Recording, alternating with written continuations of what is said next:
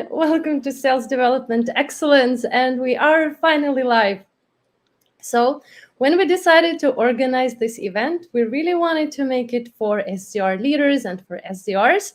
So, we went ahead and gathered the SDR leaders from top performing teams from industry leading companies to join us here today and share their best practices and experience with us.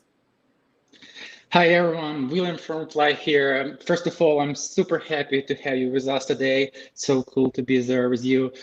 Today we will be talking about lots of cool topics with top industry SDR leaders, and we will share tons of insights with you. And I believe everyone will leave this conference with tons of insights you can all implement as early as tomorrow, maybe even today for those who are joining us from the North America.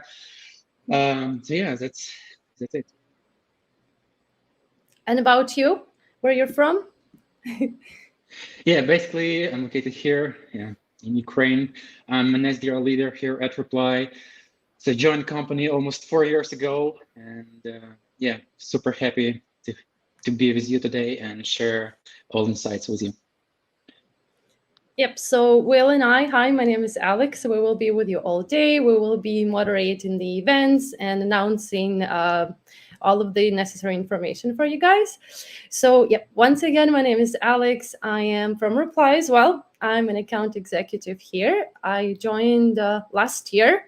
I was an SDR first, so I did my fair share of SDR work, cold calling, prospecting. I recorded a few videos. Maybe some of you guys who are joining us today have seen maybe one of them. So, very excited to have you here. I assume that you've seen the agenda and you know that you are in for a treat. So before we get started with our first panel discussion, here are a few housekeeping things. First of all, Reply is giving away three $500 Amazon gift cards. So to participate in this contest, just create a new LinkedIn post, mention reply.io, use hashtag SDE2021, and you are in. We will talk about winners at the end of the event. Number two, we will definitely send you the recordings after the event. So no worries at all. You will get access to all our recordings. Number three, actually, if you have any questions to our attendees, to our panelists, feel free to ask us in the chat section. We will pick up the best questions at the coffee break. So we'll give away you some cool swag and no corporate bullshit, only cool things. So yeah, I guess that's pretty much it. What else? Yeah, just please stay active in the comments, throw in your opinions, your questions. We have the team where we are looking actively through those. So yeah, definitely we'll be using them on the panels and to follow up with the speakers. Yep. I see we have people joining from all over the place. It's so exciting. Europe, US, North America, South America, New Zealand. Wow, I believe the time difference must be crazy for some of you guys. Wow, that's amazing. Yeah, welcome. I remember a few responses from Australia. As I said, I'm super happy to join, but I guess yeah, Australia is here too. Cool, it's very awesome. We have one more minute, and we are ready to get started with the very first panel discussion. Perfect. Yep, so we are about to begin the first panel discussion. We actually have a slight change to the schedule. I think it's okay if we mention this now. So the panel discussion is going to run a bit longer. So it's going to be 45 minutes instead of 30. And the extra 15 minutes we'll spend with Florin, just asking a few more questions. So we will be happy to use your questions and your comments that you leave here for us. And then we'll have a short break for you. And then everything else will be just a schedule, just as we had during the agenda. Yeah, and the topic will be amazing as well. Yeah, topic will be amazing as well because we all make mistakes. Yeah. Yep. Okay, ready to start and have our speakers join us. Okay.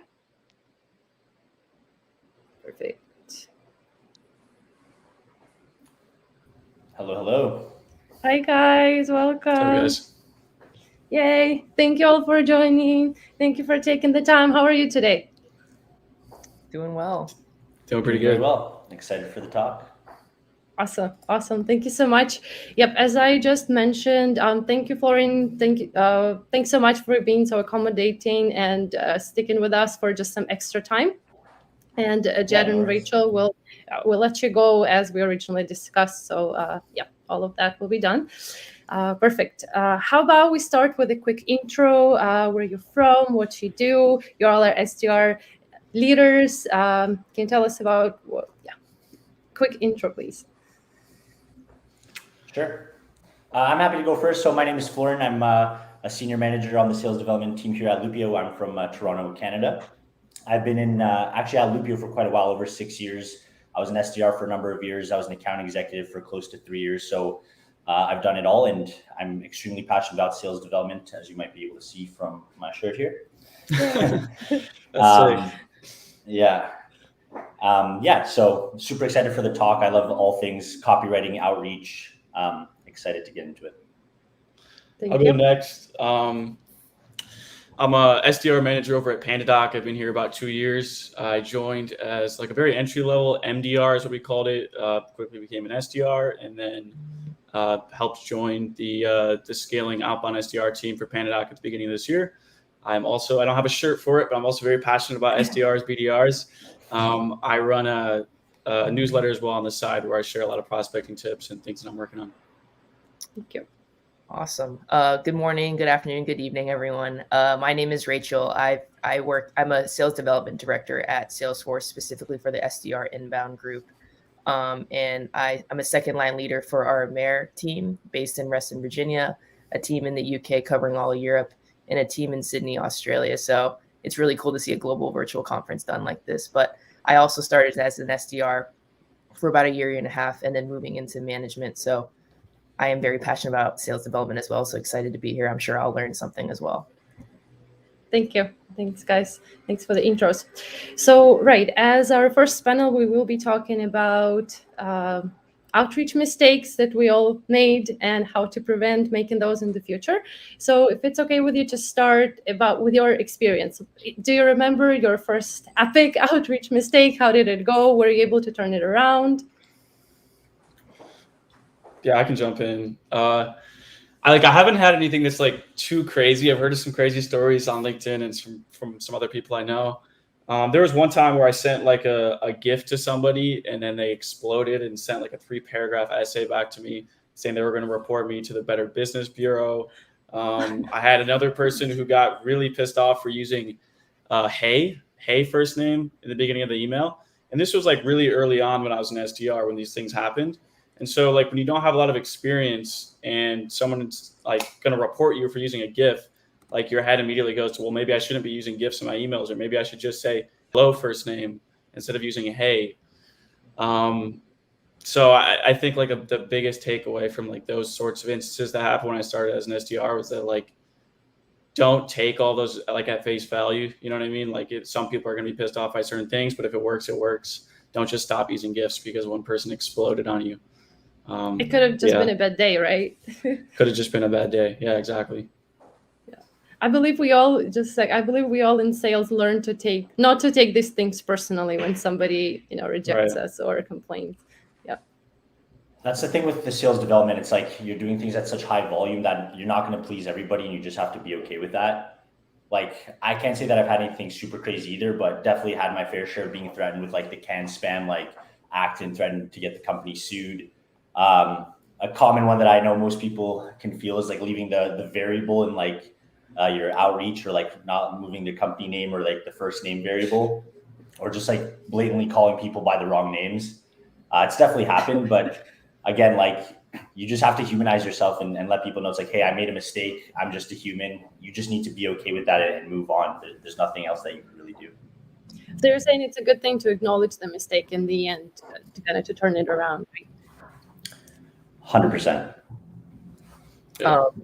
I work within the public sector, so I don't have like an epic story, but I would say selling into government and specifically within the Department of Defense, when I think it was my first month, I didn't address the kernel with their header, right? Their salutation. And they did come back to me really upset about that. And I didn't realize like all these hierarchies to be considerate about. So exactly what y'all mentioned, I think it's a learning moment there and just taking that mistake and making it better. And another common one, maybe some folks have ran into, is just, I live on the East Coast, so it's a 3-hour time difference. I called someone in California at 6:30 in the morning. The first call was a missed call, right? So I was, I think, third step in my cadence. Called them again and they picked up this time and they're obviously extremely upset. Happened to be their cell phone number, not their work number. Immediately, like I said, learning moment was, all right, I got to make sure I know time zones, make that a part of my process. Can you think of any examples when you were able to turn it around, like in a joke? I know one of my teammates, he told me that he was also like early in his SDR role, he put together the sequence. So he has his variables in place, but then he sends out the sequence, as Florian also mentioned, like without the variables actually being filled out. So like without just getting like upset about it, frustrated right away, he just sent the follow-up like in, I don't know, a couple minutes saying, you want to avoid this with your team? I'm happy to talk and tell you how you can do that. So like something like that to turn it around. I mean, I feel like you're not really an SDR if you haven't ever sent an email template with the variable in there. I feel like everybody does that. And when that's happened in the past, like I've had SDRs who sent out like a blast of emails, like first step of a cadence, and they all just had that variable in there. And it's almost like a good thing because then you have an excuse to send them another email right afterward and just like call it out and say like, yo, that was a mistake. Sorry, it's been a long day of making calls and emails. Are you open to giving me a second shot? Here's why I was reaching out.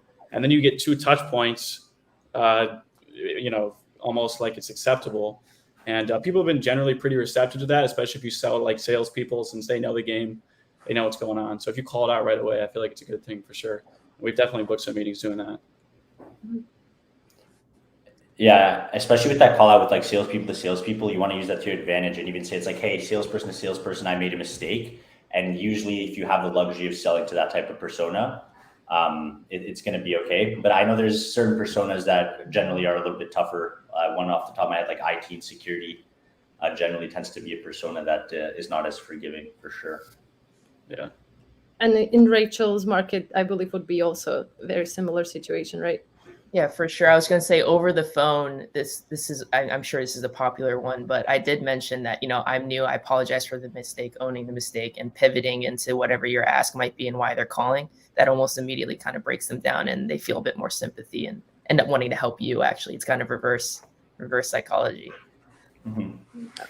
Actually, I have a formula that I was just going to say, I kind of have a formula that's been working very well. Whenever somebody kind of lashes out over email or even over the phone, essentially it's like just acknowledge the mistake, humanize yourself, and then ask for feedback. So generally what that sounds like is just like acknowledging the mistake, being like, hey, you're totally right, I'm sorry, and I definitely missed the mark. Then humanize yourself. And you could even be, as an SDR, like, I'm relatively new, I'm just trying a few different approaches and clearly this is not something that's worked. And then actually turn it around and ask for feedback and be like, hey, like if you don't mind me asking, do you think it'd be better if I do this or do that, and actually provide some options so that you're showing the person that you're actually thinking through why you did something in a specific way. And we've managed to turn things around quite a lot with that approach. Perfect. Thank you. Yep. Okay. I actually have the next question for you guys. Can you share some of your personal do's and don'ts when it comes to cold outreach? Since you're targeting different personas, from your experience, from what I can tell, it would be really good to hear all of the examples. Yeah, I can go first. I think not neglecting like the little things. So I see a lot of SDRs who might get like a not interested reply, or we're all set, or maybe they got hung up on the phone, and they'll just leave that alone, right? They'll archive the email. They won't try to respond to that. But I kind of think of those like, even if you get a not interested reply, or you call like a VP of sales and they hang up on you, even if you had a little bit of a conversation, that's something you can leverage when you go to call somebody else at the account. The trick is to not lie. So like an example is like, I'll reach out to somebody else and say, hey, I just had a conversation with your VP of sales. They weren't the right person, but I wanted to reach out to you to see if you handle this, right? You can reference that conversation, or you can reference the fact that you were in touch via email. Don't make it sound like I was referred to you, right? Because then that's lying. And I've definitely made that mistake a couple times and lost a few deals because of that. But yeah, like every not interested email you get, every like just quick hang up, or if you have a quick conversation with somebody, like leverage that when you're calling other people in the account. And on the same note, like out of office email replies, those are huge. I just use that as another touch point. If somebody sends me like an out of office email, I'll just respond back to it like, hey, enjoy your time and wherever you're going, we'll talk to you when you're back. It's kind of like an extra touch point, and most people don't do it. And I've got people to respond to those emails that way. Perfect. Thank you.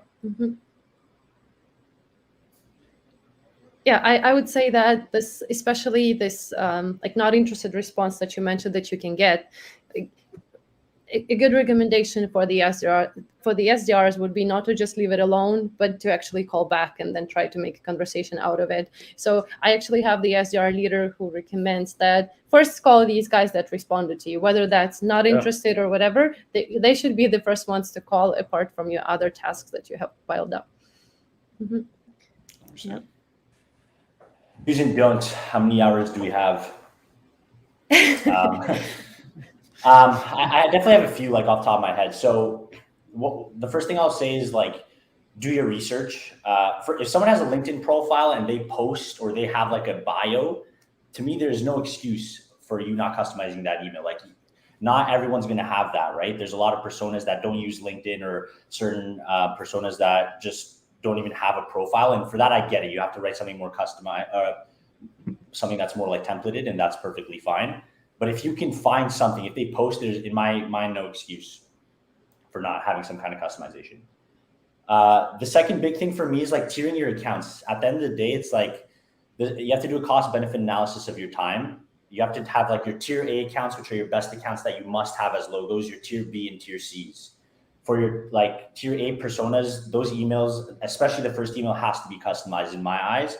For B and C personas, that's where you want to that's where you can test things out a little bit. You want to do some A/B testing. You want to see if like a risky subject line might work, or a risky like call to action or something. I think it's fine to do it with those types of personas.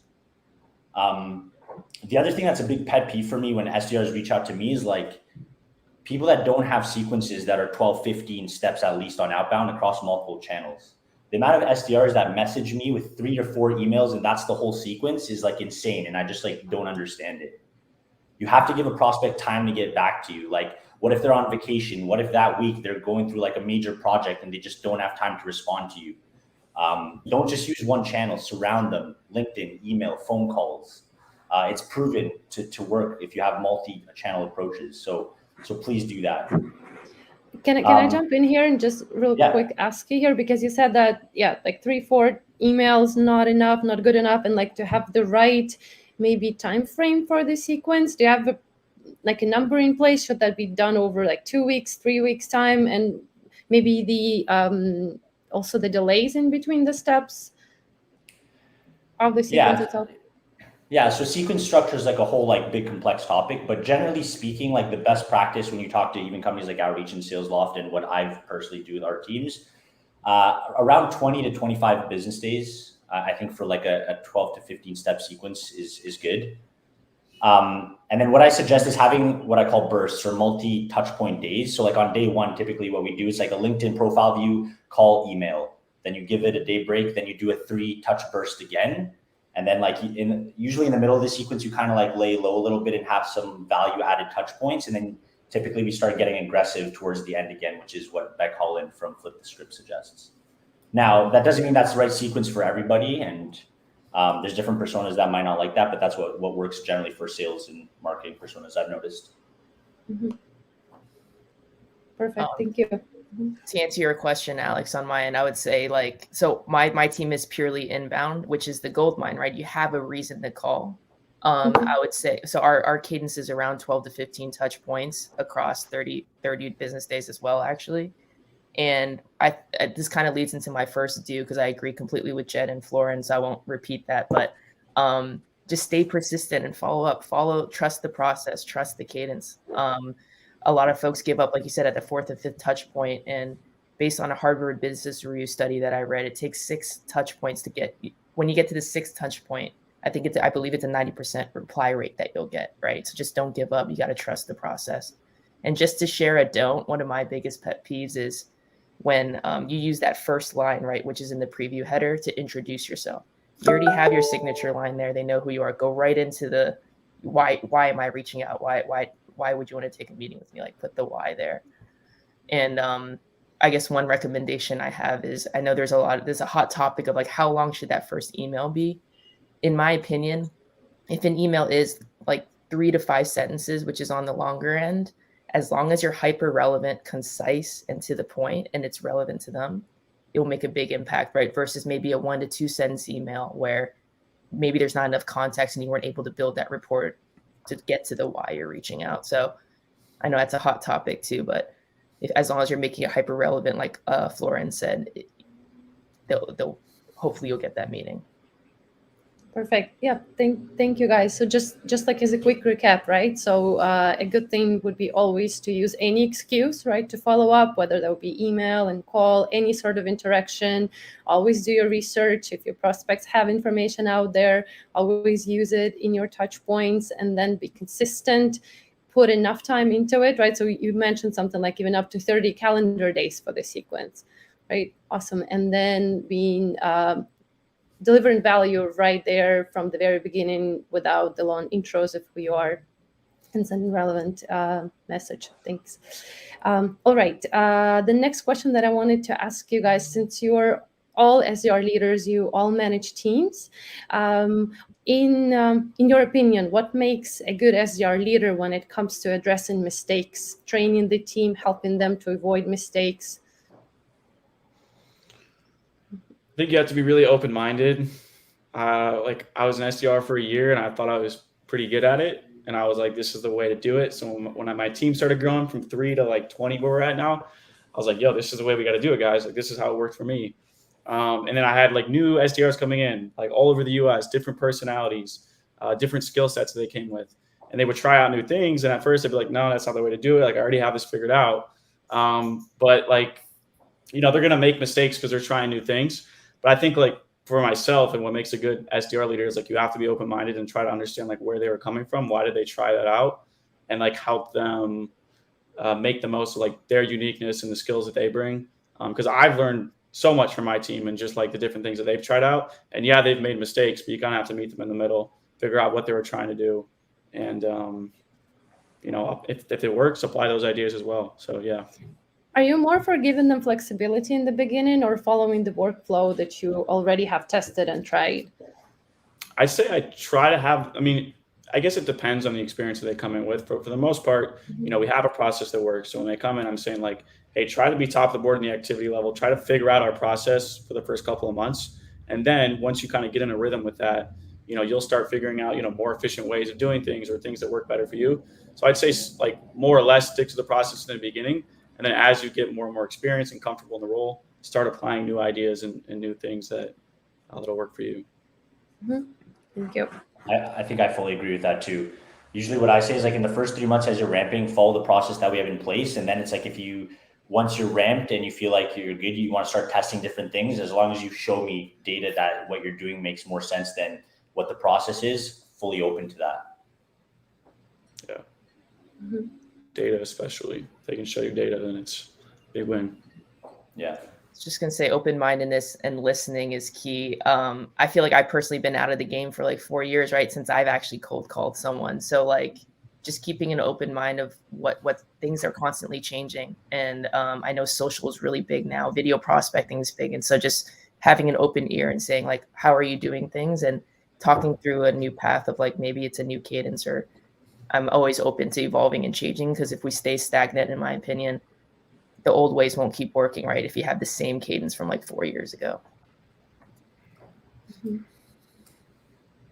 Yeah, and I think like as a leader, you also want to let your SDRs know, first of all, making mistakes is okay. Everybody does it. And I think your SDR should feel safe and be like, hey, as a manager, I have your back, like no matter what at the end of the day. You don't need to apologize for doing your job. You're not just an SDR. And I try to continuously push that message to people.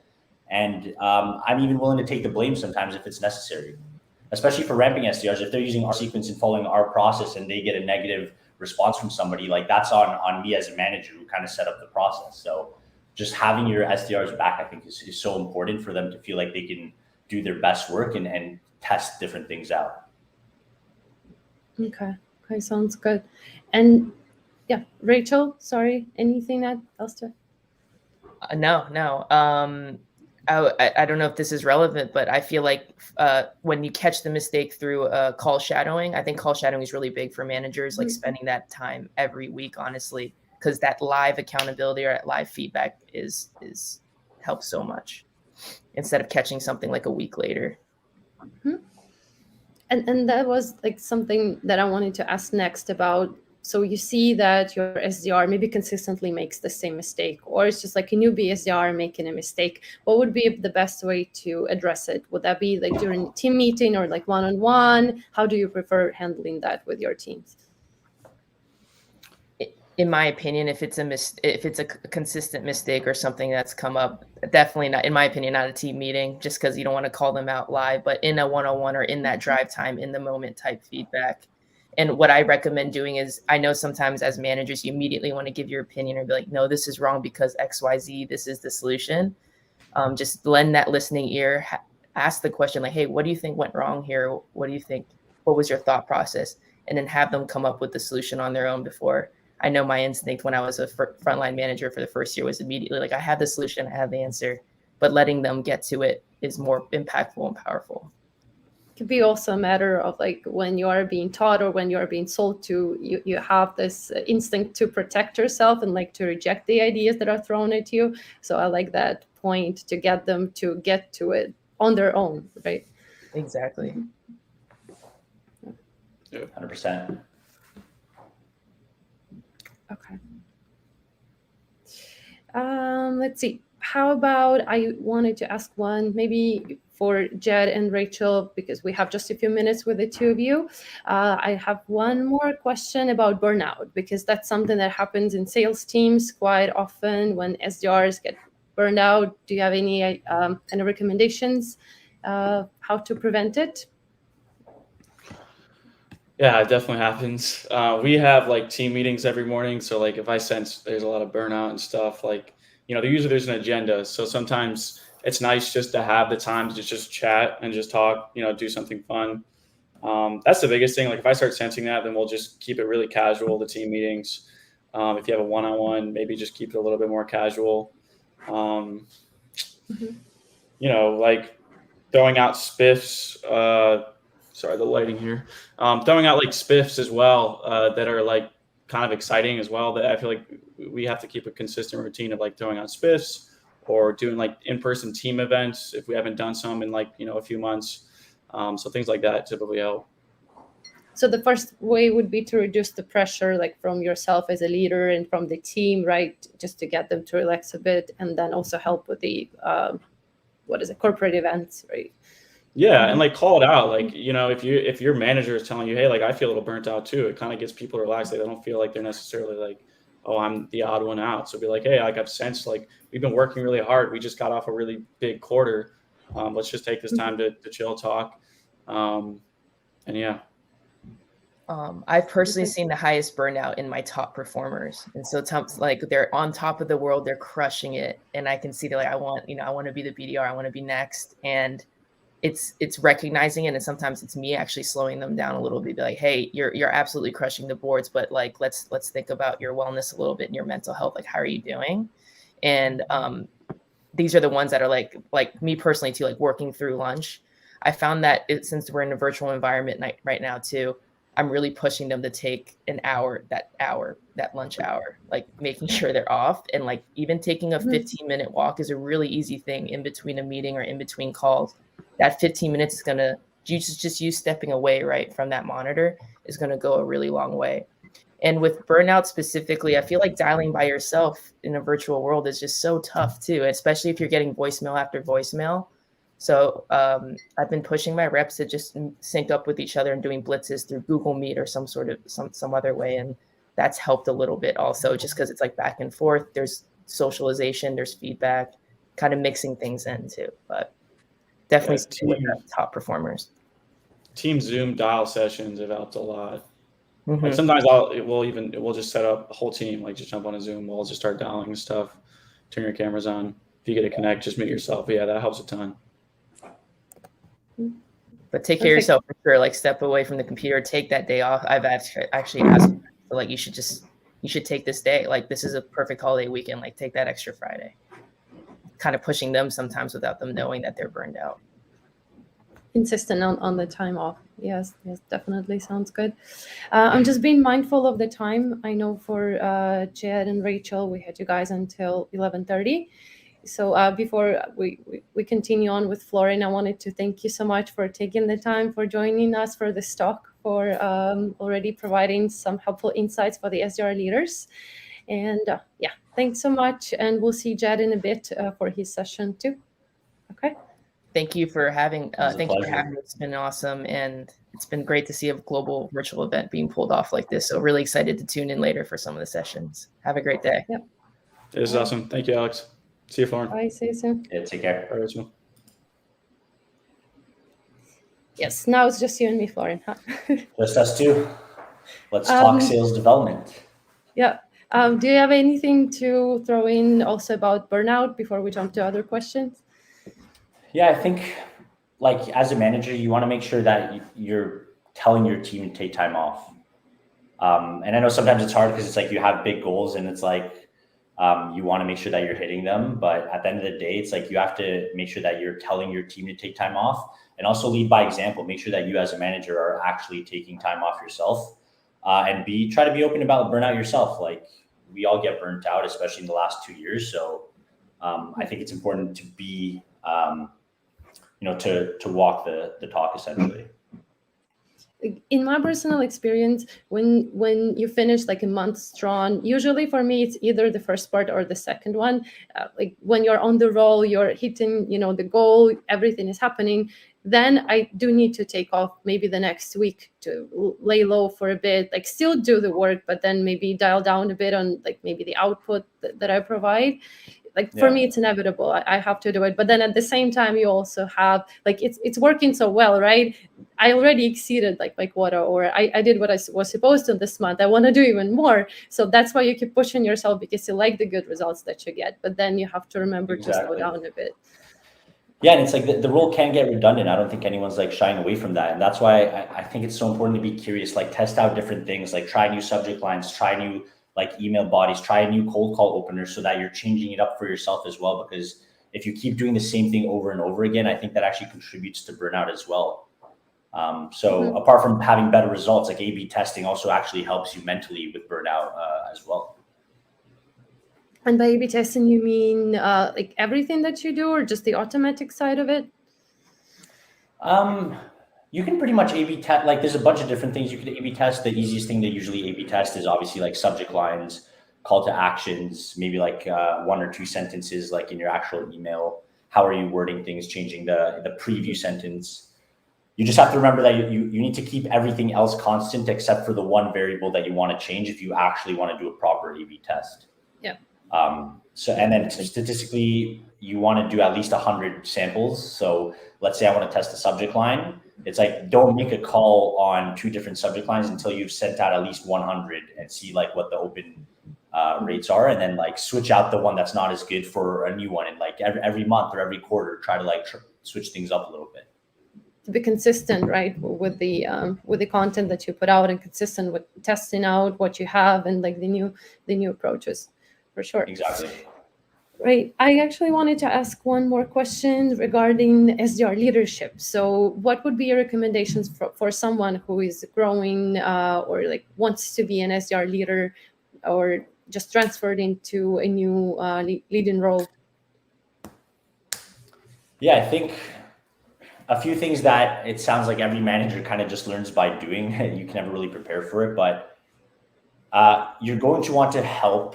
You're going to want to help with like absolutely everything and provide answers to your team, because you're like, I just came from, I was a top producer. I was like an SDR and AE, and I know what I'm doing, kind of like what Jed was saying. And you're going to want to like give answers to people. But I think you really need to fight the urge to do that and let people on your team and SDRs like come to conclusions and solutions by themselves. Like you're not there to give people answers. They learn better when you're guiding them to the right answer, but they found it themselves. And I think that's a lesson that I kind of learned 1 year after 1 year of management, where I like wanted to do everything. I came in so hot. I was like, this is the subject lines you should use. This is the messaging. Like, this is how you open cold calls. But people don't learn if you just tell them what to do. Or answer every question, right, without giving them the option to go and like find the answer on their own, right? Yeah, exactly. And another thing too for like team leads, where you might have a quota plus like essentially you're managing in some regard. I think time management in general is going to be so crucial. Like, be meticulous about your time blocks, because you still have a quota. You want to like help people as well, but you really need to protect your calendar, or else like people are going to start like essentially taking advantage of that calendar of yours, and you're going to burn out. Okay, sounds good. How do you personally motivate your team? Is your team remote also? Yeah, so most of us are in Toronto, so we're digital, like I guess by default now. After COVID, we actually this week just opened up the office if people want to come in. Yesterday, I actually spent the day with six SDRs at the office, which was really cool. A good change, right, from just the Zooming. Yeah, there's something about like in-person learning and being able to like see people and connect with them, and you can shadow people. Like, I can see exactly like what they're doing, the workflows, and it's not so easy remotely. Okay, yeah, but do you think that like controlling them, keeping a close eye on them is a good thing to do, or just how regularly do you check in on them, or at least on the performance? Is that done weekly? Yeah. So, and this comes from like top management in our company, but since I've been there for over 6 years, and one-on-ones has like been a weekly thing, and it's pretty much a non-negotiable for any manager that you have to have one-on-ones with your team every week, every single person on your team. And then on top of that, it's like, especially in a remote world, we make sure that we have like our Monday stand-ups where we kind of talk about the goals. So, how did last week go? What are the goals for the week? If you didn't hit your goals last week, like what are you doing differently this week? And just having a discussion where everyone's talking in a group. And then we also meet up towards the end of the week on the Friday, just discuss like, okay, how did this week go? A little bit of a debrief, and making sure that we're adjusting as we need to. So having enough communication, right, as a one-on-one, and also enough team meetings does in the end help kind of prevent any of the mistakes, right, happening, or like people doing their own thing or doing everything wrong, or actually just being burnt out, right, or not doing their best, right? So just having enough communication, would that be the key? Yeah, I think so. And then also just doing like, not every meeting has to be work related. Like we introduced something called like hallway chats, where virtually like people could just go in a room and like hang out and play. We used to play this like Scribble game, or like something similar to Pictionary, where you're kind of simulating the water cooler talk, where not every single meeting that you have on Zoom needs to be like just tactics and all that kind of stuff. Like, people get so tired of that. I know I get tired of that. So it's you got to change things up. Yeah, I think what we do play that game too on my team. So nice. Yeah. Let me see. I actually have a few more questions here from the audience. Let me see. I have this one here. So, if you have limited resources, what is the best chance to focus for a B2B SaaS? Limited resources. Do you know in like what regard? If you have limited resources, what is the best chance to focus for B2B SaaS? I'm not sure.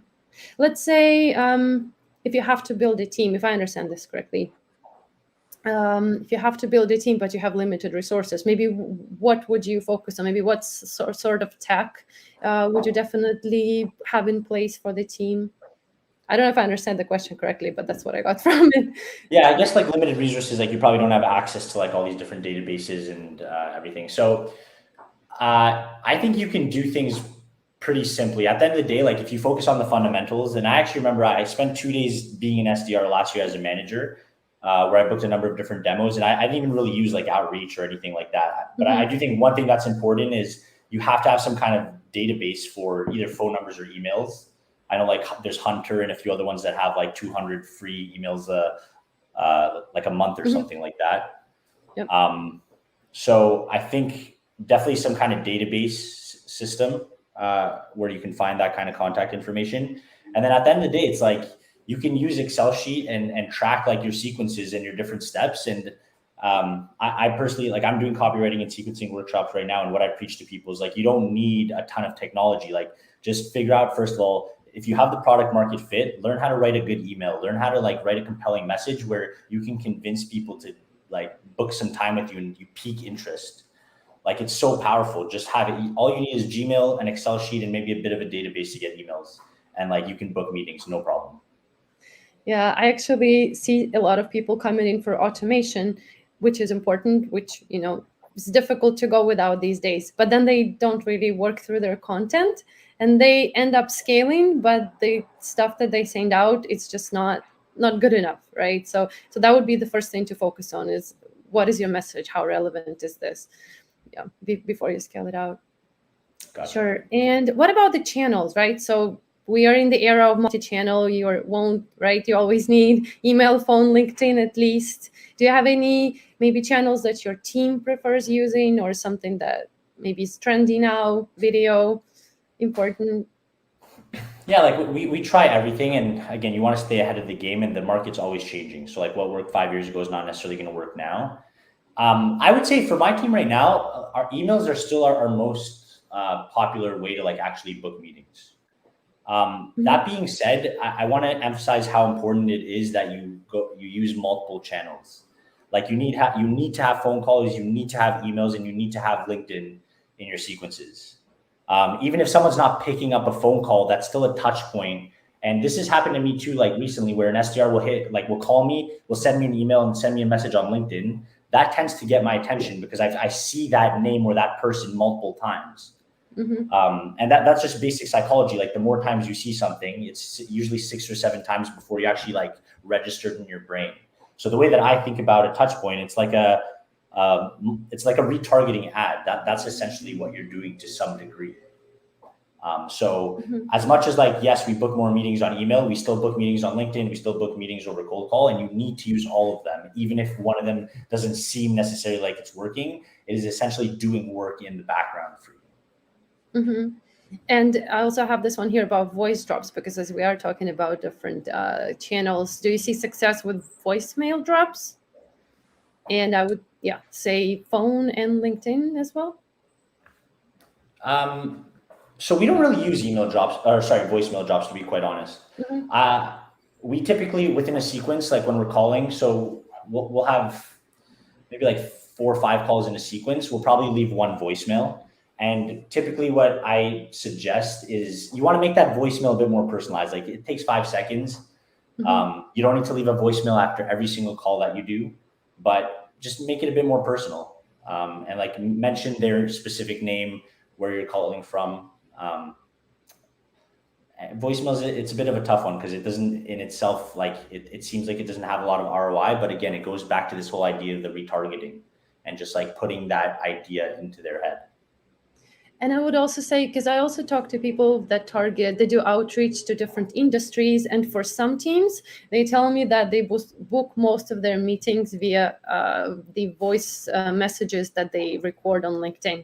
And we are always, I guess, coming back to testing, right? Because with some personas, it will work. For some who who would prefer just a brief text with a couple sentences, it will be enough for them. They're not going to maybe have time to listen to the voice drop. So I guess it always comes back to thinking who you are targeting, right? Yeah. So make sure you know your buyer and where they are. Voicemail drops, we don't do that much. We do like some voice messages on LinkedIn. I think like that's a bit more unique. That being said, though, it's important to know your buyer. Someone like me, my LinkedIn inbox is an absolute mess. If you're prospecting me on LinkedIn, like, there's almost no chance I'm going to see your message. My inbox on email and like my phone is significantly less busy, just because of the nature of like me kind of posting on LinkedIn all the time and like building out a following. So if you know me and I'm your buyer, you should know that that's not going to be like the best place to reach me because it's so crowded. Okay. But I guess if you don't try it, you won't know, right? Exactly. And that's the other thing I would say. It's like, it's easy for me to tell you a very general piece of advice. Every single market the buyer is different, the market's different, your product and market fit is different. Don't just listen to general advice from me, from any influencers. Go and look at your data. What your data tells you is king ultimately, and nobody can replace that. Okay. Yeah, perfect. And you need to have a stack for that too, right? So to be able to like collect the data at the end of the day. Right? Yeah, so I definitely like, now I said that you can book meetings with just like Excel sheets and an email and probably like some kind of contact database. But I highly recommend if you're an SDR or a manager and you don't have a sales engagement platform, whether it's Outreach, Sales Loft, Apollo, like Outplay, whatever it is, it's very, very useful in terms of like scaling out your outreach. Right. Do you still have a few more minutes? I have Yeah, another 100%. question. Okay, perfect. I have another question about LinkedIn email. Is it effective to use it as an initial outreach point? We don't use LinkedIn emails as an initial outreach point. Again, that's just what we're kind of finding for our market. It doesn't work as well. We sell to a lot of sales personas who have like usually LinkedIn presences and they probably get bombarded a lot. We do have LinkedIn touches where we have a connection request. We definitely do not pitch into LinkedIn connection requests. Typically what we do, and I actually got this from Evan Patterson, who's really good in social selling, but it's pretty much just a message that says like, hey, I'm not sure if you were a fan of email or LinkedIn, so I just wanted to like drop you a note here as well. So it's a very light touch. And then typically they'll respond like, oh yeah, this is either good or no, like message me on email. But you're just opening up another channel of communication to see if they see it. Okay. And then also, if we come back to the voicemail drops on LinkedIn that you mentioned, that you see that working for you, can you maybe elaborate on that? Give some best practices, like what to state there, maybe how long they should be, how consistent you should be. It's I guess it's like a voice message. It's not a voicemail drop essentially, but I think the only way to technically do it is over like the app. So you have like a little microphone and you can just like talk into it. Typically I recommend like something very simple, like 5 to 10 seconds maximum, where you're just kind of introducing yourself and you like, you're just humanizing yourself. That's all you want to do. And I think it's the same like structure as like any email. Like you're just following like, hey, maybe notice that you said this on your profile and your company's growing at 30%. I'm reaching out because of this. And then does this sound like something that's interesting?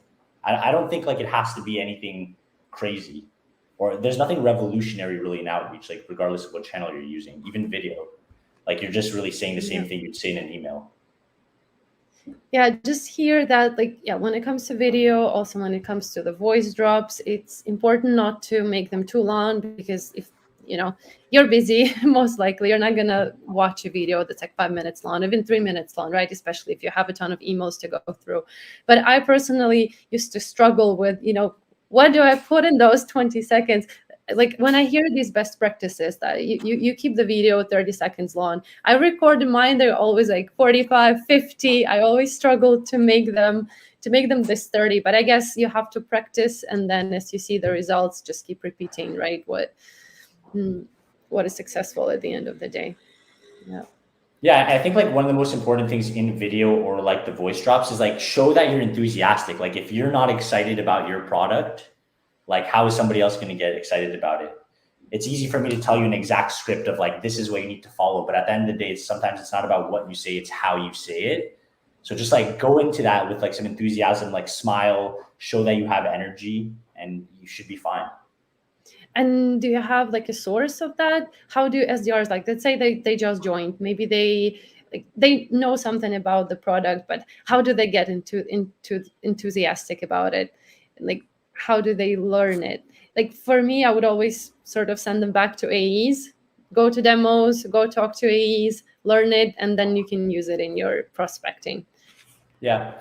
Well, and this is where I think like onboarding is so important. So like at Lupio, the first week of onboarding that we have is very specific to the product and the market. Like we don't even teach any sales related skills or tactics until the second week of onboarding. So at Lupio, we help companies like respond to RFPs or requests for proposals. So in the first week, what we actually do is every single person that joins the company has to respond to an RFP without a platform. They have to use Google Drive, Excel sheets, all that kind of stuff. And it sucks. It takes hours. They learn the pain, right? They feel the pain. You literally have to do it, put yourself in the customer's shoes. And then after that, you're going to go and do it in Lupio, where it takes like 10 times less time and struggle. And it's like, that's enough enthusiasm, because like now you have an experience that you can connect with people on because you've done it before. So that's what I recommend for every single company. Like the first week of onboarding should be specifically a deep dive into your market and the product, and make sure that your team is excited and understands the value that it actually brings.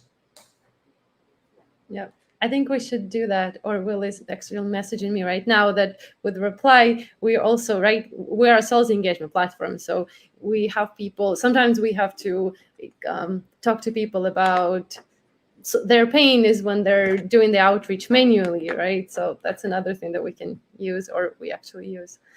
Yeah, to do it manually first before, and then you see this real value in when automation does that for you, and wow, you have actually the free time to research your prospects and do well on that call.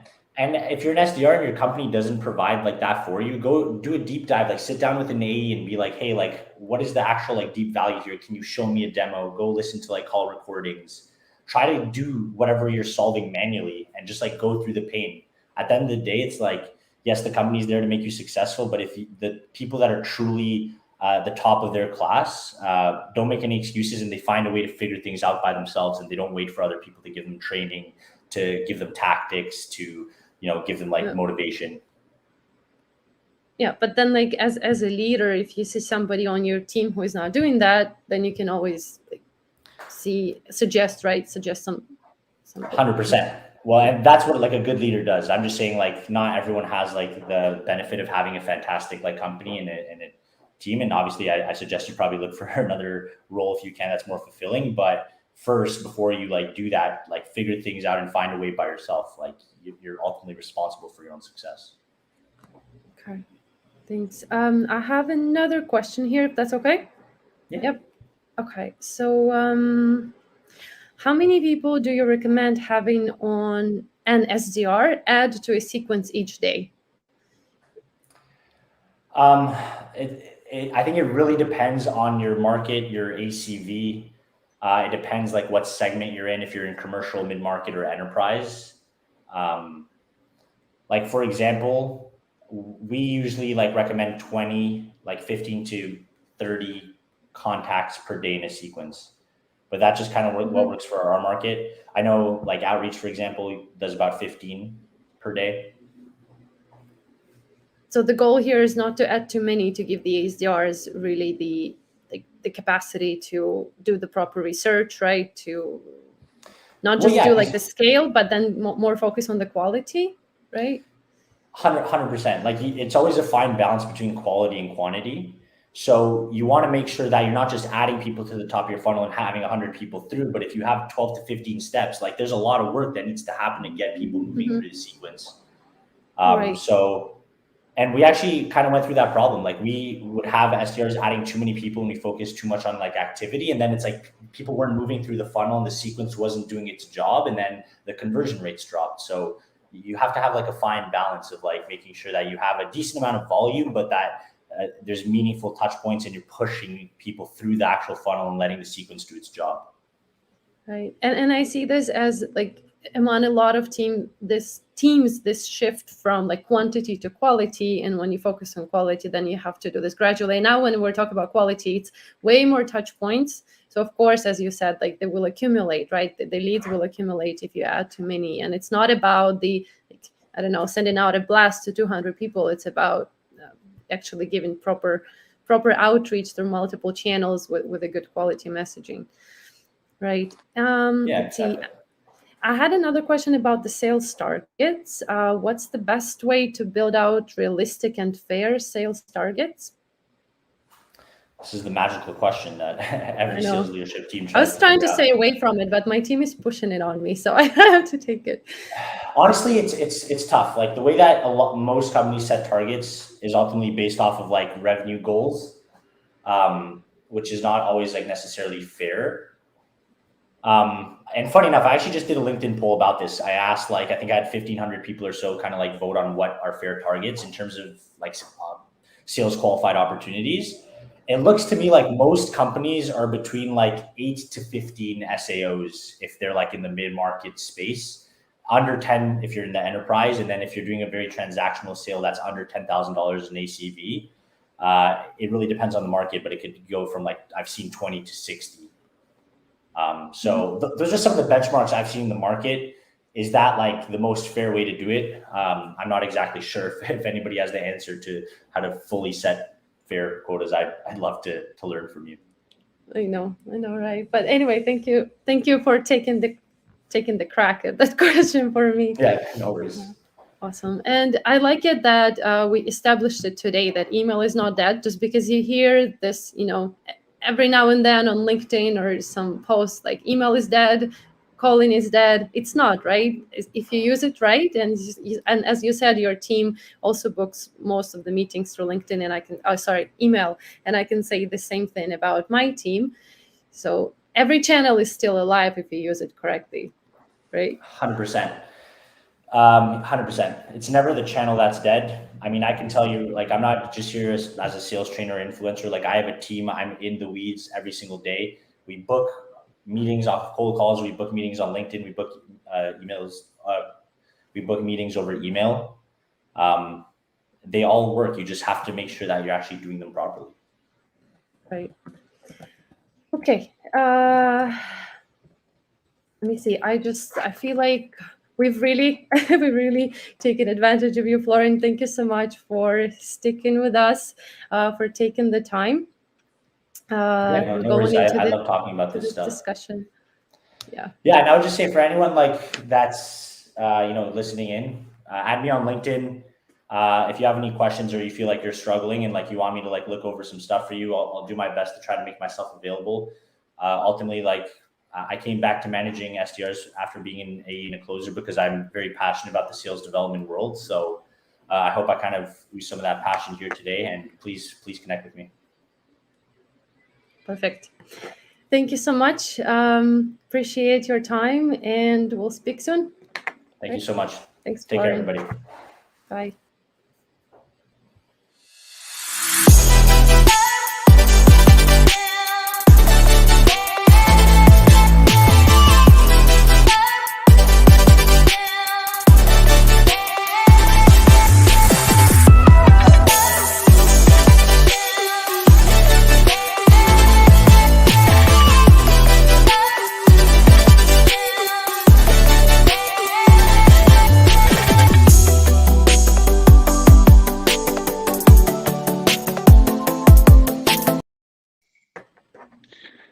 Oh, wow, what is Okay, we're amazing back.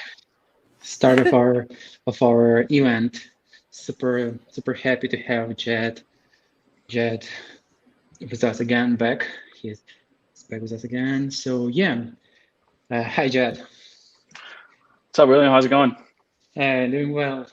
I'm a big fan of you, that, right? Thank you.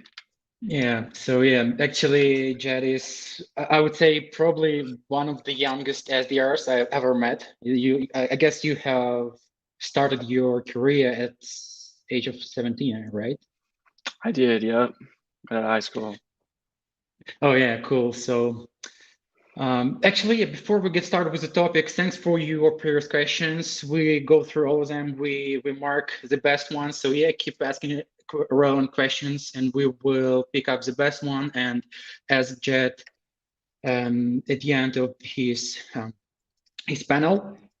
So yeah, Jed, I guess you can get started with your presentation and share us your very best things on and tips on relevant outreach at scale, which is my favorite topic.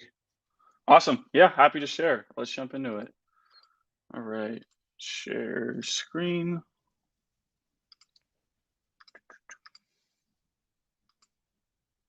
All right, can you see my screen, William? Yep. Okay. Awesome. All right, cool. Yeah, so I appreciate the introduction. My name is Jed Marley. I'm an SDR manager over at PandaDoc. I've been here for about 2 years. I joined as like an MDR, very entry-level role right out of high school. Quickly joined the outbound SDR team, and then began managing the team at the beginning of this year, scaled the team from about 3 SDRs to now a little bit over 20. So it's been pretty fun. On the side, I also run like a newsletter. It's called Practical Prospecting, where I share prospecting tips, things that I'm working on. And a lot of the stuff that I'm going to be sharing today, I go in a lot more depth on my newsletter. So you can check it out, look at the archives, and kind of go more in depth there. And again, a lot of the stuff I'm going to be sharing is stuff that I use to help me become a successful SDR, and a lot of the stuff my team is using today as well. Unfortunately, I will not be talking about cold FaceTimes today. I'm sure some of you wanted to hear about that, but that is a top secret thing that I will not be sharing today. But cool, let's jump into it. So part one, and really kind of to give you a background on what this presentation is going to be about. Relevant outbound messaging at scale. So I have I guess a prospecting philosophy that might not align with a lot of other people. I prefer to spend a lot more time on the back end, grouping my contacts and accounts within my territory before I load them into a cadence or a sequence, whatever you call it. And I spend less time on the personalization once that stuff's in the cadence. And the way I think about it is I'm going to spend more time grouping these people up so that the messaging that I send them can be a little bit more automated because it sounds very specific to them, because I did a good job of grouping them up. So part one, I'll kind of talk to you about how I do this and some strategies behind that. So the first way is using triggers. You might have heard of this term before. It's not necessarily anything new, but I use Sales Navigator to identify different types of triggers. These are 5 of probably my favorite ones. There's plenty of them out there. There's different things that'll work for different companies, and depending on what you sell, who you sell to, and where you sell in. But as far as identifying triggers, like I said, I kind of go into the how-to of doing that on my newsletter, but I'll just talk to you about what these triggers are and what they mean. So the first one is new leadership. So just prospecting new senior leaders in a role. And so when I was an SDR, I was looking at a lot of the inbound data of inbound leads that were coming to us for like demo requests, free trials, things like that. And a large majority of them were people who were like 3 to 9 months in their role. So I kind of noticed a trend. And I mean, this isn't anything super surprising. When somebody joins a new company, especially in a leadership role, they're going to be looking for ways to kind of mix things up, potentially add new software and kind of put their stamp on the company.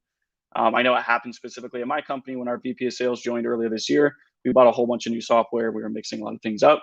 So I like to target those people specifically, and I can come at them with very specific messaging that sounds specific to them because they're new in their role. And I know more than likely they're going to be a little bit more open to hearing about PandaDoc, my company, as opposed to just a completely cold contact or account. The second one is my favorite one. It's actually really easy to do. It's customer alumni. So people who used to work for your customers, but now they're in a decision-making role somewhere else. There's a really easy way to do this with Sales Navigator, and it's really fun because it works for 2 reasons.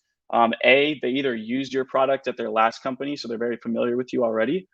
Or B, maybe they didn't use your product in their last company, but the fact that you worked with their previous employer is enough social proof to get them to at least have a conversation with you, right?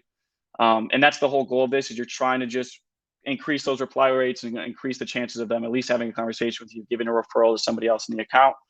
But customer alumni is super fun. I really like doing that one. The next one is recent department growth. So if you're like me and you sell to salespeople, I like to look using Sales Navigator for companies with a large growth percentage in the sales department. If you sell to HR people, look for HR department growth, or so on. IT people, same thing. There's a really easy way to do this. And of course, when people are growing a team, there's growing pains that come with that. Oftentimes they're looking for new software. Again, I know this happened at my company when we scaled quite a bit over the last couple of years. So these are really good people to target. The biggest thing I'll say here is this is pretty popular. There's probably a million other SDRs reaching out to that same company for the same reason. So be specific with your messaging. Don't reach out and say, hey, I noticed you guys grew a ton over the last quarter. Be specific, like say, hey, I know you guys went from 4 account executives to 8 in the last month. And that's going to help you set yourself apart from a lot of those other SDRs reaching out. The next one is executive first degree connects. So this is in Sales Navigator, you can see who's connected with your executive team. So I like doing this for my CEO specifically. I'll reach out to people who I see are connected to him, and I'll reach out and say, hey, I noticed you're connected with my CEO or my CRO or whatever. And oftentimes these people maybe had like a business relationship in the past, or they've seen their, your CEO's content, or they just know of him. And that's going to kind of open up more conversations just because of the familiarity. And again, it's better than just reaching out to somebody who's completely cold. And then the last piece, I don't necessarily use Sales Navigator for this. I actually use ZoomInfo and some other tools, but there's other ways of finding this as well. It's just grouping triggers by a process or a tool they're using. So if I know they're using a common competitor of mine, I can make the messaging around that competitor. I can say, hey, I know that this competitor doesn't do these things that we do, and I can put that in the email. Another good way to find like what tools and processes people are using is sales operations leaders tend to put in the tools that they've brought into the company in their job description. And so you can often find like a good amount of information there, figure out what tools they're using, and use that to customize your messaging. So like I said, there's tons of different triggers. These are the main ones I use. I'm gonna kind of dive into how I structure those emails and how I use these triggers to have obviously relevant outbound messaging. Cool. So structuring your emails. So I try to stick to this formula for pretty much every email I send. It's very simple. The first line of every email is always the context. So this is where I put in any information about the trigger. So, hey, I noticed you used to work for this company. They're a customer of ours. Or congrats on the new role with this company. Or notice you guys added X amount of AEs in the last quarter. This is the most important line because the preview line drastically affects the open rates of your emails. So I try to make sure that the context for the trigger is really short and sweet, and they're going to see that without even opening their email, and it's going to get them to click on it and read the rest. So that's the first sentence. The second sentence is the value proposition. I try to make it very specific to their pains. So all of my cadences are focused on one persona. And so I try to just focus those emails around their pains, and I try to tie in relevant social proof when I can. So I went into our CRM. I found all of our customers by industry and by geographical location. And then I created a spreadsheet so that when I'm sending out these emails, I can quickly go to that spreadsheet, copy and paste the name of a similar customer, and then tie that social proof into the value proposition. The third line is the call to action. I prefer a soft ask. Some examples are, would you be open to learning more? Worth exploring? Could I send over some more information? I find that the soft ask opens up a little bit more conversations as opposed to like a hard ask where it's, do you have 30 minutes tomorrow or the next day?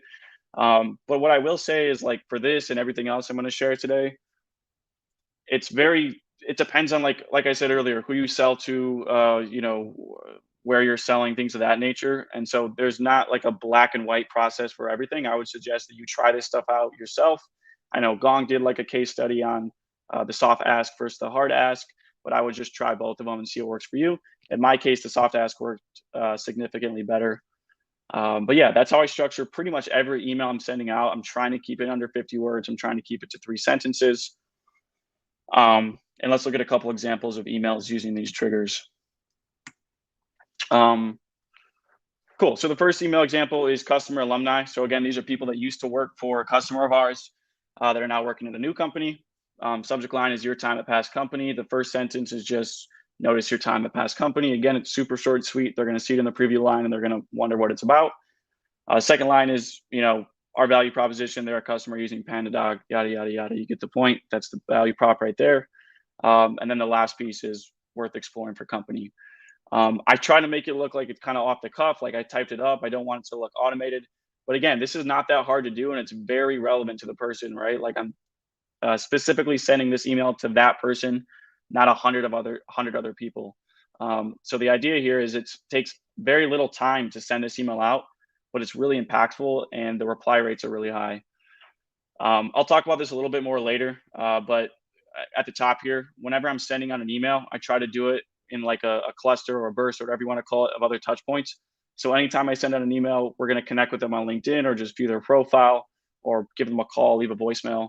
So that way, they're going to see Jed Marley left a voicemail, gave you a call, sent an email. They're going to see my name 3 times in a really short time period, which is going to give me a higher chance of getting my email opened and getting a response. The next example is new leadership. So again, these are people that just recently joined a new leadership role at a new company. The subject line I like to use, and you can try different ones as well, is just from previous company to current company. Emails, congrats on the new role with company. Again, the value proposition, it's a question and then, referencing a customer. And then could I send over some more info to see if we could help? I've included kind of like an email example that I got a meeting from using this. Again, really simple, doesn't take that long to send out, but it looks customized and it gets the job done. Yeah, so I mean, that's pretty much what all the triggers emails kind of look like. They're very similar. It's always that first line that's just a little bit different though.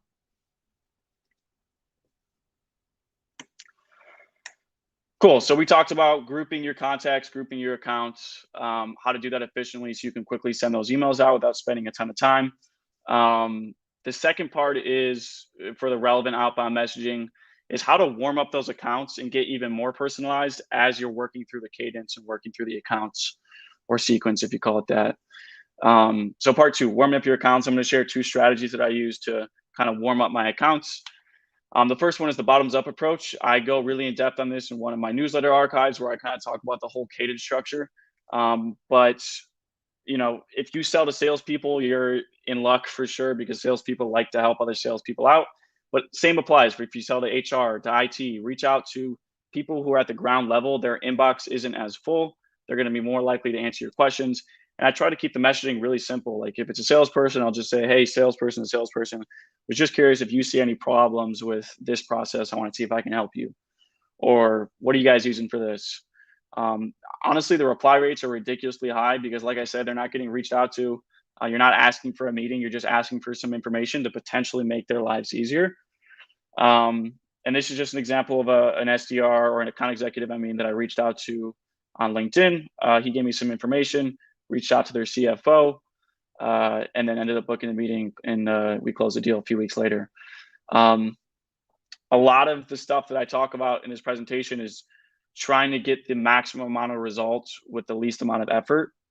And so this is a really good example of that. Anytime you're reaching out to an account, you can grab a whole bunch of ICs or individual contributors, load them into basically just an automated cadence. And then anytime you get a response, you take that little bit of information you got and you plug that into your emails and your phone calls with the decision makers. This is a little bit off topic, but if you notice in the PS right here, I kind of put some personalization. I'm a big Raptors fan. And I noticed that she was kind of into basketball, and she lived in Toronto. So I just put a little PS there about the personalization. I am not a fan of leading with personalization that's not relevant. So I wouldn't lead with that in my email. I think it's a little, in my opinion, and I think everybody has different opinions about this, but I think it's a little bit tacky to try to like lead with that. And then, I could spend all the time in the world trying to tie that into Panadoc's value proposition. But if I have something that I want to at least personalize on that level, I'll put it in the PS. Typically it gets higher response rates, makes me look a little bit more human. But if I can't tie that personalization into the value proposition, I'm not going to spend 10, 15 minutes trying to figure out how to do that. I'm just going to put it in the PS, and it tends to get the job done. All right. The next one is snowball prospecting. I actually just sort of touched on this in the panel we just had. But again, I have a newsletter that goes really in depth on this. But, snowball prospecting is basically the idea of you get information from one person, then you go to the next person, get some more information. And it's kind of like the snowball effect, right? It's not necessarily a new idea, but this is something that helped me a ton as an SDR, and I try to teach my team as well. So to give you an example, let's say I call a CRO, she hangs up on me, or maybe I emailed her instead and she just replied, not interested, right? So a lot of SDRs might take that hang up or that not interested reply and do nothing with it. They'll archive the email, they'll move on from the lead. But I take that as ammo I can use, right? So now when I go to call the VP of sales, I can open with, hey, Mr. Prospect, I was in touch with your CRO. Would you be the person who handles X, right? I'm not lying. I'm not saying, we had a great conversation. She referred me to you, all these things. I'm just saying I was in touch with them. If it was an email that she said not interested, we were in touch. We communicated. If she hung up on me, we communicated. But it makes you sound a little bit more like you know what you're doing, like you're really researching the account, and you're being a little bit more relevant, right? That's the idea here. You're not just reaching out to people with no reason. And then let's say the VP of sales says, yeah, I'm not the right person. We use competitor name. It's great. You go to somebody laterally, or you go to the director of sales and you say, hey, I've spoken with the CRO, the VP of sales there. They've told me that you're using this competitor right now. Wanted to reach out to see if you were in charge of this at all. So that's a big thing that I try to do whenever I'm working an account. You got to keep pretty detailed account notes on all the people you've talked to. But leverage those hangups, leverage those like really short conversations and those not interested replies, and always lead with them in your phone calls, because it's going to reduce the chance of them hanging up on you right away. They're going to want to hear a little bit more what it's about, and it gives you more time to like make your pitch and actually have a conversation on the phone. But again, I've made this mistake so many times. I was kind of an idiot back in the day, and I would kind of like fabricate what had happened, and then people would get pissed off at me, and I would lose a couple deals because of that. So don't make the mistake I did. I'm sure a lot of SDRs have, but yeah. So the bottoms up approach, snowball prospecting, those are two things that I would recommend you kind of implement to your strategy while you're working these accounts. And then again, you're just looking for little bits and pieces of information to then tie into your emails and your phone calls and make them a little bit more relevant. All right, last part 3 is the cadence and sequence structure. I think there's a lot of complexities that go into how you structure your cadence. Again, depending on who you're selling to, if it's inbound, if it's outbound, I'm actually testing this constantly a lot. But the main thing that I try to do here is I send 3 separate email threads over the course of typically 2 to 3 weeks. So 9 emails in total throughout a cadence. And each new email thread is focused on a new pain point, right? And then there's a bump email and another bump email. We'll talk about bump emails in a second. I know there's some controversy around that. There's some data. I'll talk about my opinion, but I'll discuss that after this slide. So the first email, it follows that same structure, right? Context, value prop, call to action. But I only focus on one pain point at a time, and there's 2 reasons why I do this. The first one is attention span, right? So if my first email, I say, hey, we help with XYZ for ABZ companies, and we do all this stuff, right? They're going to read that and just see a big blurb of words and not really consume anything. So I try to keep it really specific, like one bullet, right? We help with this thing, and then I'll bump the email, I'll bump it again. If they're not responding, I'll assume that pain point isn't relevant. The second reason is to keep your cadence relevant across several weeks. So if you kind of put all your eggs in one basket on that first email, you explain everything you do, then it's like, what more do you have to say for the rest of your cadence? What more are you going to tie into your emails, right? So make sure that every time you're sending a new email, you're offering something new that you didn't already say in that first email. So I focus on one pain point. And like I said earlier, all my cadences are persona specific. So if your marketing team hasn't helped you identify this, one way I did it was just look into the CRM for that vertical and that persona and see with your current customers, why do those people come inbound? Why do they purchase your software or whatever you're selling in the first place? And just try to find the common pain points, the common themes, and then use those 3 pain points for your cadence. We talked about this earlier. Every time I'm doing a touch point, I'm trying to do it within like a verse. So if I make a call, I'm sending an email and also doing a LinkedIn touch. I pretty much always try to do that just to give myself the best chance of being seen and getting a response. All right, so let's talk about bump emails. There's been some data saying that I've heard lots of different things. And again, I'll say it again, like anytime you hear like a prospecting tip or whatever, like don't take it at face value, try it out for yourself. You got to see what works for you. Don't just take what I'm doing and assume it's the right way, because obviously this stuff can be improved. But I've seen a lot of success from it, right? And so the idea of a bump email is to just send something that doesn't necessarily have any new value, but you're just trying to give your first email a second chance of being looked at. And another kind of philosophy behind the bump email is that I'm just trying to get to a yes or a no as soon as possible, right? If I get a yes, that's great. Obviously, if I get a no, a lot of conversations start at no, or at least I can nurture that lead and then follow up with them every few months and try to turn that into a meeting later on. But if I'm spending all this time trying to provide a ton of new value with each email and trying to personalize every single email I send out, oftentimes people just aren't going to respond. And I spent all that time and I didn't even get a no. And I'd rather have a no than just no response. So that's a big reason why I'm using these bump emails. They're usually just one sentence. A few examples are, any thoughts on this first name? That's obviously a pretty popular one. Or would insert another contact's name be a better person to get in touch with about this? I really like this one because you're not just asking for a referral. It's not, is there somebody better to get in touch with? And it takes like 2 seconds to create the email. You just go into the account, find another person that you think would be good to get in touch with, and then just insert their name into the sentence. And oftentimes they're like, yeah, sure, go ahead and reach out to them. Or the fact that I actually did the work of trying to find somebody else, they'll say, no, actually, that's not the person, but here's who you can reach out to instead. Or they'll just straight up say no, right? And that's still good in my opinion, because at least I'm getting an answer. But I like that one a lot. Another one is if you just call somebody, you can send an email saying, hey, I just gave you a ring at insert mobile number. Would it make sense to discuss this with you? When somebody sees their mobile number in the preview line of an email, I've got pretty high open rates from that and response rates, because they're like, why, it's clearly not just automated necessarily.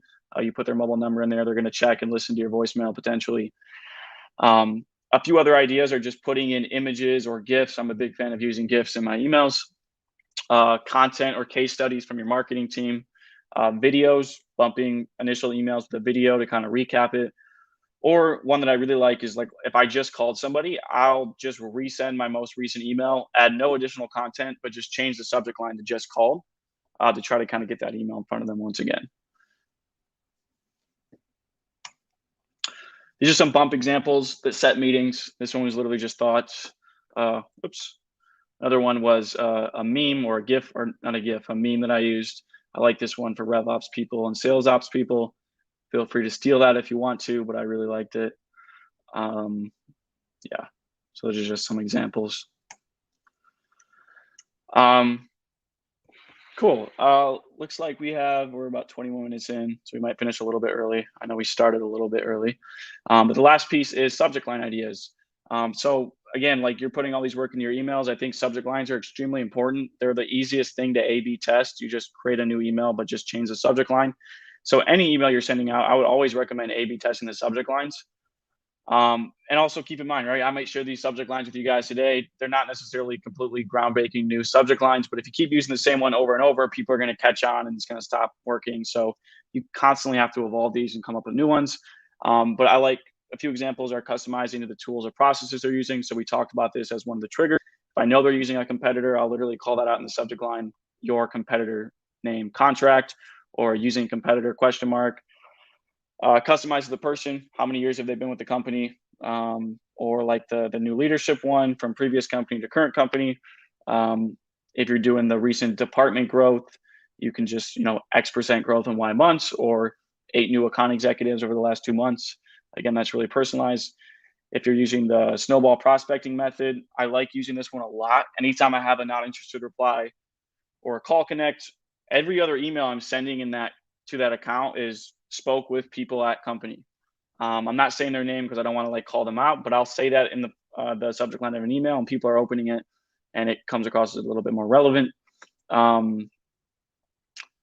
Yeah, so that's a pretty good one. And then the other ones are for more low priority accounts, or maybe automated emails later in this cadence sequence. So if I just left a voicemail, I'll just change the last email to my voicemail or just called. Company inquiry, or even just something as simple as inquiry, has got us like 40% open rates. Sometimes you don't have to be that creative. Just one word subject lines tend to do the trick sometimes, if that first preview line is pretty relevant. Even just company name, sometimes, actually quite a bit, we use PandaDoc as the subject line, or just like a pain point, for example. So those are some good ideas. You'll notice that a lot of these are like lowercase, for example, or abbreviated, and you might have seen that in some of my email examples as well. Again, I'm trying to not seem automated. I'm trying to make it look like I typed it off the cuff. So all this is intentional. I'll use lower cases. A lot of people won't like this, and I think it might depend on who you're selling to. I feel like with salespeople or marketing people, it's a little bit more acceptable. But I might throw in just some typing errors or typos. And again, there's different opinions on that, but they've worked for me, and it helps me stand apart, and helps me not look like I am a robot. But I think that's it. So I appreciate you guys listening. I appreciate the opportunity. And I think, William, we might have some questions as well. And thank you, Jad. That was amazing topic and amazing presentation. Actually, yeah, a few more things here. First of all, it's a controversial opinions on any thoughts. So yeah, that's cool. Actually, we do also use any sort email, but we try to use it just like you with when we send our very first email, which is highly personalized and highly relevant, just like yours one. And then when we use any thoughts, we use it just to remind them about our very first personalized email. Maybe they didn't notice it. Exactly. Yep. So yeah, that's why it may work in your case, because you just remind them about your personalized email. Yeah. Okay, cool. We have a few more cool questions here. For example, we had it for a few times, I guess. When do you use when you use your multi touch point approach, like email plus LinkedIn plus phone calls on the same day? How do you organize it? Is it email, then LinkedIn, then phone call, or what's your best practices over here? Yeah, it's typically always a phone call first, and then I'll set up the cadence. If it's like a bump email, it can just be automated. I'll set up the automation so that the bump email goes out right after I complete that phone call. So like to be efficient, like I'll make the phone call, and then while I'm on the call, I'll be like viewing their LinkedIn profile, and I might just like their 3 most recent posts or just connect with them or view their profile. And then as soon as I hang up, that automated email gets sent out. So in the time it took me to make a phone call, I did 3 touch points because the automated email went out. I did a LinkedIn touch point while the phone was ringing, and then I made the call. Cool. Another great question here about best practices. Yeah, they're asking about what is the ideal number of touches in a sequence cadence for you? Well, like I said, so we do like 9 emails, and typically each of those emails comes with another call, and then there's some LinkedIn touches as well. So I'd say like 20 plus, honestly. If they're not opening your emails at all and you're not getting through to the phone, then I'm going to remove them from the cadence. But if I'm getting people to continue to open my emails, or the phone is going to their voicemail and it's not getting hung up on right away, then I'm going to keep trying for 16 to 20 touches. I've seen a lot of data as well that like most of the responses come within those first 1 to 3 touches, and then the middle ones, there's typically not a lot of responses. But then for the last like maybe 15 plus touches, there's a surge in reply rates because Florin talked about this earlier on our last panel. Like sometimes they're busy, sometimes they're on vacation, or they've been busy with another project. But if you just kind of consistently are staying in front of them, they're eventually going to get back to you. But yeah, it's typically like the 15 to 20 plus, depending on how engaged that prospect is. Oh, cool. What about sequence length in terms of days? It's like months, 2 months? Yeah, definitely not months. I talked about it earlier. I'm trying to get to a yes or no as soon as possible. So, and this might be controversial as well, but it's worked for us. A lot of times we'll do 1, 2, 3 email, and then we'll give them like a 3-day break, and then we'll do 1, 2, 3. But typically it's like 2 to 3 weeks. Cool. Cool. Let me see. Maybe we have a few more questions here. Yeah, they're asking about, again, best practices, which is cool. How much time between your emails? I guess you are more aggressive at the very beginning and then less aggressive, right? Yeah, more aggressive in the beginning for sure, less aggressive as time goes on.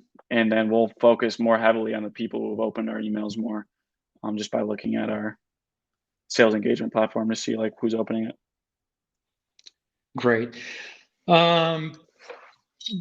When it comes to personalization at scale, what are your favorite tactics? Are all they like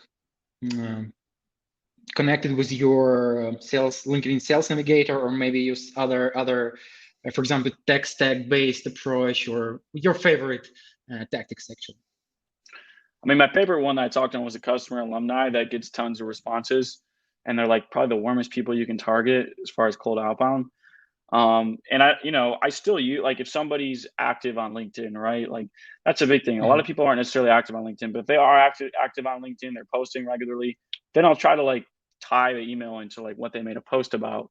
But the biggest thing that I try to stay away from is like making it a hard and fast rule that I have to use for every contact, because I've tried that before. And then you end up spending like 15, 20 minutes just trying to figure out how to personalize this email. So I prefer to use the triggers, because like when I go to send those emails out, I did the grouping beforehand. I know exactly what I have to do. I don't have to waste time finding personalization. If I do find personalization that makes sense, great, I'll tie it in there and that'll boost the reply rates. But the triggers I identified already are going to do the trick for me for the most part. So yeah, that's the way I think about it. Okay, cool. Yeah, great. When it comes to time you spend working on these personalizations, how much time do you spend on preparing one sequence or one cadence, or how does it work on your end? Yeah, so again, most of the time comes in the back end. So I'll create like a saved search, as they call it, in Sales Navigator, that shows me the criteria of like, hey, ping me once a week whenever there's a new VP of sales in this territory, right? This is my territory. So the time doesn't take too much, right? And then I'll take that group of people, and then we use Zoom Info, and I literally just export them right into the cadence. So it really doesn't take too much time. It's all really done on the back end with the searches you create in Sales Navigator. And again, I go into depth on that in some of my archive posts. But that's pretty much the time. And then again, when I'm going to send out those emails, it doesn't take that much time because you know exactly what you have to personalize to, and it's just that trigger. So like you're just referencing their previous company, or you're just saying how much they've grown over the last couple of months. So it's like one piece that you really have to personalize. But if you want to personalize more, I don't want to spend more than 3-5 minutes max. If it's like if they're active on LinkedIn, I'll dig into their posts. I'll try to find a good piece. But if I can't find anything and it's been like 5 minutes, I'll just send the email with the trigger reference and I'll move on to the next. Got it. So, and maybe a few more questions. We have a few minutes here. Yeah.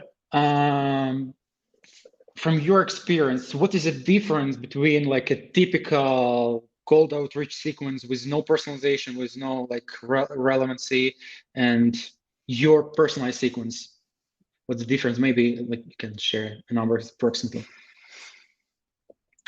Yeah, I guess I can't say I have specific numbers, but like we've done it before with like really low tier accounts, or maybe like at PandaDoc, we sell to a lot of different verticals, a lot of different industries, right? Software is our main one, but we can get into other ones as well.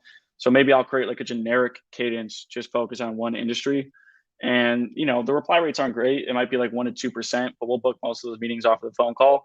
But then compared to like one of these personalized cadences, the reply rates are usually like 5+%, 7, 8. We're getting a lot more responses. So yeah, I mean, there are some situations where I'll do just generic, completely automated, not much personalization with the cadences. Again, I do that for like usually the bottoms up approach. But the reply rates are pretty drastically different when you use the triggers and a little bit more customized. Cool. All right, then I guess it was an amazing presentation, amazing topic, which is again one of my favorite ones. I believe. Yeah. So being an SDR myself, that is something that helps boost reply rates. That's for sure. Personalization is a new cool. All right then. Super happy to have you with us, Jet, and have a wonderful day, I guess. Thank you, William. I appreciate it, guys. Thanks for listening. Feel free to connect with me on LinkedIn. All right. So right then, we have a few more minutes before jumping into the next topic. So again, feel free to ask your questions. Prepare your question for the next session. We will pick the best ones. We will ask our guests during the presentation. So for now, we have 2 more minutes before we jump to the topic. So enjoy your short break.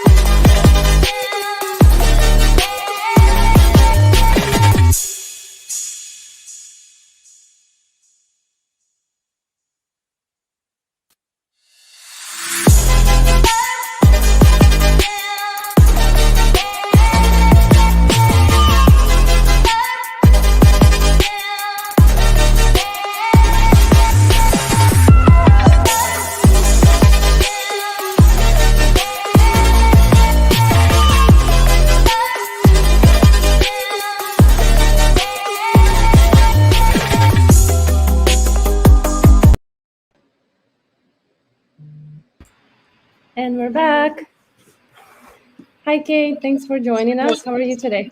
I'm doing so well. Thank you so much for having me. It's great to be here. Awesome. So now we have our next discussion here, and we are going to talk about the mid-market to enterprise prospecting strategies. Awesome. How about we start an introduction of Kate? I looked at your previous experience. So now you are head of sales development at Segment. You've worked at Intercom for years, SDR account executive team lead. Can you tell us about that experience? Absolutely. What skills you took out? Absolutely, yeah. So you're spot on. That's a great summary. So yeah, I am currently leading the sales development team at Segment in EMEA. We are growing really fast. We've doubled the team this year, so it's been quite a journey. And I'm so excited for us to continue on that journey as we now partner more closely with Twilio, who acquired us late last year. So you're right. I have been working in SaaS for the last 7 years across companies like Meltwater, but probably most notably Intercom, because that's where I spent the biggest chunk of time. And I worked across the SDR team on both the inbound and the outbound side, and across the AE team, so closing new business. So there's a lot of takeaways for me during that time. And one of the things I realized was how interested I was and how passionate I was about sales development and about unlocking opportunities for early career sales reps to grow as sales professionals and advance within their careers. So during my time at Intercom, you would have seen me contribute to like thought leadership on the SDR side of the blog, as well as contributing to our SDR Academy, which trained all the SDRs out there on actually how to use Intercom. And it was that kind of propelled me forward. And I took that interest and absolutely ran with it. And when the opportunity came up to lead the sales development function here in EMEA at Segment, I jumped on it. So I've been here now for the last 11 months or so. I'm so excited to continue to grow that interest. This year, we've really doubled down on how we chart career pathing for our SDRs, how we think about setting them up for success to get to their quota, what our prospecting strategies look like, how they need to tweak or change for our EMEA SDRs. And it's been a great journey so far. So that's a little bit about me, Alex. Awesome. Thank you so much for giving that intro. It really provides a lot of context as to what we're going to talk about next. And since we're talking about the mid-market and enterprise prospecting strategies, let's say if we look at a company that is targeting SMBs and would like to move up market, right? So definitely there is some adjustment that need to be made to their process. Where would you say they should start? So great question. So I should give some context here in that at Segment, I lead across all of the different segments that we have. So our growth segment, which would be most closely aligned to SMBs, our mid-market segment, and our enterprise segment. So this is a topic that is definitely near and dear to my heart. So let me take you back and let me give you my thoughts here. So I think that when you start thinking about moving up market, you almost need to take it right back to basics and think a little bit about the foundations that you've laid for your SDR team and the foundations that you have in place. At that fundamental level, I think you need to have the right tools, you need to have the right processes, and you need to have the right enablement in place to actually facilitate that journey up market and for it to be a successful journey. So to successfully conquer those mid-market and enterprise segments, you need a change of approach. What you did for that SMB audience is not gonna work or going to cut it as you make that transition. I think you almost have to move from a more scrappy approach to having a very solid, very clear strategy and having the tools in place to execute on that strategy. So let me dive in a little bit more. What do I mean about having the systems and tools in place? At a basic level, you need to have a tool that your SDRs can use to work efficiently and consistently every day. And that goes without saying, that's a sales engagement platform. So somewhere where they can leverage sequences, somewhere where they can leverage cadences so that they can execute effectively on all of the research they have done and on all of the prospecting efforts they have garnered through working with their account executives. They also need to have the access to the right data, right? So a tool that can give them the contact information of the buyers that they're now pursuing. So whether that's something like a Lead IQ or a Zoom Info, it's crucial that they be enabled with a tool like that so they can effectively target these more upmarket buyers. The next thing that you should probably consider making a switch on is your SDR targets, and goes along with that the expectations you have of your SDRs every day when it comes to the KPIs that they might have. So your target for your SMB SDRs can't really be the same as it might be for the enterprise folks. Think about enterprise deal cycles, they're longer. And think about what we want enterprise SDRs to do. We want them to go really deep in organizations rather than going super wide across a ton of accounts like we might see in a more velocity style approach. So you have to make sure that your targets match the segment that you're in. And then your expectations should align with that. So how many prospects are your SDRs getting in touch with every day? And how many accounts are they touching? What sort of expectations do we have around activity? And how are you actually tailoring that to these new segments that you're endeavoring to break into, essentially? And then I think the final thing that you should probably consider adjusting or tailoring to this new motion for you is the enablement that you have in place for your SDRs, because there's new skills that they need to develop in this transition, right? They need to research more deeply and more effectively than maybe they ever have before. And they need to be able to document that research, to do it in a really methodical way, and to know which parts of that they need to use in their messaging. So we really need to have the coaching in place around account research, around prospecting, around understanding seniority in an organization and account mapping so that those SDRs can be successful. So investing in how you coach, in how you train, and in the enablement that you provide for your SDRs will be absolutely crucial to your success in making this transition. So 3 things: tools, targets, and training, essentially. Definitely. Right. Thank you for giving such a detailed kind of explanation as to where we start and then sum it up in the end as well. And something that you mentioned, right, that they will have to definitely start adjusting the targets, focusing on doing research. And another thing is that the messaging probably is also going to change. Do you see that the style should be more formal when it comes to like targeting enterprise level companies? I think it totally depends, to be honest, on what we mean by like formal in this instance. Like, what are we equating to formality? Is it professionalism? Because I think if it's professionalism, then it kind of goes without saying, no matter what segment we're in, it should be professional, right? But when we're thinking about formal, I think that's almost one of the mistakes we can make, because that almost means, are we trying to be less creative? Are we trying to be less fun? And I think that can be a trap you fall into, where your messaging becomes a little bit bland, maybe a bit unassuming, and it starts to lack the character it needs to capture the attention of the buyer. And I don't think it really matters what segment we're in. At the end of the day, we're still selling to people, right? And we're still trying to capture the attention of people. So we shouldn't sacrifice creativity in an effort to try and be formal as we move up market. Because in order to stand out, I think we need to have 2 things, right? Our messaging needs to be different no matter what segment we're in, and it needs to be relevant. So different, whether that's like doubling down on personalization or using visual content, we need something that helps us stand out. But I think it's that relevance piece that's even more and more important for enterprise SDRs. What nuggets of information have they learned? What are they pointing to? How credible do they appear in their messaging? What testimonials are they pulling on?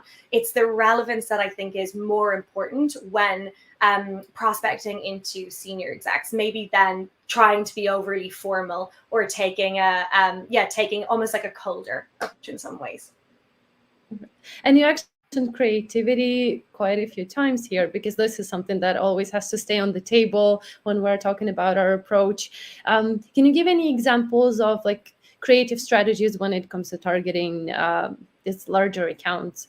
So of course, if we are talking about channel wise, right, email stays, phone, LinkedIn, but these won't suffice, right, at this stage. So we're going to need more creative strategies.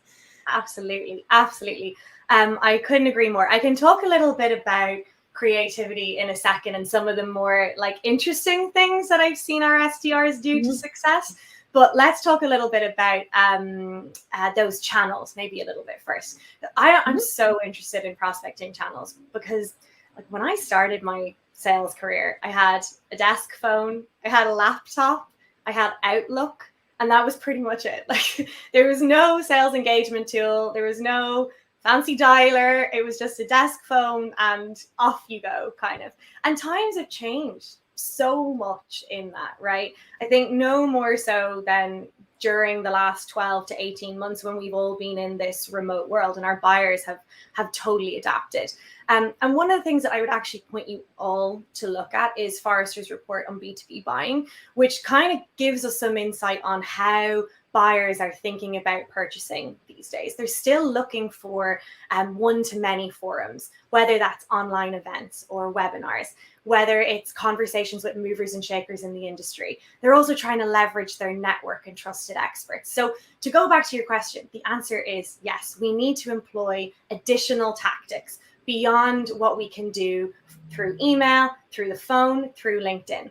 So some of the things when you're moving up market that you should think about adopting are things like events, investing in executive roundtables, networking opportunities. So your prospects, your top targets can learn from your champions, where they can network with one another and learn from one another, essentially. The second thing I would think about, and this is probably something you're going to need to do in tandem with your marketing team, is getting them to provide some sort of cover for you. So think about what they can do from an ABM perspective. How can they actually increase brand awareness at the top of funnel so that when you're going in and you're prospecting into the business, there's already some awareness there because we've done education before we've started penetrating into the account. So some form of ABM strategy can give you air cover almost as you're going into the account. And the last thing is, and this kind of leads us on to those creative strategies. I think one of the things that you can employ as you move up market is direct mail. So sending something to a prospect, sending something to their team, whether that's that they are in, stage one and you're trying to get more time on the calendar with them, or the deal's actually progressing through pipeline, we can actually use direct mail as a way to engage with them, to send them swag, to send them books or content or whatever it might be, just something different to capture their attention. Awesome. I like that you mentioned that it's good to use in the prospecting, which we're like mostly focusing on, but then how it helps to move the deal along as well, right? So you stay present with them, even though you're remote with them, of course, but then like any warm gift throughout the conversation that you're already having with them can really help it move forward. Exactly. Because if you're going to invest in actually getting that conversation going, we need to also invest in keeping it going because it's been so hard won, right? So keeping that moving through pipeline and using events, using direct mail, that can be really great ways to do that. Awesome. So one of these additional channels that you would say for like these larger deals, direct mail is like definitely one to keep, right? Having it as one of those important channels along with email and LinkedIn and calling, right? Yeah, absolutely. Okay. Absolutely. I even heard of this service where some of the enterprise SDRs, when they order a celebrity to do a cameo for the lead that they're targeting, right? So let's say they research them, right? They know that this particular person is a fan of the celebrity, so they get them to record a video. Do you do anything crazy like this, like really sort of going out of your way? So first of all, I love that. And if there's anyone here who has tried that, can you please let me know how that actually worked for your team? Because I'm sure there is my team back there who are thinking, hey, we would love to try that. I think it's super creative. So I think for us, we haven't tried that, but I think the biggest way we aim to stand out is by using video. I think it's the biggest, best, and probably the most accessible way that you can differentiate your messaging. And it's so easy to get started with it, right? What do you need? You need a laptop, you need your phone maybe, and a whiteboard is a bonus. So you can draw like a quirky picture or write a note, have an interesting call to action. But all of that is kind of free to get started with, right? And then you can invest in tools as you scale this out. It's the quickest, easiest way to increase your reply rate and to increase your meeting rate. Because if you think about who's on the other side, right? 65% of us are actually visual learners, and we process images faster than we process text. So why wouldn't we try to cater to our buyers in that way? There are a lot of teams who are using video, but there are more that aren't. So by adopting that channel, you're differentiating yourself, you're catering to your buyer, and you're giving yourself a way to stand out. So that's one of the things. We do have some wordsmiths on our team who, you know, can kind of get lyrical and craft some poetry and write some great notes. I am not skilled in that way, but if you have folks who have, that's worked very well in the past.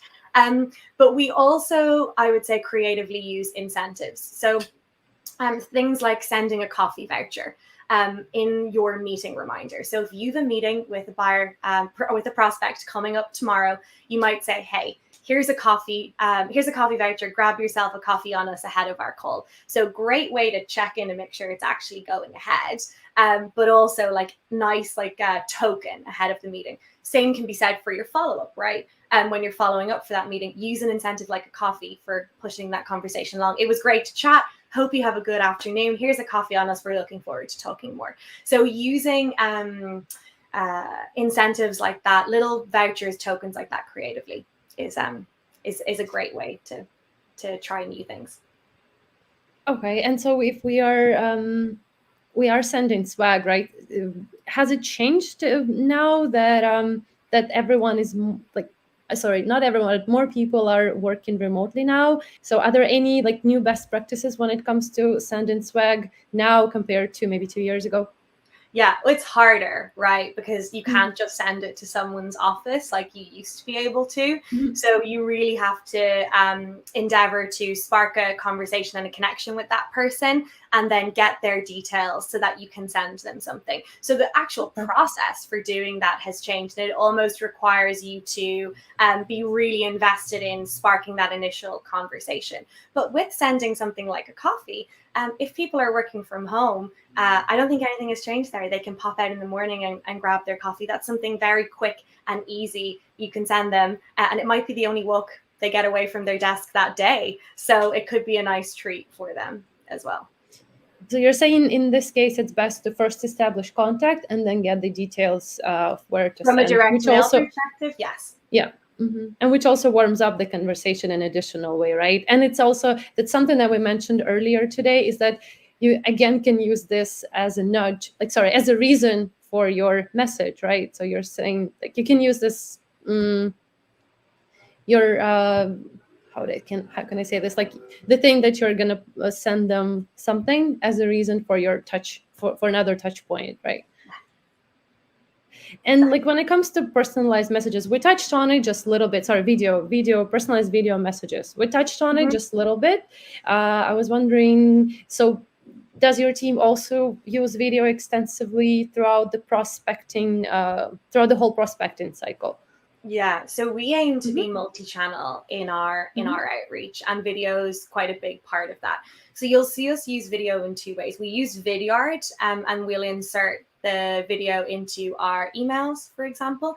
And we also use LinkedIn video, which is great. So if you've connected with someone on LinkedIn, you can shoot them off a quick video as like, hey, just following up on my message, or just like a warm intro, essentially. We try to keep our videos short. They're not like movie quality or movie length by any stretch. And what we try to do is also like not overly engineer it. At the end of the day, we are not actors. Like, this is not going to the Oscars. If you make a mistake in the recording, you don't have to invest time re-recording it. If you stumble over your words, that's okay. We're all human. So video should be used creatively, but it should not be a time drain. You shouldn't have you or your team spending hours just re-recording videos to get them perfect. done is better than perfect, and a short video will get you where you need to go essentially. But yeah, I would say LinkedIn video and then Vidyard are our two main tools of choice. Is there an optimal length for this video? Yeah, so we would say less than well, in and around 30 seconds is what we would strive for. It's hard to do. It's hard. I know. Very hard. Oh my God. I remember when I first started recording videos and I was like, how are these a minute and a half? I can't have that much to say. I know. You really have to think about every word you use and be really conscious of where you can cut the fillers so you can be concise, you can get to the point, and you can deliver value in that short message. Exactly. It's the way Josh Brown likes to say, cut the fluff. So it applies to emails just as well as it does to your video. Cut this unnecessary phrases. They know why you're recording the video anyway. Just get to the point, and then you might actually make it in 30 seconds, right? Yeah, exactly. Right. So if we are talking about an SDR team, right, that's prospecting into mid-market enterprise, their day must be filled out with all sorts of activities. They have to make calls, maybe also send out manual personalized emails, record videos. So what does this day look like? What other activities are involved as well? Oh, yeah. I mean, I think the most successful SDRs are the SDRs who can be incredibly organized with their time, who know how to prioritize, and who time block, who dedicate certain times to certain activities. They know where they're going to get the impact from the effort that they invest. So there are a couple of things I would say for our enterprise SDRs that are incredibly important. These are important for our mid-market SDRs too. But first of all, account research. So for enterprise in particular, we would expect our SDRs to spend time every day researching their accounts. And one of the best things we did was actually give them a framework to follow to do that, where they should go and what information they should look for. And then that information that they gather serves as a guide for them when they're building messaging, when they're going into different business units, when they're gathering information through the conversations that they have. That's very much a living, breathing document. So a great enterprise SDR will maybe spend 1 to 2 hours a day doing account research. But they'll also spend time aligning with their account executive. That doesn't have to be every day in terms of like a formal conversation or jumping on a Zoom. It can be async over Slack, but they should be talking every day because that partnership with their account executive is so crucial. Whether it's on the mid-market side or the enterprise side, the better the partnership and the alignment between the SDR and the AE, the more successful outcomes you're going to get, because the SDR has a chance to get feedback from an experienced seller. That experienced seller can help an SDR formulate a hypothesis about an account. That why this prospect, why this business, and why now. They're crucial for that. So that alignment to the account executive is key. And we see our best SDRs stay really close to their account executive, and they'll be in constant communication. The rest of the day is on that execution, as you've called out yourself. So executing on their tasks and being really consistent in that. It's not, one day where you blast them all out and then like a really low task day. It's trying to be consistent day after day. And we've tried to set daily expectations for our team, so they know if I hit these goals every day, if my quote is here and I do this every day consistently, I know that I'm putting myself in the best position to actually get to my number. So executing on tasks. And then I think the final thing is enablement. So whether that's formal enablement, whether it's formal training that you're doing with your team in team meetings or in dedicated sessions, or whether it's learning opportunities that they're gathering themselves, whether it's connecting with a mentor or reviewing calls on Chorus or on Gong. The SDRs will typically spend time every day reviewing, learning, improving what they're doing. So overall, time spent mapping, time spent account researching, aligning with AEs, and executing. And then doing that regularly without these bumps, right, in activity, as you mentioned. Yeah, doing it regularly. Yeah. Awesome. And I think that's it, right? It's planning, like a typical day of an SDR should be really structured. The time should be well spent, and the time should be dedicated to specific things. One of the things I always say to my team is, if you've dedicated time for something specific and you're not done at the end, move on. because you need to get on to the next task. So it's okay for us to move on if we're not totally done. Going back to the like done is better than perfect. Mm-hmm.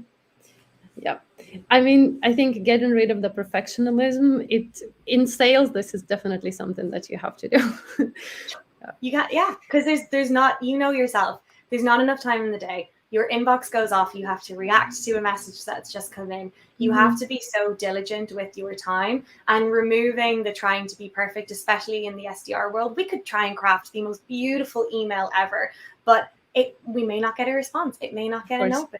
So we have to do the best we can in the time we can, essentially. And I think that's a big learning that everyone goes through. Definitely. Yeah. So if we are talking about a prospecting sequence into mid-market, what would be the average number of touch points? Today, we've already thrown out a few, some information about it, like couple weeks, a month, maybe even longer, at least 6 emails, 9 emails, and then along with other touch points. So it's been already here. What is your strategy regarding this?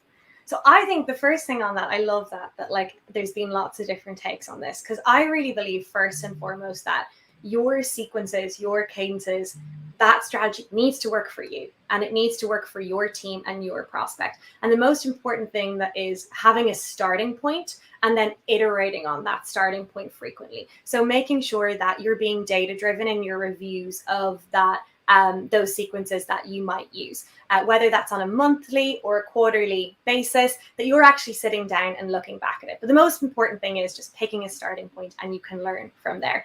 Generally, I think 15 to 20 touch points across a 3-week period will set you up for 3 to 4 week period will set you up for the best success. I think the important thing is you shouldn't be 15 emails or 15 calls or 15 LinkedIn messages. They should be interspersed throughout the multiple channels that we use, and they should be tweaked and tailored depending on who you're actually talking to. So that's where I would aim. And I think there's an interesting conversation to be had in that around, well, which parts should be manual? Which parts should be automated? How do we balance that quality and quantity element of our workflow and what we do every day? And that's another thing, again, for the team to decide on its own, right? To test and try, and also depending on which tools they actually have at their disposal to do that. Absolutely, absolutely. Because I think one of the things that it's really important to do when you're building out these kind of sequences or cadences or whatever it is you're putting together is get the input of your team. Get the input of the SDRs who are actually using them every day. You can use the data and use their input to craft the messaging and craft what's working, and then iterate from there. So it's definitely, there are lots of different opinions, but having a baseline is really important. And I would start with 15 to 20. Okay. We have just about 2 more minutes left, and I really want to ask this one last question because I feel like it's really relevant.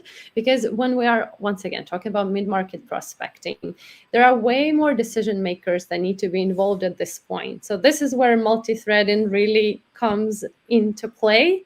And do you have any also suggestions of what's the best way to do it? How do you arrange these multiple decision makers into sequences? Do you add them at the same time? Do you spread out the touch points when you start? Yep. Yeah. Oh my God, this is such a great question. So first of all, I know, that's why we had to discuss we have this to before I get let you go. Yeah. I'll try and be brief. First of all, map the organization. Really understand who it is you want to go after and what it is they do. Break down your buyers. From there, I think there's 2 different strategies you can employ. You could break it down by persona, or you could break it down by title and the different tiers of prospects that you might have. So if you break it down by persona, for us, we've got 4 different potential buyers. You could go persona by persona and do it in batches, almost gathering information as you go and intel as you go. Or you could go by tier of prospects, starting with your C-suite and working your way down through the seniority ranks. I think doing it in batches is much more effective than getting everyone in one go, because you get to employ what you learn along the way in your messaging. You can start to use intros. You can start to use intel. to understand the org a little bit more, rather than going at every single person from the get-go. We're being a bit more clever in our approach by going bit by bit and gathering the intel as we go. Great. Thank you so much, Kate. Really, it was a blast. I personally learned so much, a lot of really helpful insights along the way, from the very beginning, just thinking about it, equipping the tool with the necessary teams, enabling the SDRs really to do the job, and then also leveraging the creative approaches, the direct mail, the multi-channel outreach, the video, as long as also doing the multi-thread and involving the relevant people in the cadence. So thank you so much for taking the time. Once again, it was a blast, and it was really nice to meet you. Thank you so much for having me. Yeah, would absolutely love to connect with anyone who has any questions. So shoot me a message on LinkedIn or at kate.o'hanlon@segment.com. Appreciate the time. Have a lovely day, everyone. Thanks, Kate. Bye. Bye. And now we actually have 10 more minutes for a break now at this point, as we are just running a bit late. So we will be back soon with our next discussion. Actually, it will be our own. Will and we'll talk about the data-backed insights and how to write better email sequencing. And also this break, just use it to get some rest, to stretch your legs, get some water. And also don't forget, you still have a chance to apply to the contest, do a post on LinkedIn, hashtag SD 2021, tag reply, and then you still have the time by the end of the second break. And at the very end, we will do a giveaway of the 3 Amazon gift cards. Okay, see you soon.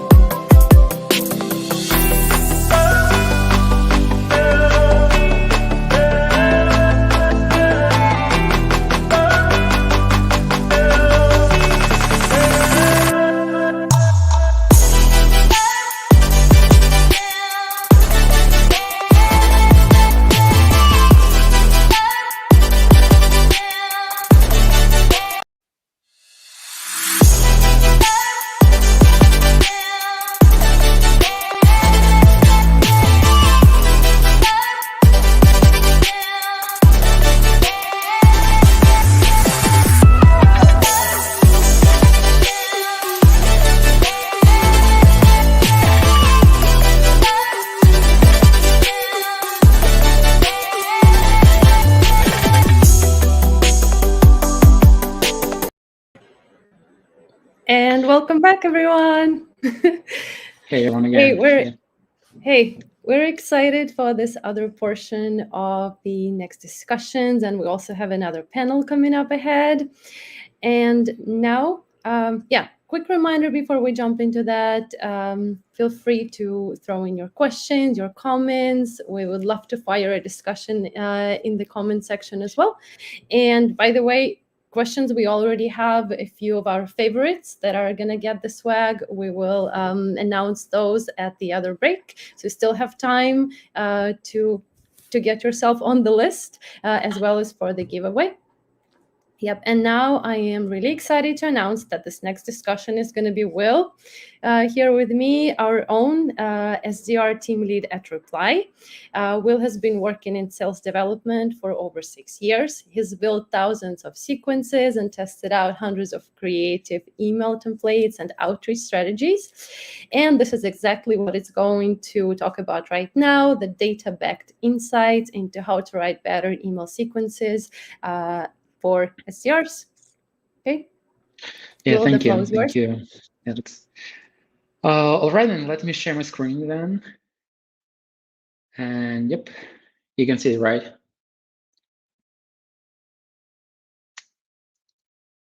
Can you see it, right?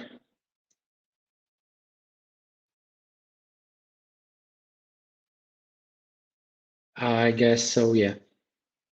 It's okay, before we get started, I have a few more things to say here. For those who were afraid of my low ceiling, that's fine, no worries, I won't hurt myself.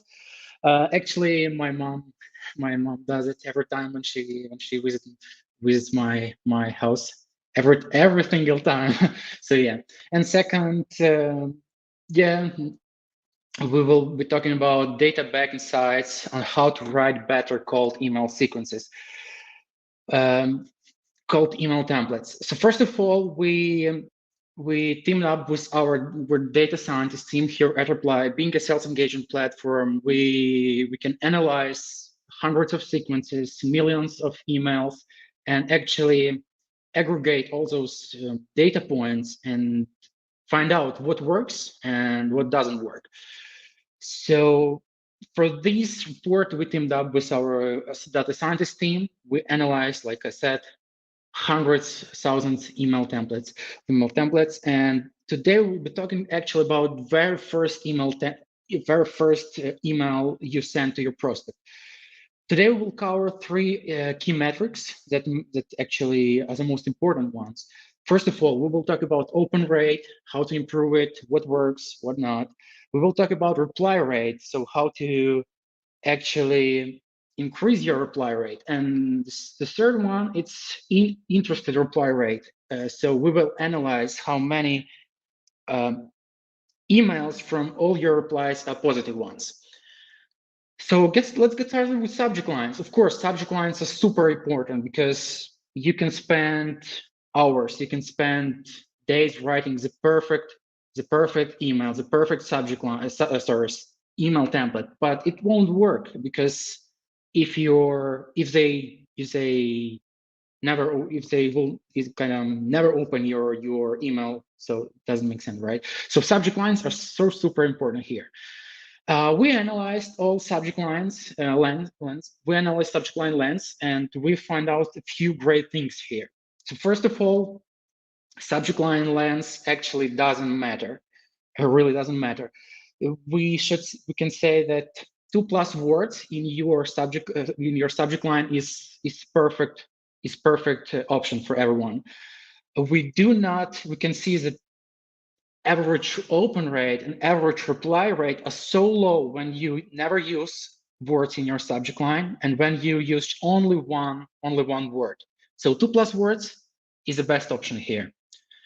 So the first key takeaway here, just probably never send empty emails, like emails with no subject line at all. You will get almost 40% less opens in comparison to an average result.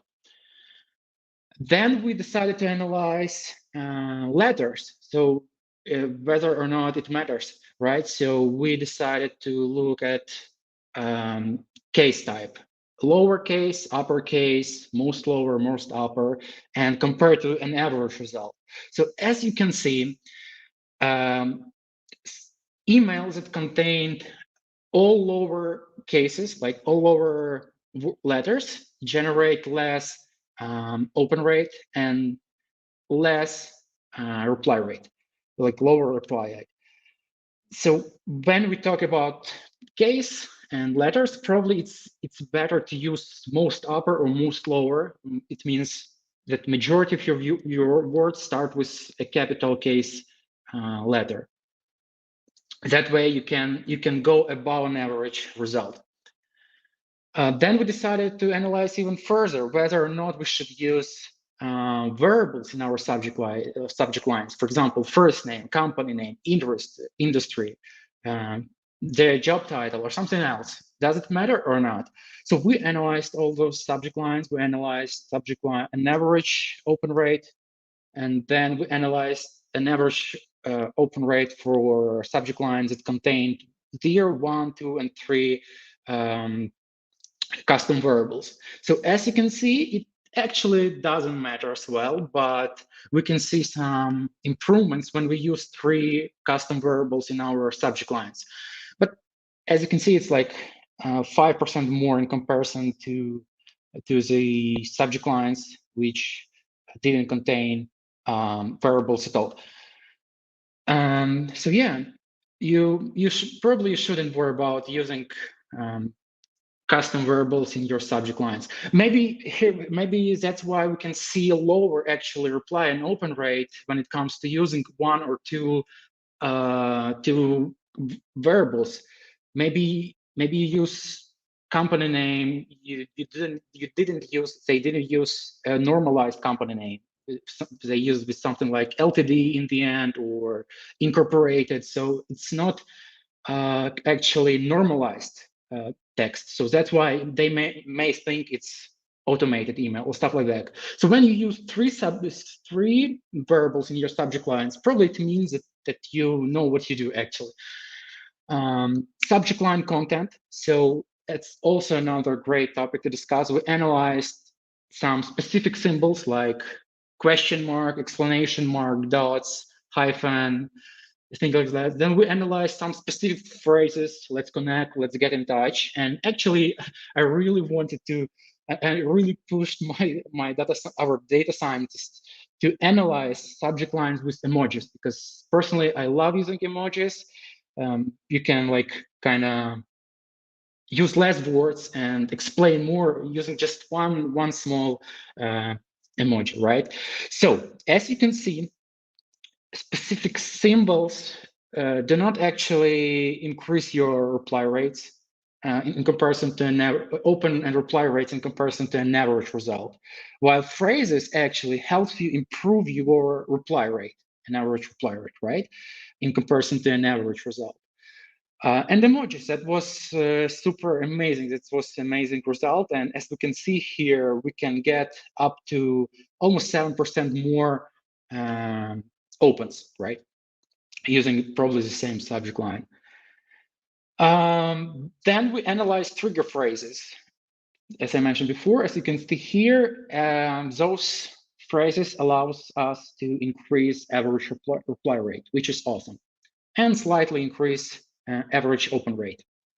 So what phrases we analyze? Like words like follow-up, quick question, referral, open for a chat, let's talk, let's chat, favor, partnership, ask. All those phrases helps you increase your open rate and basically reply rate. Probably because you're more specific, or I don't know, for some reason it works, right? And yeah, as you can see, emojis really help increase open rate. It allows us to increase it by 20% in comparison to an average open rate. So probably we should give it a try. Now, when we actually build a perfect email subject line, now we should really deep dive into email templates. So tons of ideas here, tons of insights, tons of different styles, approaches, personalization. So let's see what really works here. First of all, email template length is so important. Is so important, and as you can see, that average reply rate is actually relatively like a little bit higher with smaller emails, like 50, 70 words.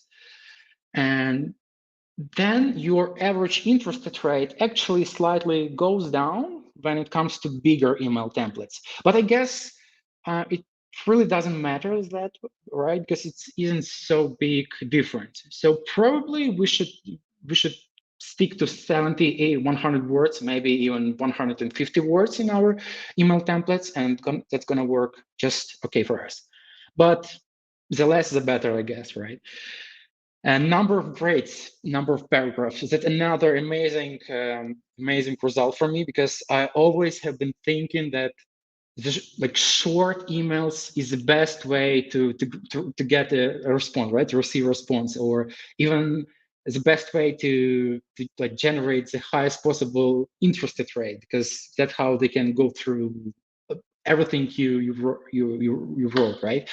But it turns out that your average reply rate won't be lower if you use four and more grades paragraph.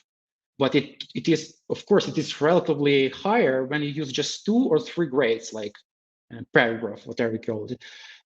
But average interest rate is pretty much the same. So it means that when you get in touch with relevant contexts, when you get in touch with relevant people, right industry, right personas, it doesn't really matter like how many grades you have in your email template, but average reply rate is relatively higher with 2 and 3 paragraphs in your email template. Now we analyze number of questions. It turns out that people actually use 1, 2, 3, and more questions in their email templates, right? I think that should bother leads prospects, because they have no idea what you want from them, right? You're asking too much just writing your cold email.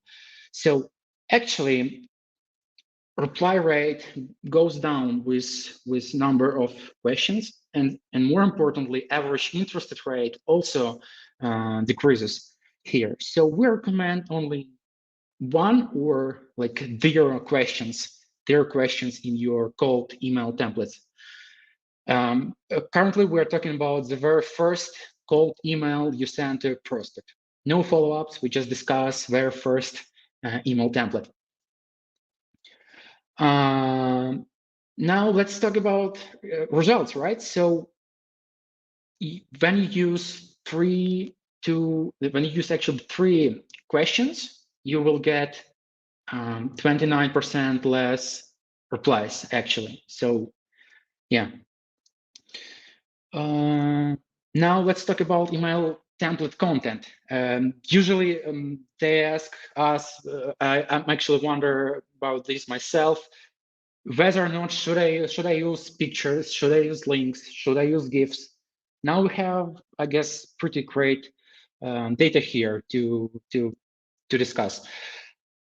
As you can see, when you use pictures and when you use links and when you use GIFs, it generates less replies, and your average interest rate will be pretty much the same. So when we talk about reply rates, then it really matters. So the less probably pictures, the less links, the less images you use in your very first cold outreach email, the better. But on the other hand, we can see that average interest rate is slightly higher when we compare our data with an average template. So probably you should use just links if you really want, and pictures. GIFs, probably we should avoid them in our very first email. So yeah, it's also important to remember that your picture should be like small in terms of its size, like a few kilobytes. The same with link. make sure it works, it's not broken. And that's how probably the email templates that kind of have those links generate higher interested rate because they can research your product on their own, and if it is something they're interested in, probably they will kind of get in touch with you. So that's how it works, I guess. Now it's my assumption. So we analyzed subject lines. We analyzed our email template content, right? Now let's talk about schedules. First of all, reply rate varies based on hour of when you send them, right? So as we can see here, the best time to send your emails, your emails is from 8 a.m. to like 11 a.m. So that's how you can generate the highest possible reply rate, right? So it's okay to send email probably early in the morning or later in the evening, and they do not respond to your emails at kind of 2 p.m., 3 p.m., and 4 p.m.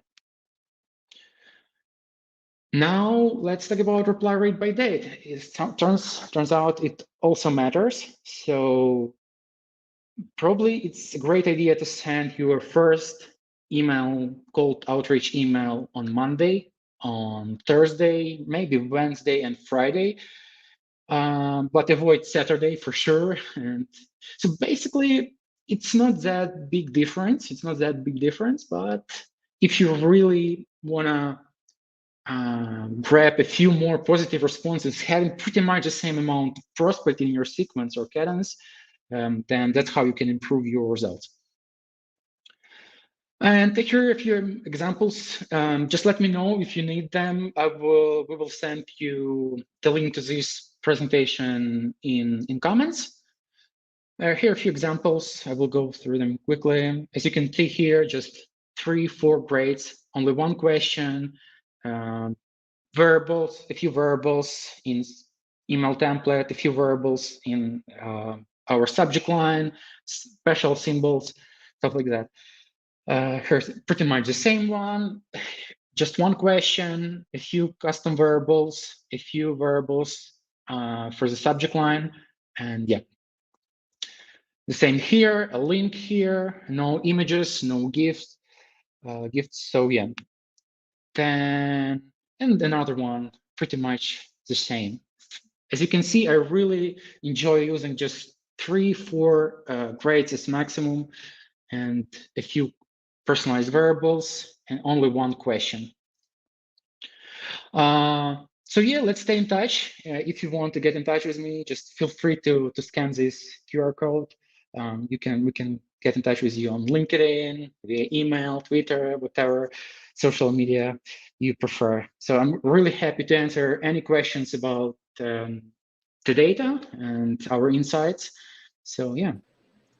And the last slide, my favorite one. Thank you, everyone. Thanks for joining us today, and thanks for your questions, probably. Hey, thanks, William. Thanks for the presentation. There were a few comments asking for you to send over the presentation, so that would be also a good thing to do, along with the recording, of course. And yes, I did. There were quite a few questions. I picked out some of you, so we could go over them now. So when you were talking about the data, is it specific to any geography? No, we analyzed them like across the globe. Yeah, actually, we should analyze reply rates based on country, continent, but we hadn't had actually time to do that properly. Okay, so it is global. Perfect, not some country specific. Yeah. Okay, and do you remember what's the sample size that you used for this? Oh wow, that was a few thousand sequence, like few 100,000 sequences, like a few 100,000 sequences, not sent email templates, but I guess there are millions of cold emails analyzed. I can ask our data science about this data right here. That sounds good. I think that sounds good. 100,000 sequences, man. Sequences. Man, that's a lot Yeah. of sequences. Awesome. Yeah. The more the better, the more accurate the data in the end. You were also talking about subject lines. So if I remember Mhm. correctly, so the unexpected finding was the emojis in the subject line. Yeah, I didn't realize that emojis work in that way. After this conversation tomorrow, maybe next week, I will start definitely trying it out myself. And what about, do you have any data regarding the exclamation marks in the subject line? Not specifically exclamation mark, but we do we analyzed all of them, like question mark, exclamation mark, hyphen, and symbol. What else? Probably comma. Those triangles. Forgot their name. How they call it. I don't know. We both are not native speakers, so help us out. Help us in the comments. Like guys. use those triangles. Okay. Perfect. Right. Then one of the metrics, also from what I remember, was the reading level. Can you also elaborate on that? What is the reading level? Reading level. Number of grades, you mean? Yes. So it was number of grades and reading level, and the question was about that. Number of grades, sure. Let me share my screen again. Because I think there was a question as to what you meant by grades. Somebody referred to as that grades is paragraphs. Yeah, it's a paragraph actually. So when we go to this email template, for example, as you can see, there are 4 grades. Greeting, value proposition, then second value proposition, and call to action. 4 grades. Okay. 4 paragraphs. Okay. So the best And the ones. reading level, sorry.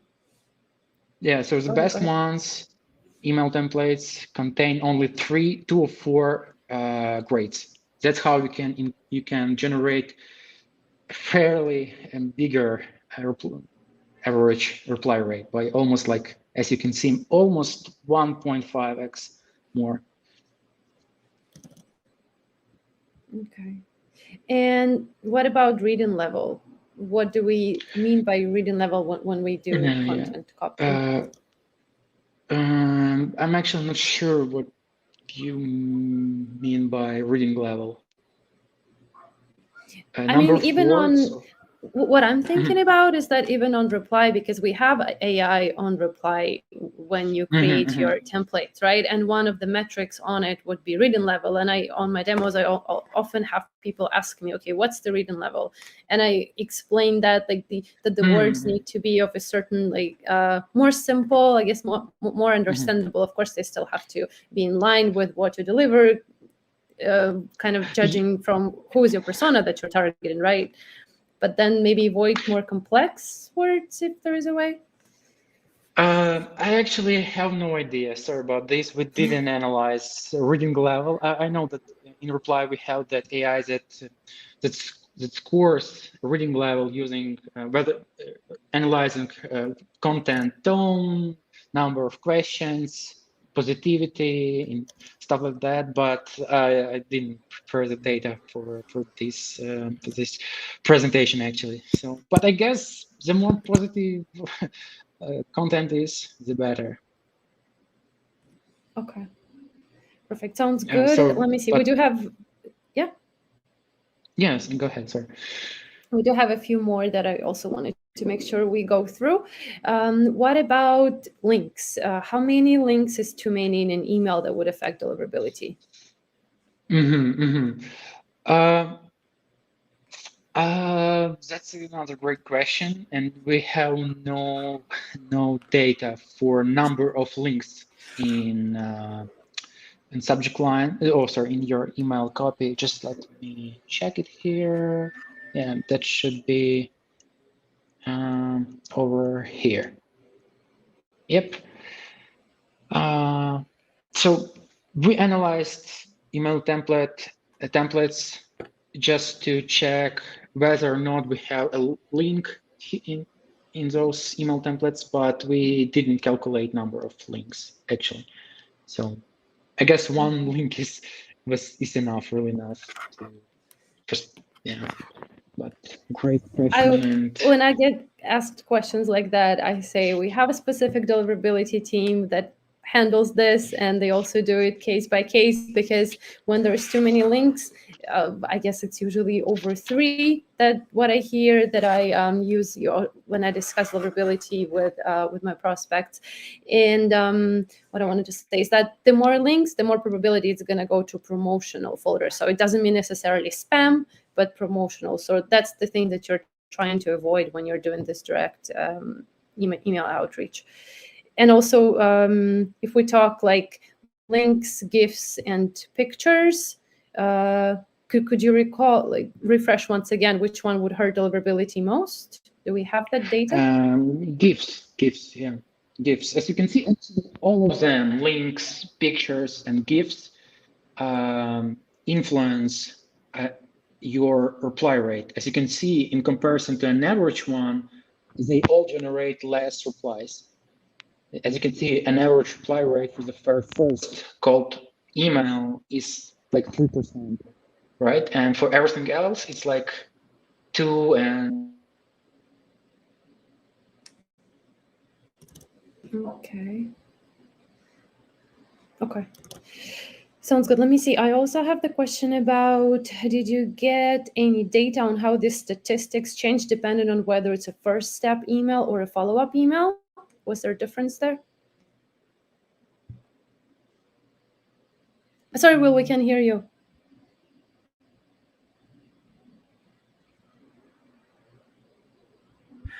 Yeah, sorry. No, it's okay. Yeah. Great question. Yeah, great question. We actually decided to analyze their first cold email because it's going to be more complicated to analyze even follow-ups. So that's why this time we decided just to stick with the first email. So I have no data on that right now, but believe it or not, we will have it soon. Yeah. Okay. And when it comes to emojis, is there a certain preference of like what's best to use? Do you have any data on that? Nope, not now. Yeah. Not right now. Okay. Let me see what else. Yeah. Once again, we had a question regarding the presentation. Is it going to be sent over in an email, or do people need to reach out to you directly for it? We will send it right now. I'll share the link in the chat section. So. Okay. Yeah. Perfect. So we'll send it on the chat. So I see we already shared your LinkedIn here on chat so that people can reach out to you directly. Yeah, feel free to ask more questions about the data. I will talk with our data scientists, and I will can kind of share more context on data. Perfect.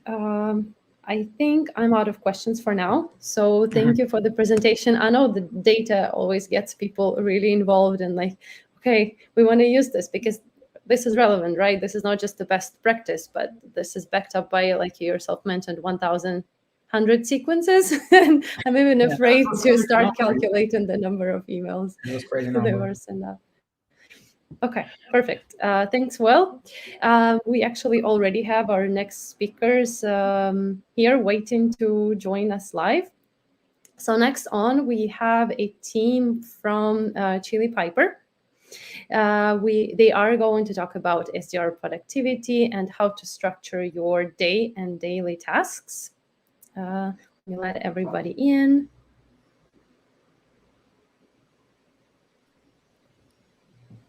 Hi, guys. Hey. Hey. Hi. You're welcome. Do I have everybody on, or do I need to add anything else? Please let me know. Yeah, this is it for today. Can everyone see my screen? Is it sharing? Not yet. Not yet. Beautiful. There we go. Perfect. Okay, guys, I'll let you be. The floor is yours. I'll be back at the end for the Q&A. Perfect. Thank you. So hello, we are SDR team leads and SDR managers at Chili Piper. So what we're going to talk about today is how to increase your productivity as an SDR. So for a little context and background, all three of us here speaking today have extensive SDR experience, and we've been managing an SDR team for a bit now as well. So we definitely have tons of experience on SDR productivity, which is absolutely paramount to success as an SDR. I would even say it's the most important thing, but definitely biased since we're doing a presentation on it. So go ahead to the next slide. So before we start, this session is recorded. You can go ahead and ask your questions in the chat box, and please engage. Definitely, I mean, we're salespeople, so we can talk to a brick wall, but we love to talk to people even more. So please talk to us. And so on the agenda is time management, prioritization, and what tools we use for this. And so for a quick poll, which one is the most important to you? Time management, prioritization, or tools? And you can go ahead and put any responses in the chat. I'll give my response also.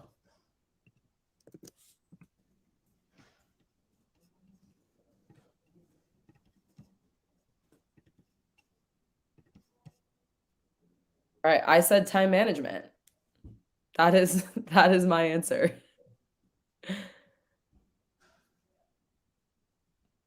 Nice. All right, so we're seeing a good amount of all three here.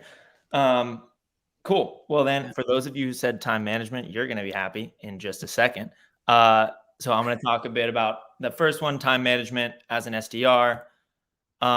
So just to start this part off, another quick poll.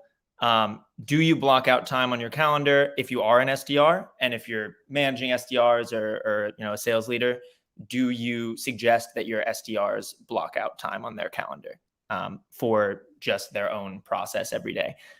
So again, just answer that in the chat, and then we'll talk a bit more about it.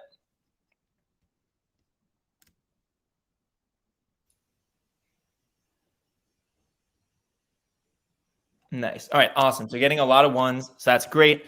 Definitely super important as an SDR when there's so much you can be doing all the time to really take ownership over your day so that you can, hit your quota and be as productive as possible without having to work, 12 or 13-hour days to get there. So just to start off, the way we like to think about it is splitting your time into kind of three main blocks. The first one that ideally is at least like 50% of your day is everything that can generate revenue and book meetings today. So this is where you're doing everything you possibly can, following up with prospects that you've already done your research on, already sent maybe initial emails to, making cold calls, like blocking out an hour where you're just calling as many of your prospects as you possibly can, or 2 hours, spending time where you're just on LinkedIn, following up with everyone you can there. And this to me is like the most fun part of being an SDR is like, what can you do to just book a meeting right now? There's so much as an SDR that's setting yourself up to have a fuller pipeline in the long term, and obviously like trainings and internal meetings. But this is really the part where you're just getting super excited to do everything you possibly can to get results today. So I definitely recommend that's at least like 50% of your day is really just like activities that can generate revenue today.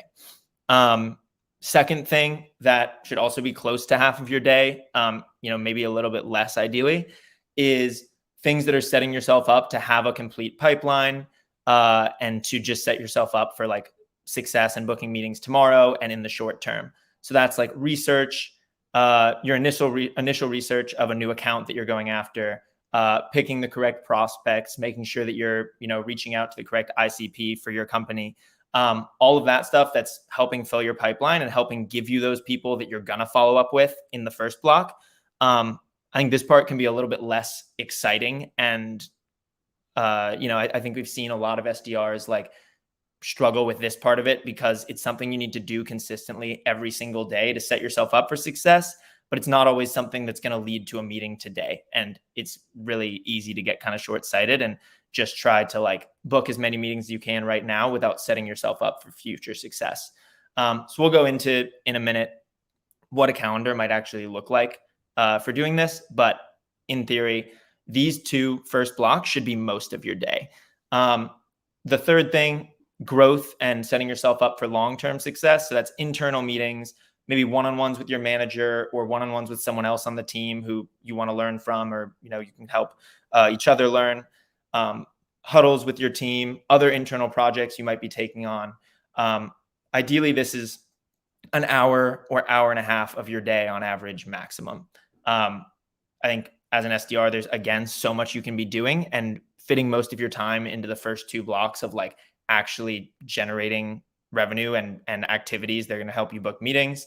You should be set up to have that be most of your day. And then obviously the coaching piece and the growth piece is super important as well. So fitting that in where you can. So in order to do this, I think it's really important. And everyone stays organized different ways, but we've seen a lot of people have success with actually blocking out their calendar. In the chat, it's clear that a lot of people are doing that as well. 30, 60, 90-minute windows of whatever you need to do each day. So that's something that can be flexible over time. Like if you're seeing a ton of success cold calling, lean into cold calling more. If that's what's going to work for you versus like the rep that's next to you, lean into that and have your cold calling block be longer, or maybe have two of them. Prep time where you're building your list of who you're going to call or things like that. Having it as structured and repeatable as possible is what's going to set you up for success, and like just put you in the right mindset to make sure you're getting where you need to be every day. And then for the most part, while you're doing these like really hyper-focused blocks of time, turn off most other notifications. Don't get distracted by Slack. Obviously, if a prospect responds to an email or gives you a call back, that's first priority, and you need to get back to them as soon as you possibly can. But besides that, really limiting your external interruptions and just staying focused on whatever that block is. So here is a calendar that I stole from one of our previous top performers who has since been promoted off of our team. Miss you, Chris. So this is what his calendar looked like, and literally just scrolled back to when he was an SDR, and this was a week for him. So you can see like other things that come up, like might go over these blocks that you have, but he literally has blocked every single day at 8 a.m. He's prepping his list of who he's following up with. 8:30 to 12, he's following up on LinkedIn and following up with people who have opened his emails a lot. Has lunch blocked off here, make sure you're taking a break, and then has a call blitz here, more LinkedIn messages, and then the researching and the prospecting is 2:45 to 5 at the end of the day. So I know that like within these blocks, he's doing everything he can to make sure he's repeating X amount of activity every day, and just setting himself up for consistency. So if one day this doesn't lead to a meeting, he's doing the exact same thing or even pushing more the next day to make sure that it does. All right. And then second thing we're going to talk about is prioritization. Yeah. Hand it off to Elric. Yeah, so just to keep going on what Joey was saying, so I think the most important thing in being an SDR and being productive as an SDR is time management. But then inside of your task during the day, you have different ways on you can organize also that. So on the next slide, what we're going to see is the three main topics we're going to talk about. So how you can prioritize your activities. So first your accounts, then your prospects, and then the currencies. So because why we need to think about being effective, being productive with this, it's because we want to focus on what's the easiest prospects that you want to book a meeting with. So that's the first thing, but also it's way easier, for example, let's say to talk to a prospect who already know your company, and that's way more easier than to focus on this prospect than going straight to a cold lead that you have on your CRM, for example. So the first thing we're talking about is the accounts, how you can prioritize your accounts. So I think the first main thing that we are doing here at Chili Pepper, it's checking the closed lost opportunities, the no-shows, and the queued. All the opportunities has been disqualified by the release. you can find this information in your CRM, obviously, but why it's the number one is because generally when you are going to read the notes, for example, for the close lost opportunities, you are going to find, oh, maybe it was not the right timing. For example, with COVID, we have a lot of close lost opportunities because of COVID. A lot of companies were stopped buying tools last year, for example. So now maybe it's a better time and it's easier for you to reach out to us.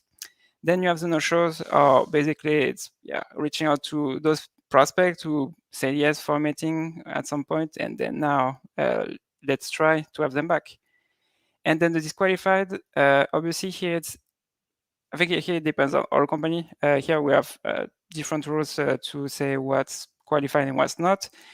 But sometimes our product, for example, it's evolving, and sometimes an opportunity who has been disqualified a few months before now can be qualified. And so we need to check those to make sure that now we can reach out to those.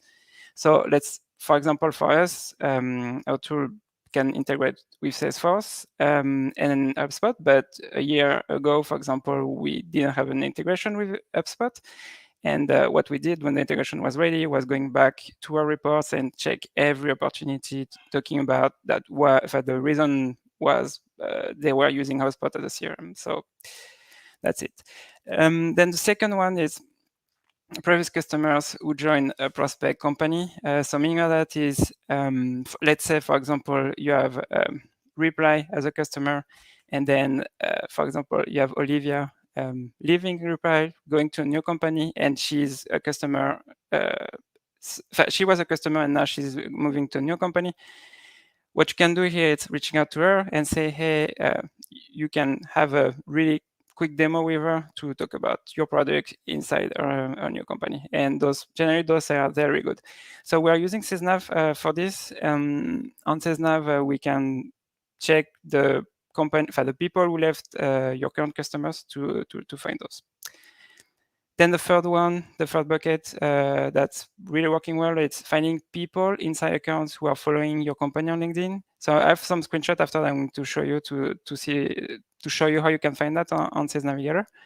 But here it's pretty simple. You want to focus on accounts that already know your brand, your company, because it will be easier to start a conversation with them and to book the demo with them. And then I think the rest is here it's for every company will be different, but for us, for example, we have tier 1, tier 2, tier 3, and it depends on the size of the sales team, if they got recent fundings, if they have, for example, the SDR structure in their sales team, then also the sales cycle length, the website traffic they have, and the tech stack, because obviously, and we want to rank prospects on those criteria. Obviously, a company with all of this, a big sales team, big recent funding, for example, is going to be a tier 1 account. But some other accounts they have a good size of the sales team, but they maybe don't have the SDR structure, so it will be a tier 3 account, for example. Now, we're going to talk about prospects. Okay, so now we are inside your accounts.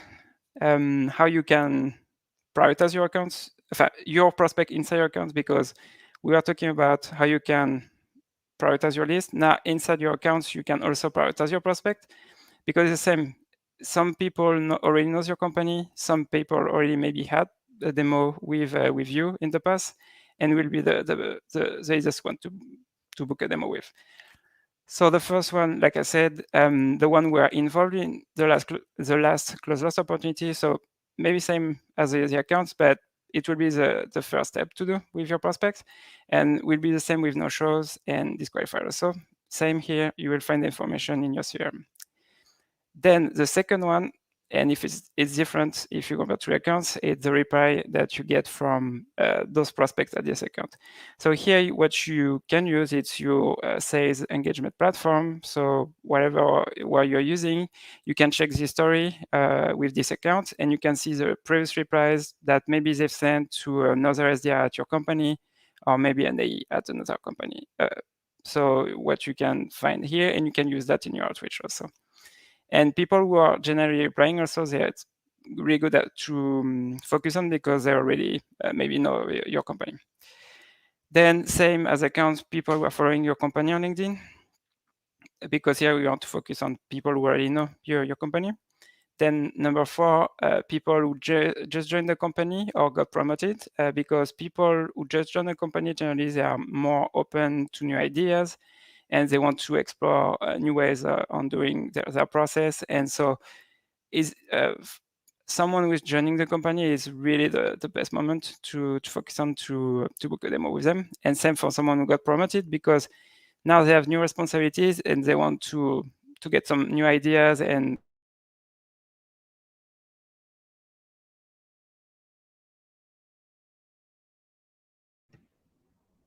Did Eric freeze?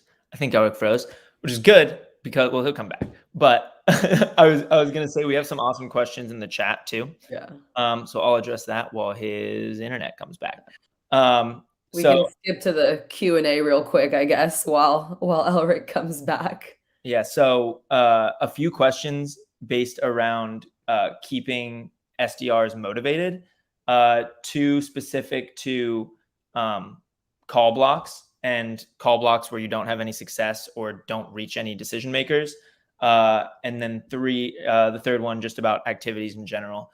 So I think a super important thing to stress in your onboarding and I mean, in your hiring process as well is like failure is always a huge part of being an SDR. The best SDR is going to fail, get ghosted by prospects or get no's like 90% of the time. Literally like the best SDR will have 90% failure most of the time. So I think just like stressing to the team as a whole how important failure is, and like it's an opportunity to learn every day, but also like if you make 50 calls, you might get 0 connects one day, and if you make 50 calls the next day, you might get 5 or 6 connections. So ultimately, like so much of it is just a numbers game and like being able to stick with it through, you know, what's ultimately going to be a ton of failure.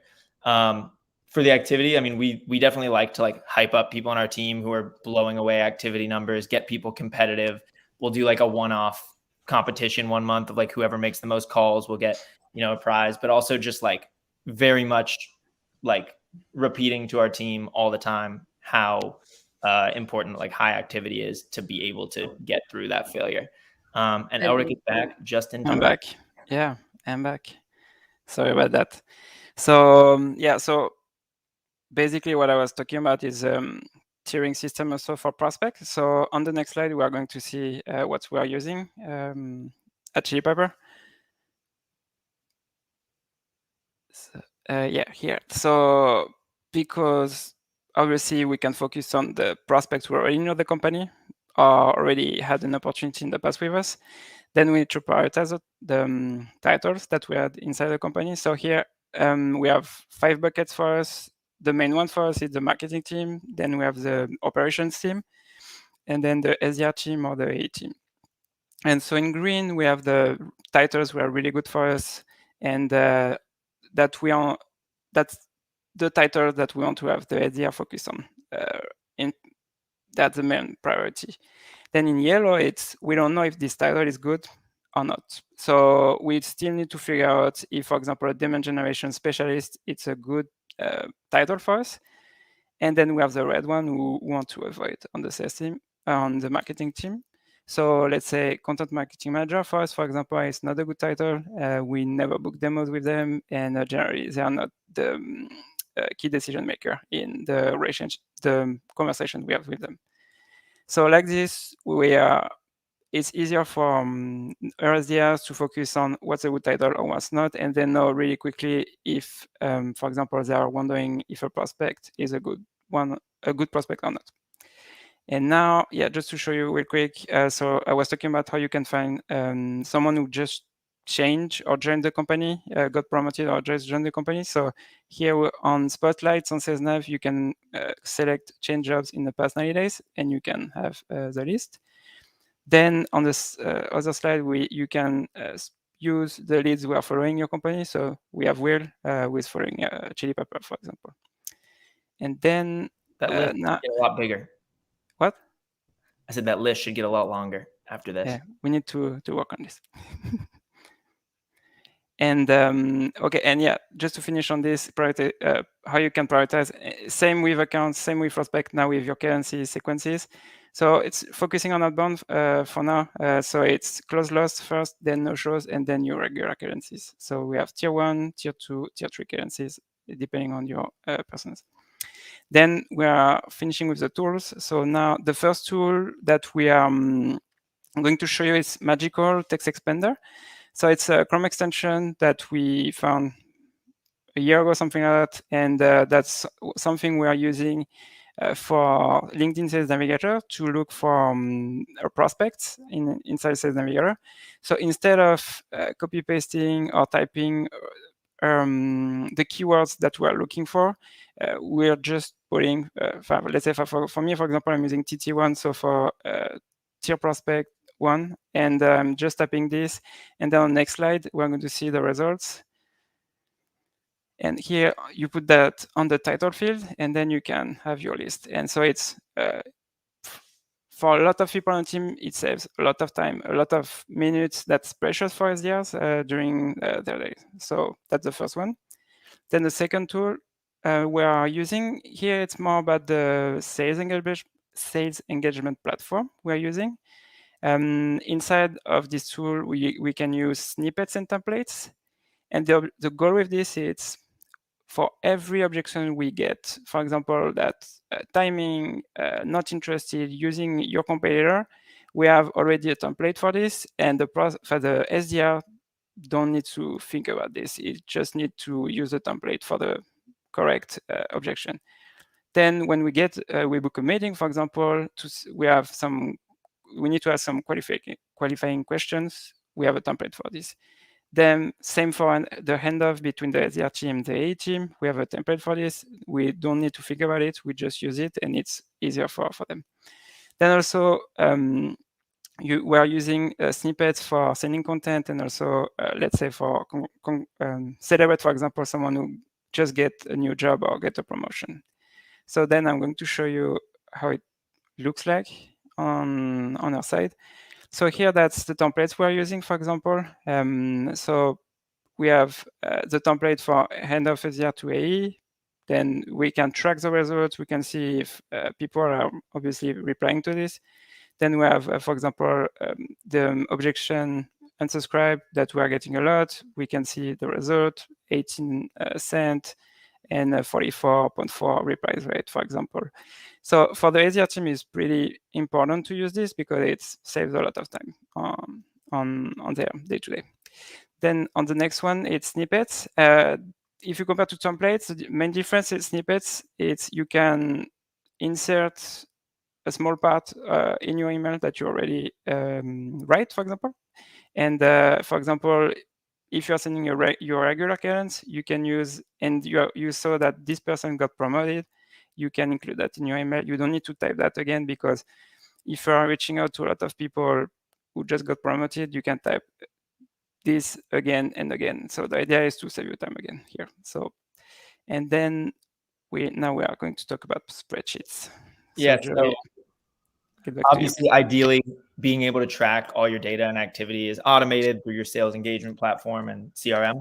And also, Ryan, to answer your question, that's through SalesLoft that we use that. But for things that are more manual, obviously, like there are spreadsheets that come into play. And I think the biggest thing that we've used spreadsheets for, and is really important to for SDRs to self-track and keep themselves accountable, is how many accounts they're researching and adding into cadences every day. So using, this is an example of one that a lot of people on our team use, but using something that works for you to make sure you're tracking the activities that you want to track every single day and to make sure you're progressing. So, if you get 60% to quota 1 month, and you can look back at this spreadsheet at the number of activities you were doing and the average number of accounts you added each day, things like that, you can kind of self-regulate that and say, okay, I got 60% to quota, so I need to increase this by 50%, whatever, to get up to 100% of quota. So yeah, a couple different examples of ways people are tracking that.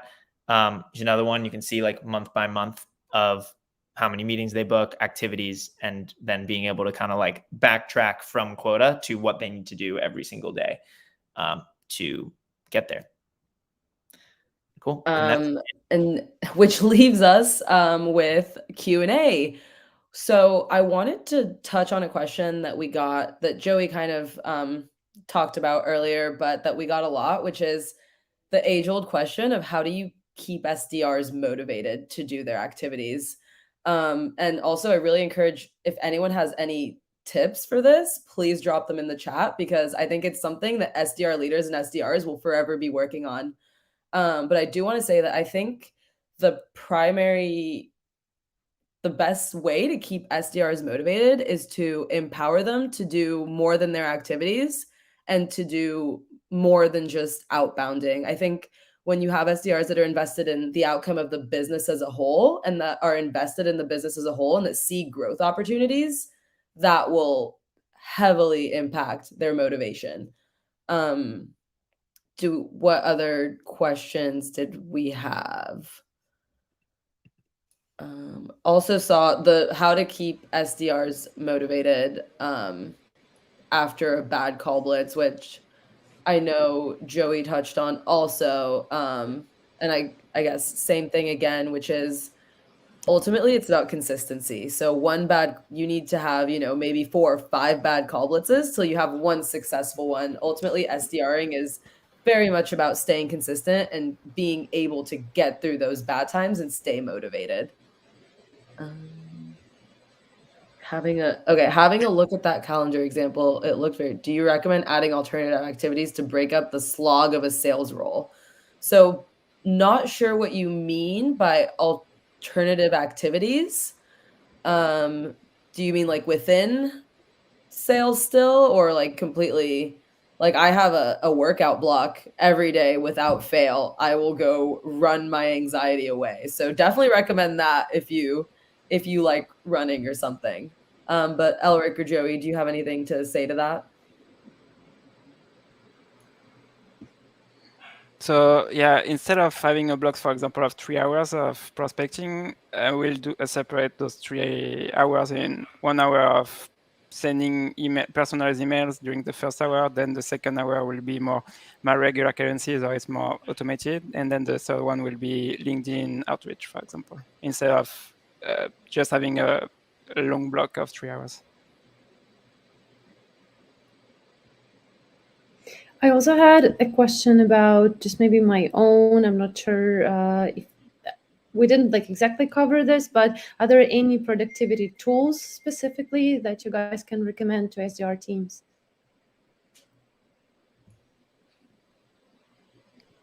Elric, go ahead. Okay, so yes, we have one.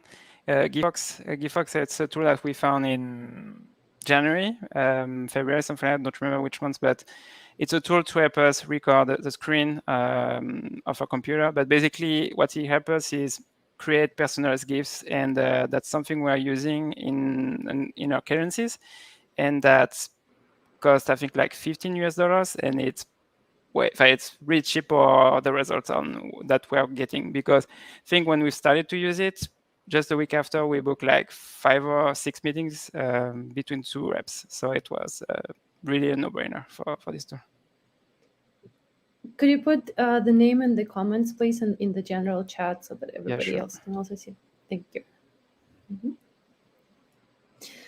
Awesome. Thank you guys, by the way, for a great presentation, for covering all the important aspects when it comes to productivity, time management, prioritization, a lot of practical recommendations that we can use right away. Thank you also for being very self-sufficient, taking care of the questions. So that really helped me a lot, did my job in part. So we were very excited to have you with us. Thank you for your time, and let's stay in touch.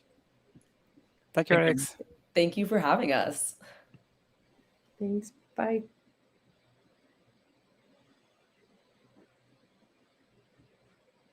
So next on, just in a matter of a minute, we have Gabriel Blackwell, and we are going to talk about the, what are we talking about? How to drive a high-performing SDR team.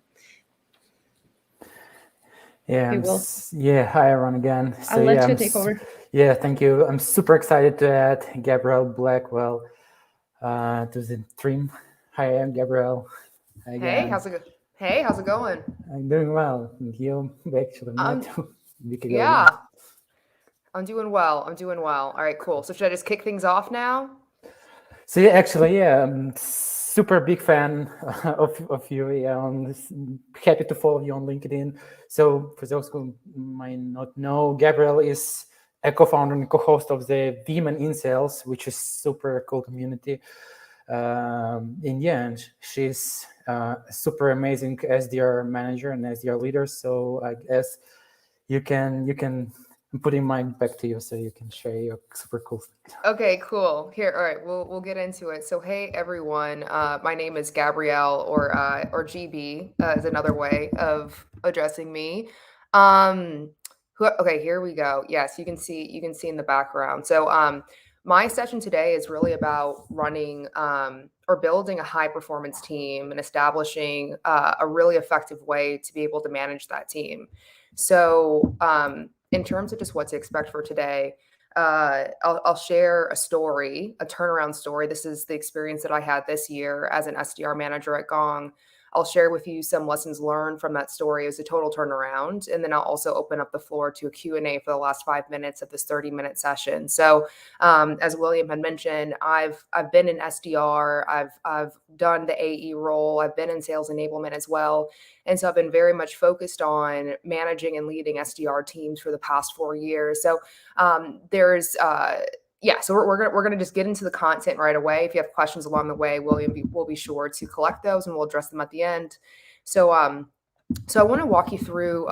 So the most recent company that I was at was Gong.io. Might know about us, or it's not us anymore. I'm actually getting ready to transition to a new company. But when I had joined Gong last year, I came into a segment that had been historically an underperforming segment. My first month on the job, the team that I had hit 67%. But month over month, we were able to increase that to get to 114% in December. And we're actually one of the top performing teams across all of the 70 or 80 people at Gong in the SDR program. January hits, we saw some changes happening that kind of negatively impacted the SDRs. And then over time, month over month, we started to see performance dip all the way down to 50% in March, right? So that is not great. But there were certain things that I had to learn, certain things that I had to do in order to really be able to turn around this team, not once, but a second time. And so in implementing these lessons, right, these lessons learned, or lessons as implementing my learnings as I was getting these lessons, was able to turn around that team and get the team to performing 100% month over month after that. So this journey that I went through really provided me with a lot of learnings, a lot of lessons, a lot of insights that I'd love to pass along to y'all, hoping that you won't have to go through going or dropping from 114 to 50% performance within a matter of a few months. So some of the lessons that I learned really high level are, the first one is knowing yourself as a leader and really owning your dreams, your aspirations, and your vision for the team that you're managing. The second part is sharing that dream and rallying the team around that. A third piece is really being intentional about building trust with your team. It's about establishing routines and rituals that reinforce the things that you're valuing, the things that you are dreaming about. Another piece of this is really being curious about your people, how they work, and then recognizing that the integrity of the team informs the morale of your team. So this is not tactics in the sense of all right, what kind of productivity tools can you use? But it really is about what is the leadership philosophy? What is the leadership disposition that you can start to emulate in order to drive the performance of your team, and recognize that how you show up as a person, how you show up as a leader is really going to have a huge impact on every single person on your team and potentially beyond that.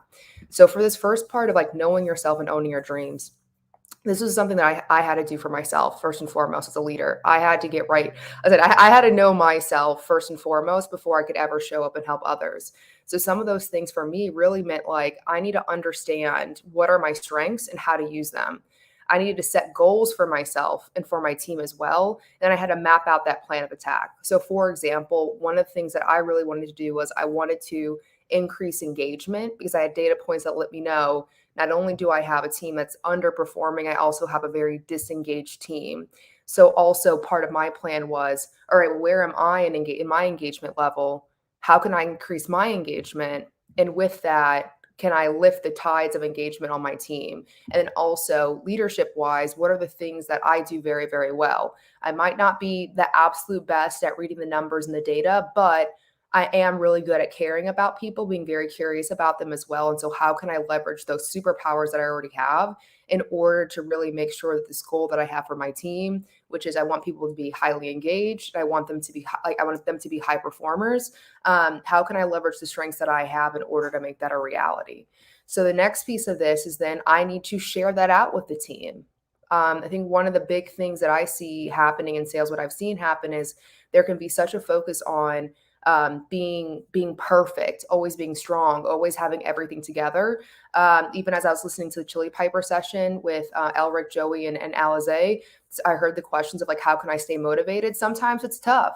So not every day we're going to be super engaged. Not every day we're going to be incredibly motivated. But if I can share a goal and aspiration out with my team, which is, hey, I really want to have a highly engaged, high performing team. And I want everyone to feel incredibly cared for. And here are some ideas that I have about that. And I can also invite them in. That's how I can get people more bought into the same vision, the same aspiration that I have for the team. Like I have other people who are now bought into that. And it's not just me as a manager who wants to see this happen. I also have brought in my team who's saying, hey, I as an individual, I'm going to be bought into this team goal. And all together, we're much more powerful in that way. So I think as a manager, it behooves us all to really be honest, open, and vulnerable with our team. And with that, we have to trust that our team is going to be open and honest with us. So a next thing here that I wanted to share is talking again about like really bringing people in is in order to bring people in and for people to stay there, people need to trust. Like they need to have some level of trust with me as a manager. They need to have a level of trust with their peers. They need to have a level of trust with the organization. And so one of the things that I had done right before I had left Gong is I did like a workshop, or I did a Tuesday topic with my team where we talked about trust.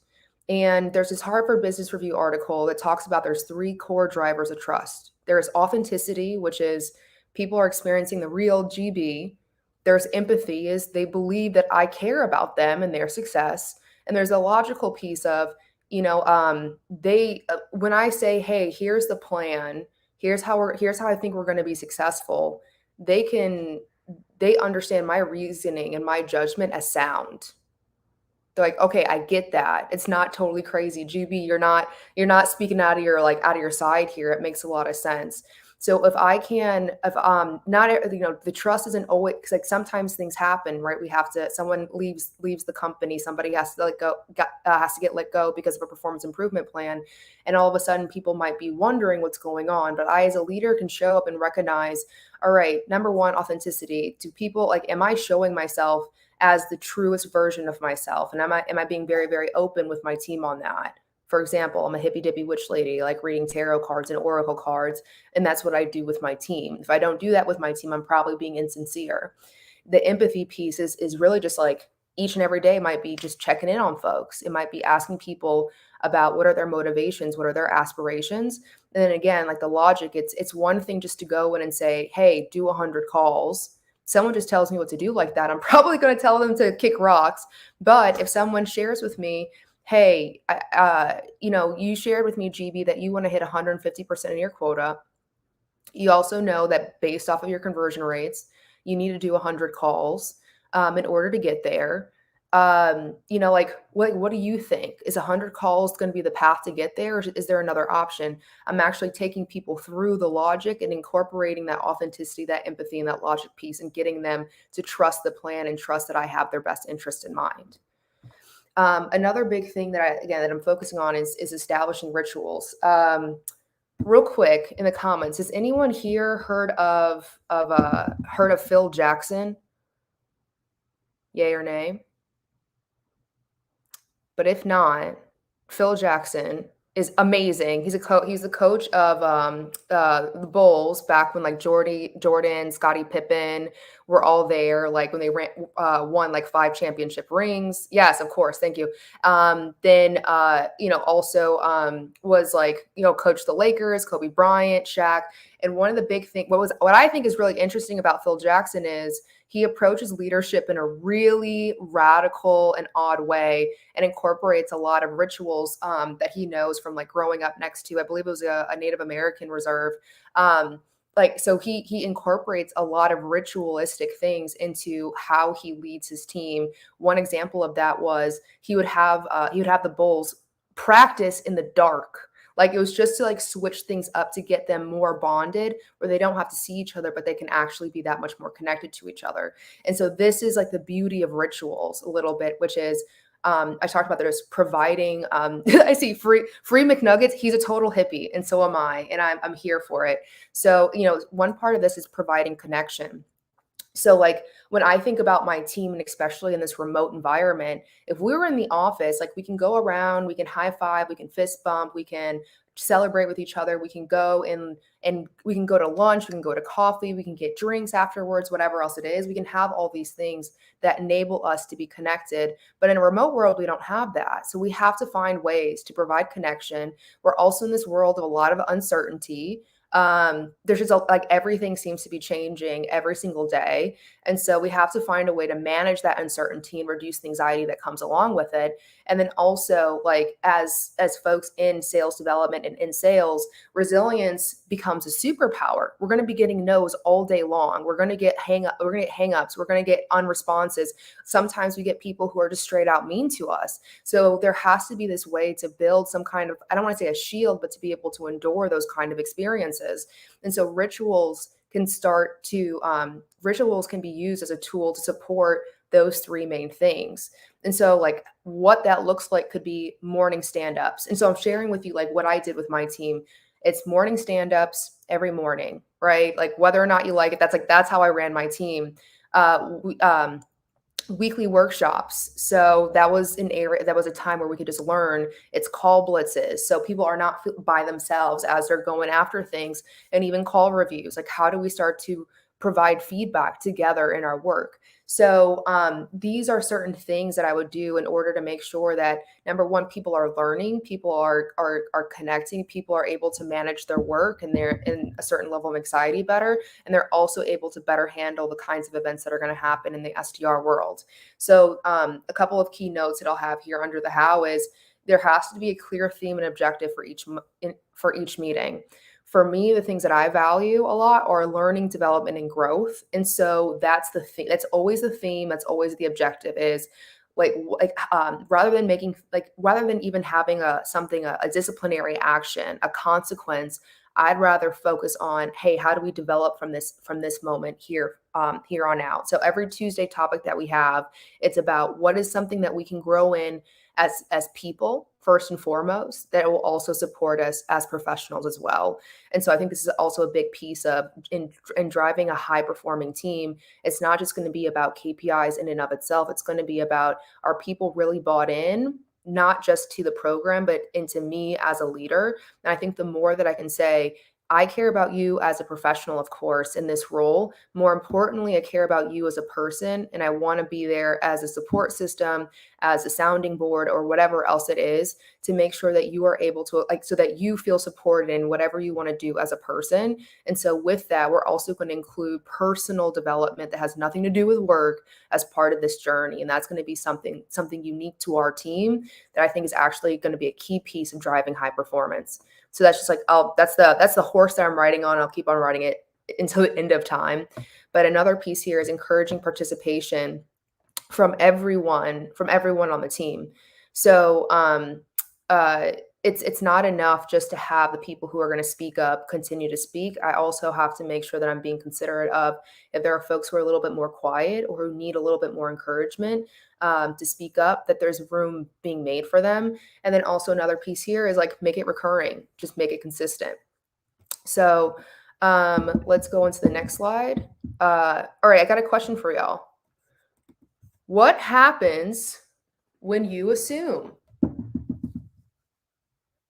Now, I say I don't know where everyone is in the world right now. Not sure if this is an idiom just to the U.S. or not either. But what happens when you assume is, oh no, you make an ass of you and me. That's what happens when you assume. I forgot to actually put that down. But typically, what happens when you assume is you make an ass of you and me. So so like one of the things that I see happen with some leaders is they assume, like, they make assumptions about their people. For example, I was talking to someone who I'm close with, and the person they're reporting to right now was like, "Hey, listen, I want to give you experiences.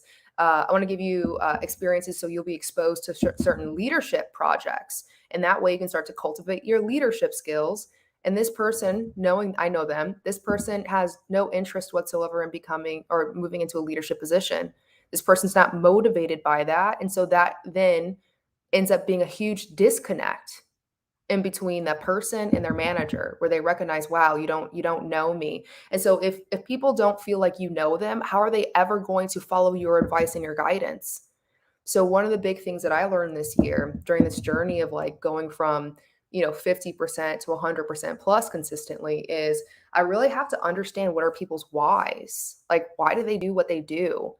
Why do they say what they say? Why do they believe what they believe? So I have to get very, very curious with my team. I have to understand who they are as people. Like, how did they become themselves? It's not just enough to ask them about their work history. It's not just enough to ask them about their academic history. I want to know. I really want to know about folks. So I got introduced to an exercise recently where it's called it's like 7 minutes. So in a one-on-one, the rep and myself, each of us will take 7 minutes and we'll just talk about our life story. So one of the I did this recently with a new rep who I had right before I left Gong, and I got to know so much about them. I got to know that they spoke Spanish fluently as a kid. I got to know that they grew up in a house of like 20 some people. And so I really got to understand them as the person that they are, rather than just, oh, hey, you're reporting to me as an SDR. So in that, we're able to build a better bond, and we're able to cultivate that much more trust. And also, I, as a manager, start to better understand, how do I need to show up to make sure that this person really does feel supported? And I can also ask them questions like, hey, walk me through times where you've had other leaders walk me through times where, if it's a leader, a manager, your parents, a role model, a teacher, whomever it is, tell me about someone you felt like was super supportive of you. How did they show up? So I want to get I'm just infinitely curious about when do people feel supported? When do they not feel supported? Like, those kind of things. And again, that helps me figure out how can I show up that much better for them. Again, having conversations about like what are their career goals. Those should be consistent conversations over time. I would imagine that if folks are in an SDR position, not everybody knows what they want to do, and that's totally fine, right? So like that can be an iterative process, and maybe one career goal is to define a career goal. So that's totally cool as well. Other things I really want to understand that I'll encourage everyone here to ask. And by the way, I'm giving a lot of perspective that is meant for someone who's in a sales development leader position. And also, if you're in an SDR position right now, or if you're wanting to be in an SDR position, these are things that you can look for in a leader, and things that you can start to vet for in interviews. So that's like just one note that I wanted to make there. But other things that I want to know about the rep is like, how do they work best? How do they like to receive feedback? If I've got one person on my team where if I'm super duper direct with them, they might crumble. Like, I've got other people on my team where we can joke and banter, and I can, excuse my language, I can talk shit with them. And that's part of the bonding process. But if I don't have that, like, if that's not, if they're not receptive to that, and I show up in that way, that can be incredibly detrimental and really hard to recover from. So these are things that I constantly have to think about when, all right, I want the best out of this person. I want the most out of this person.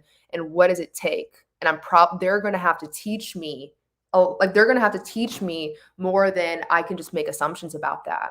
So other things that I really care about are like, what are people's strengths, right? I talked about the example of me figuring out what my strengths are. And so, and being able to accomplish my goals that much more effectively, leveraging my strengths. I believe the same thing for the reps. And then lastly, just how do they work? Again, we can focus a lot on KPIs. I think that's one piece of the puzzle, but there's plenty of people where they're not going to be super high KPI people. And I have to honor that and support that if they're getting results. So if I all of a sudden, like if I have one person on my team who's able to hit 100% of their number purely on LinkedIn, but yet I'm telling them they need to make 50 calls in a day, it doesn't really make sense. Like there's a huge disconnect there. So my main role is like, how do you work? And that one part of that might include me actually doing shadow sessions with them where I literally just observe them work. And then I can show up and say, all right, hey, like here are some small adjustments that can be made, or here are some reports and dashboards, or here's where we really need, here's where I see you needing a lot more support and maybe running into some roadblocks, and like, let's remove those. But that really requires that I have an intimate understanding of how they work, how they want to be approached as reps and as people, right? And how they would like for me to show up for them in certain situations, whether that's they're performing very well or there's some room for improvement. And then the last piece here, before we kick it off to a Q&A, this went a lot faster than I thought I was going to go, is the integrity of a team informs morale. One of the things that I've learned quite a bit, I've been in this sales and sales development SaaS game for 6 going on 7 years now. And one of the main things that has remained true is if there is a poor team spirit, right? If the morale is low, performance is going to be low. You might have 1 or 2 people who are going to be doing very well, but the rest of the team's probably not. And in that, when you have some kind of imbalance where some people are doing very well and some people are not, that usually causes a lot of resentment. So one of the big things that I forgot an E. It's supposed to that's moral. It's supposed to be morale. My bad. But like one of the big things that I've learned to be true is that as a leader, the morale of a team starts with me. So my team, I really do believe this, is each individual on the team is a representation of me. The team overall is a representation of me. Of course, every person is an individual, but still, I'm like, how I show up is really going to have a big impact on how the team shows up. So if I'm coming in like a total curmudgeon every single day and I don't want to talk to people, or if I'm very short and snippy, that's probably going to show up in the team some way and somehow, right? But if I'm showing up more often than not kind of calm, cool, collected, or if I'm showing up being very authentic, if I'm being very transparent, and I'm also I'm sharing from an honest place, like that's also going to show up, and it's more often than not going to be a positive way of showing up. So just recognize that as a leader, everything starts with you. Another piece of this is a large part of like your success as a leader is going to be informed by your ability to block and tackle for your team. Again, I kind of bring it back to the KPIs, kind of like KPIs example is if your team is doing very, very well, like it could be so easy for other folks in the organization to be like, all right, well, how do we do more, right? Like, how do we push more? But if you as a manager, again, like you know how your people work, you have an intimate understanding of what's going on in their world. You also recognize that in asking people to do more, that might mean that they're now sacrificing a work-life balance.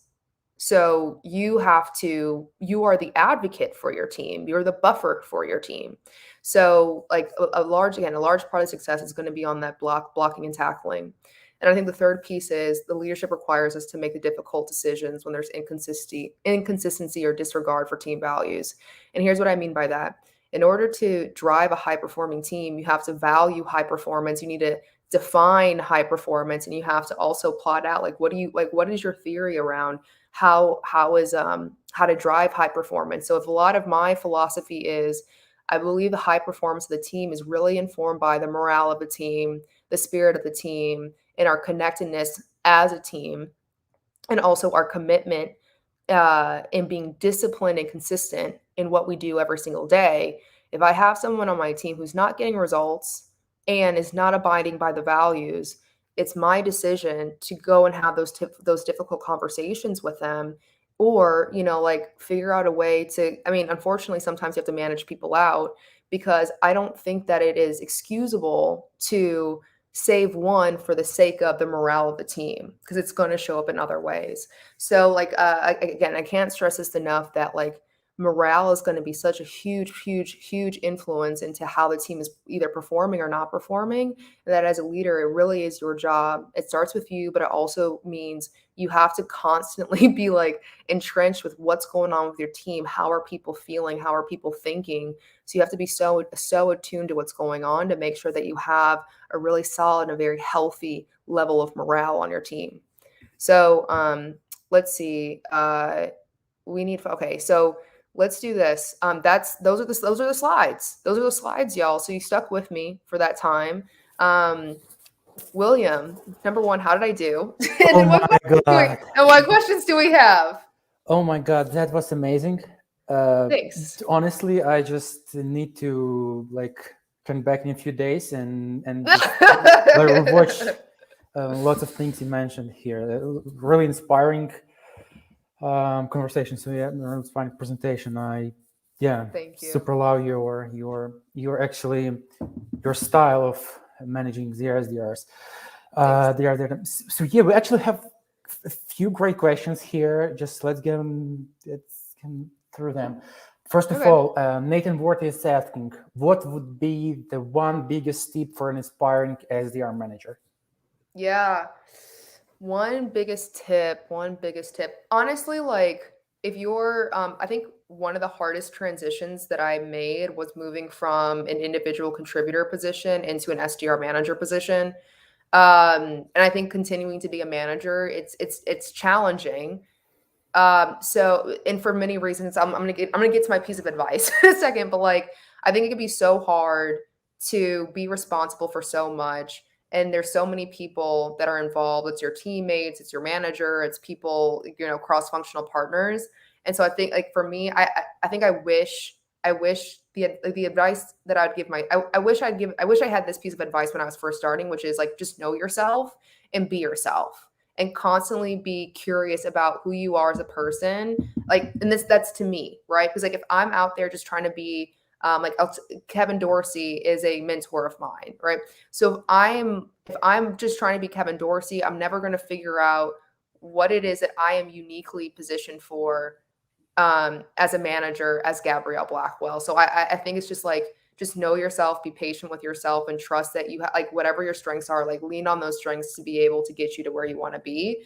And if you can follow that, like whether it's your first time in management or you've been in management for a while, I think you'll be in a much better spot than if you were trying to be some other form of manager that's not true to you. Yeah, got it. A few more questions. Let's go. How long would you make morning stand up for a team of 6? Very tactical question. Cool. Like 15 to 30 minutes. It doesn't have to be super long. Yeah, 15 to 30 max. Mm-hmm. Cool. How do you help your SDRs lead them to their superpower? Like, so the question is how to help SDRs see like what their superpower is. It's the superpowers that gets meetings, I guess. Yeah.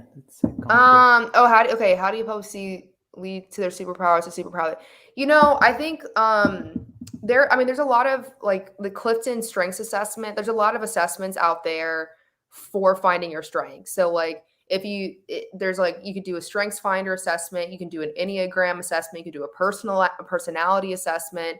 So it's much like you can kind of more so step in as a guide of like, hey, like let's check out some of these things, or you can ask them questions of like, what do you think you're really good at? Or even one part of it is as you're observing them working, they might be really good at things and they don't even realize it. There's like that unconscious competence. And so you as a manager or as a leader can say, wow, William, you are really good at finding technical hacks. Like that's huge, right? So and it's like, how can you use that more? Or, like how can you help them share out their gifts with other people? I think that's also a really big thing, which is if I have someone on my team who's exceptional at Sales Navigator and I know the rest of my team doesn't know what they know, then it's like, all right, hey, would you be open to sharing these tips with other folks? And so they're like, oh, I'm getting recognized for this strength. So I'm going to keep on using that strength because I'm getting that recognition in the form of opportunities to lead. So those are a couple ideas that I have. Helps them to lead in what they as the best. I think a lot of it has to do with number one, like make them like help them get aware of it, and then the second part is on you. Recognize them for it when they're using their strengths. So if they're never being recognized for it, they're probably not going to do it as much. Okay, so one more question, one more minute, I guess. A really great question. Flipping it on its head, how do you help solo underperformers? For example, 8 in the team are performing well and one isn't, but it's a valuable member of the team. So how do you help them? Yeah. So real quickly, so one of the things that I did is, and if you reach out to me, I can share the content that I have, is I have a way of identifying like where are the bottlenecks in their process. If I have an entire sales development funnel mapped out from like activities to conversation, like to connects, to demo set, to accounts work, all those other things, then I can see on the team, like, all right, a lot of teams perform very well. And then here's where someone is not. We address that bottleneck. And so we'll create like a coaching and development plan to be able to move, like either to remove the bottleneck or to increase the conversion rate in some way, shape, or form. But then like, I think there also was another piece of this, which is if someone's not doing well by a significant amount, you're doing all the coaching and development stuff. There's really easy ways to be able to dig in and see that that person is actually not doing their job. So I've seen it before. I'm making my 100 calls a day, right? When I actually go and I look in the data, they're all fake dials, right? So like that does happen. So if I see that like everyone on my team is doing well, one person is not, I've identified the bottleneck there. I really have to dig into the data to find the data points that say, you're actually like, what's really going on here? More often than not, it's been this person's not engaged and they don't want to do the job. But I have to go through a series of steps. But if you want to reach out to me, because I know we're over time, if you want to reach out to me off to the side, like I'm on vacation right now, so I'm not going to respond back. But I'll respond back next week, and I can walk you through it. Amazing. So you suggest data to be your very first point of understanding why is it not performing well. Okay, then. Thanks for your time. Thanks for a great presentation and your answers. I guess. Have a wonderful vacation. Thank you. Thanks, y'all. Thank you. Have a good one. Bye. Yeah, bye. All right, so we are about to have our coffee break, but now let me invite Alex back, and we will just have a coffee break really soon. Now we will before everybody goes to the coffee break. We've been promising gifts since like the first minute, so I believe it's time for us to deliver now. Yeah, let's go through the best questions so we had so far. And so what we're doing now, as we promised, we will be rewarding the best questions. So we have been keeping track of your questions, and we will be rewarding you with a swag. Can we please have a picture? Yay, this one over here. Coffees for cold callers. Yeah, coffee mug and a t-shirt. Will do you have the list of the winners, please? Drum roll.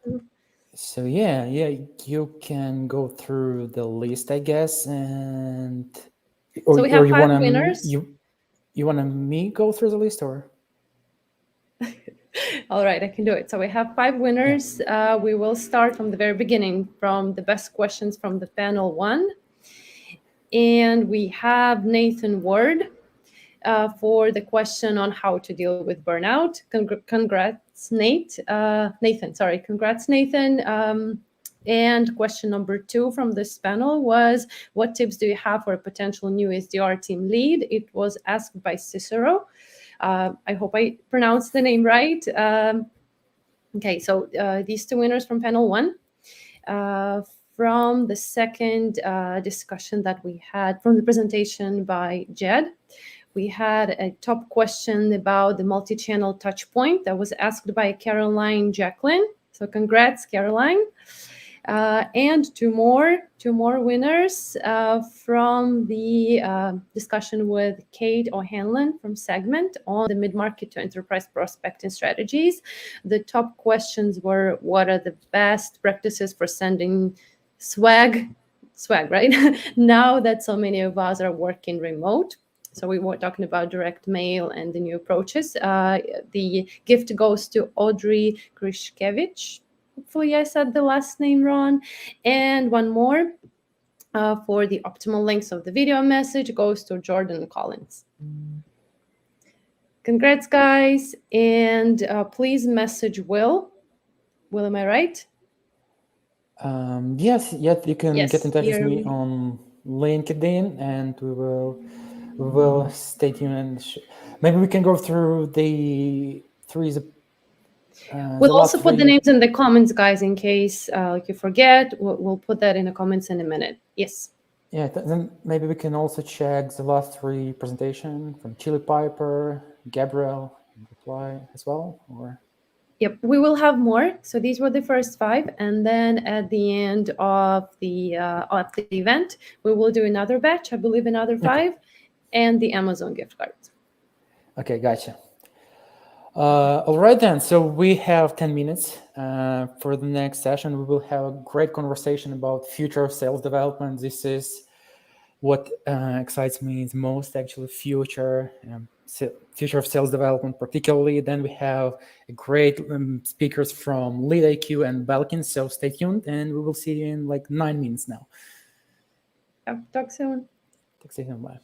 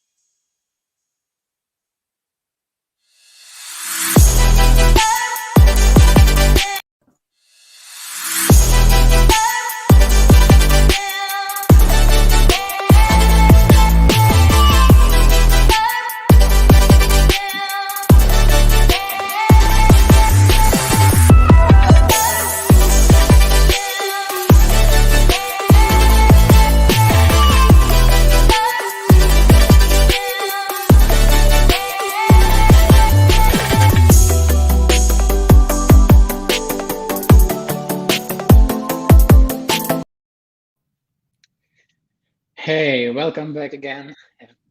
So it's our third part of our virtual event. Now we will be talking about the future of sales development. We'll have more in a few minutes. Currently, we have Alex Greer from SetSale. He is the Senior Director of Sales Development Operations there. So hi, Alex. Hi, William. Thanks for having me on. How have you been? How are you doing? I'm doing great, thank you. I'm in beautiful Denver, Colorado. The leaves are changing. Couldn't be a better time of year to be in Denver. Oh, wow. Cool.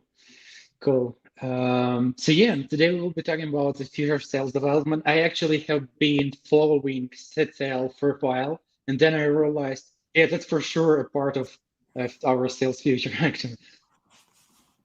Yeah. Hi, Morgan. What's happening? Alex, what's going on, man? Hey, Morgan. Long time no see. How you been, buddy? Been a minute, man. I've been good. Yeah, man. You've been moving and shaking. You're doing big things. I know. I'm just trying to do what I got to do. Hustling, always hustling. Always. And as a Lakers fan, I appreciate the Mamba mentality there in the background. Appreciate it. Oh yeah, rest in peace as a whole. But I always have mad love for everything Kobe's done. He taken way too soon because his investments and from a business standpoint where he was about to go was about to be so just cool to see. But it's tough for sure. It's tough. He had a plan for sure. He did. Cool. Excited to talk shop with you, William. I know you've got a lot of great questions for us, so let you lead this thing. Cool. So for our first question, are you know each other, guys, or it's just... Yeah, we've known each other for a few years. Morgan's invited me on his podcast. Big fan of everything Morgan's doing. We run in the same circles sometimes. Yeah. Awesome. So yeah, guys, we can get started. We have, I would say, the team of AAA for those who know who play computer games. So we have AAA SDR leaders and sales leaders. So let's get started. So now we're talking about the future of sales development, how it will evolve. So our very first question, we're not talking about sales development itself, but from Volley to Skynet, are you afraid of AI and machine learning, things like that? Who do you want to go first? I'm not scared at all. I'm not scared of AI at all, honestly. I'm really not. And now, if you watch iRobot, you might be, you might be terrified. But here's the thing about AI. But here's also the thing about anything, is that if you look at let's say the past 25 years, you'll notice that slowly but surely jobs get eliminated due to technology as a whole. Right? You go to the grocery store and you notice there's less and less lines. I was in the grocery store last weekend. There was 3 lines of people working, but everything else was self-service. At some point, all of those will probably be self-service, right? So ultimately what happens is that you have to evolve your skills. Skills is what's going to help you get not eliminated. So am I personally scared about it? No. Can other people be scared about it? Probably, because that means you need to level up, because the AI only accelerates and helps you, right? It can obviously take you out, though, if you're not evolving. And a book that I read from Bob Iger, he was the CEO of Disney, chairman of Disney. And one of the things that stood out to me in a book, and he literally said, innovate or die. That's literally the scenario here. If you're not innovating, if you're not leveling up, then eventually you'll actually die, but you will die out and you'll not have the opportunities that you want. So that's where I would start with this one. Yeah, man. I mean, I come from a similar place where I understand the fear if you feel like your job is going to be directly replaced by some level of automation. The reality is with technology especially is if your job can be automated, there's going to come a point where a computer can do that job for you, but that does not mean that the job is eliminated. There's other opportunities that get created. I mean, this is happening over and over again in history, the industrial revolution with machinery, the shift from fossil fuels to green energy. Jobs go away, but new jobs get created. Ultimately, what I feel is that the truth is, I think what's going to be a big theme of this conversation is how these tools, how automation, how AI frees up humans to do other much higher value tasks. And you're not doing the tedious minutia that could be done and will be done by a computer. So I'm excited about it because it frees people up to do other high value activity. Yeah, awesome. I'm actually on your side because on your side, I'm excited to see the future of AI. But to be honest, a few years ago, I was on the opposite side. Remember when they accepted that GDPR law? I was afraid that that's it. Sales development gonna die. Sales engagement gonna die. So I just went to my product manager for VP of product and said, okay, so what are we doing here? Our product gonna be like useless. But he said, no worries, it shouldn't change anything. So I guess the same with AI, that's gonna just help us. Okay, second question. Now let's talk about sales development and let's talk about midterm trends. So what do you think, how sales development will change in 2-3 years from now? Are there any significant trends you see? This is a good one because it's like, a lot of it depends on what happens, like from a global macro standpoint, right? Things that are not in our control whatsoever, right? I would say though, when it comes to this, is that I believe that the role will become more specialized, and there'll be less generalists. And so what I mean by that is, I think there'll be like more one-to-one. You're already starting to see it, more one-to-one SDRs with AEs. You'll actually start seeing some organizations have done expansion SDRs. So what they're doing is their account managers, they typically may not know they may not know the process of how to prospect. Not to say that they don't know what they're doing. It's just, this is not their normal thing. So they'll take SDRs that have done really well and they'll make them expansion SDRs and dive back into existing customer bases to then schedule meetings for the AMs or whoever it may be. So where I see the role going is that it becomes more specialized, where we already obviously have strategic and enterprise, but it's going to be like, you're going to be a healthcare enterprise SDR, and this is the only thing that you do. And I think we're going to start getting in that direction because buyers are obviously going to continue to get more knowledgeable. So we have to make sure that the seller becomes more knowledgeable. And if they're only focused on one segment, if they're only focused on one thing, it's going to be easier. Now, how that works out from a pipeline standpoint, depending on how the money flows from the investment standpoint too. But I would say that sales development, the changes is going to be more granular. It's going to be more specialized. And you may even have less SDRs as a whole because it's going to be more specialization. At least that's what I'm sensing. That's what I'm seeing. Only time will tell though. Yeah, man. I'm seeing that too. I'm seeing ratios shrink. I'm seeing more specialization on LDR versus BDR versus expansion BDR. We even had at Cloudera, we had a services arm specific to training. And so we flipped an SDR to focus exclusively on finding those services opportunities. So that's one area for sure. I think another macro change that I'm seeing is, I think most companies out there that are building out their tech stack have now turned to a tool like reply.io and similar ones that really help do activity at scale. And so the consequence of that was you saw the SDR role become effectively a mass email marketer type role for a lot of people. And I'm seeing the pendulum starting to swing back. Doing that, you're run a very high risk of that communication becoming noise and being ignored.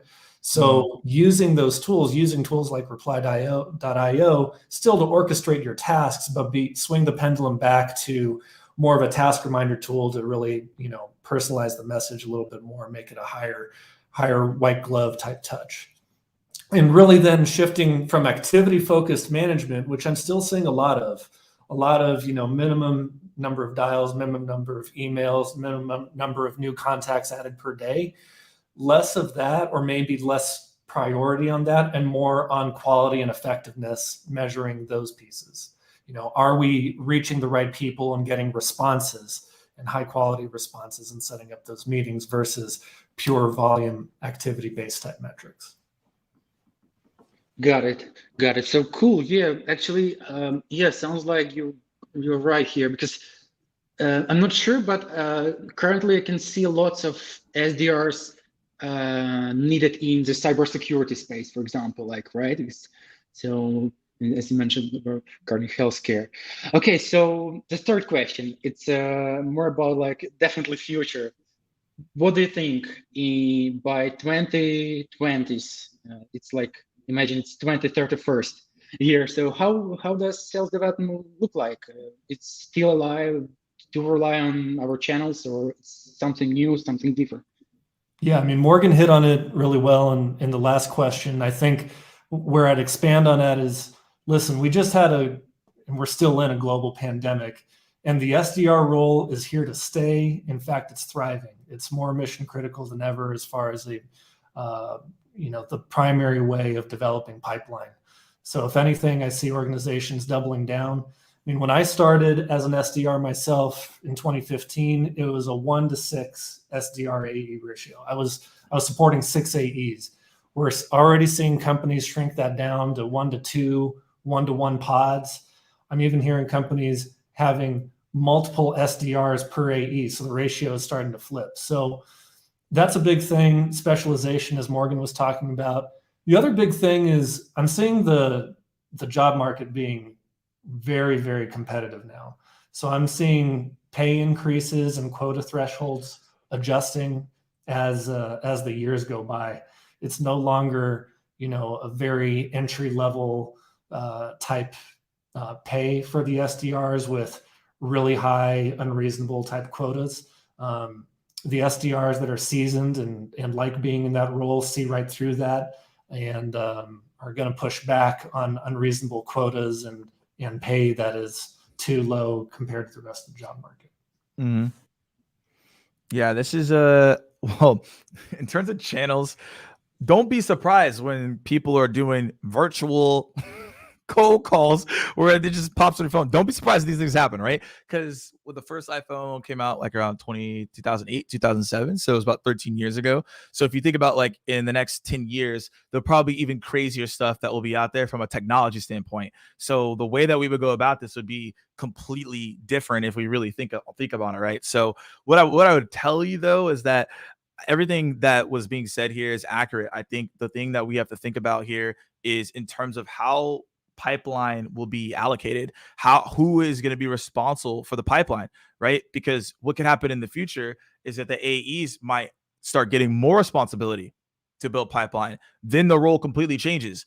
Then now it's like, well, maybe we get, like I mentioned earlier, we have way less SDRs because we have AEs building out pipeline. Maybe marketing completely changes from a demand standpoint. So now you don't need the top of funnel as much as you need from the SDRs.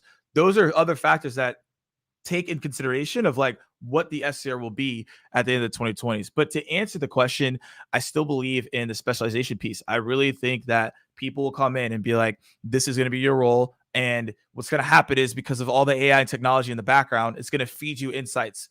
I don't have to do as much research, right? It's all going to be fed right to me. And all I have to do is pull the lever to figure out how I'm going to make that call. How am I going to do that email? And there'll probably be multiple digital channels at that point. So I really just think about it as the SDR will be there. It'll be very product.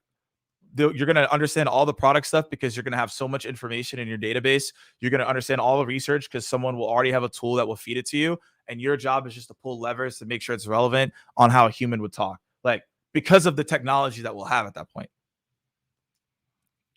Amazing. Yeah, cool. So nothing to worry for SDRs and SDR leaders, I guess you're right. Okay, when we talk about sales channels, what do you think? Will we have any shift, any changes here as well, or we will still have emails, phone calls, LinkedIn, video touches as the most important part of our outreach prospecting strategies, or are there any changes?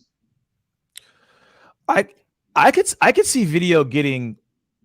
I could see video having it's relevant right now, right? It's during the whole entire pandemic. It's easier to connect with people via video because we're not meeting in person. So there's a slight uptick of that happening.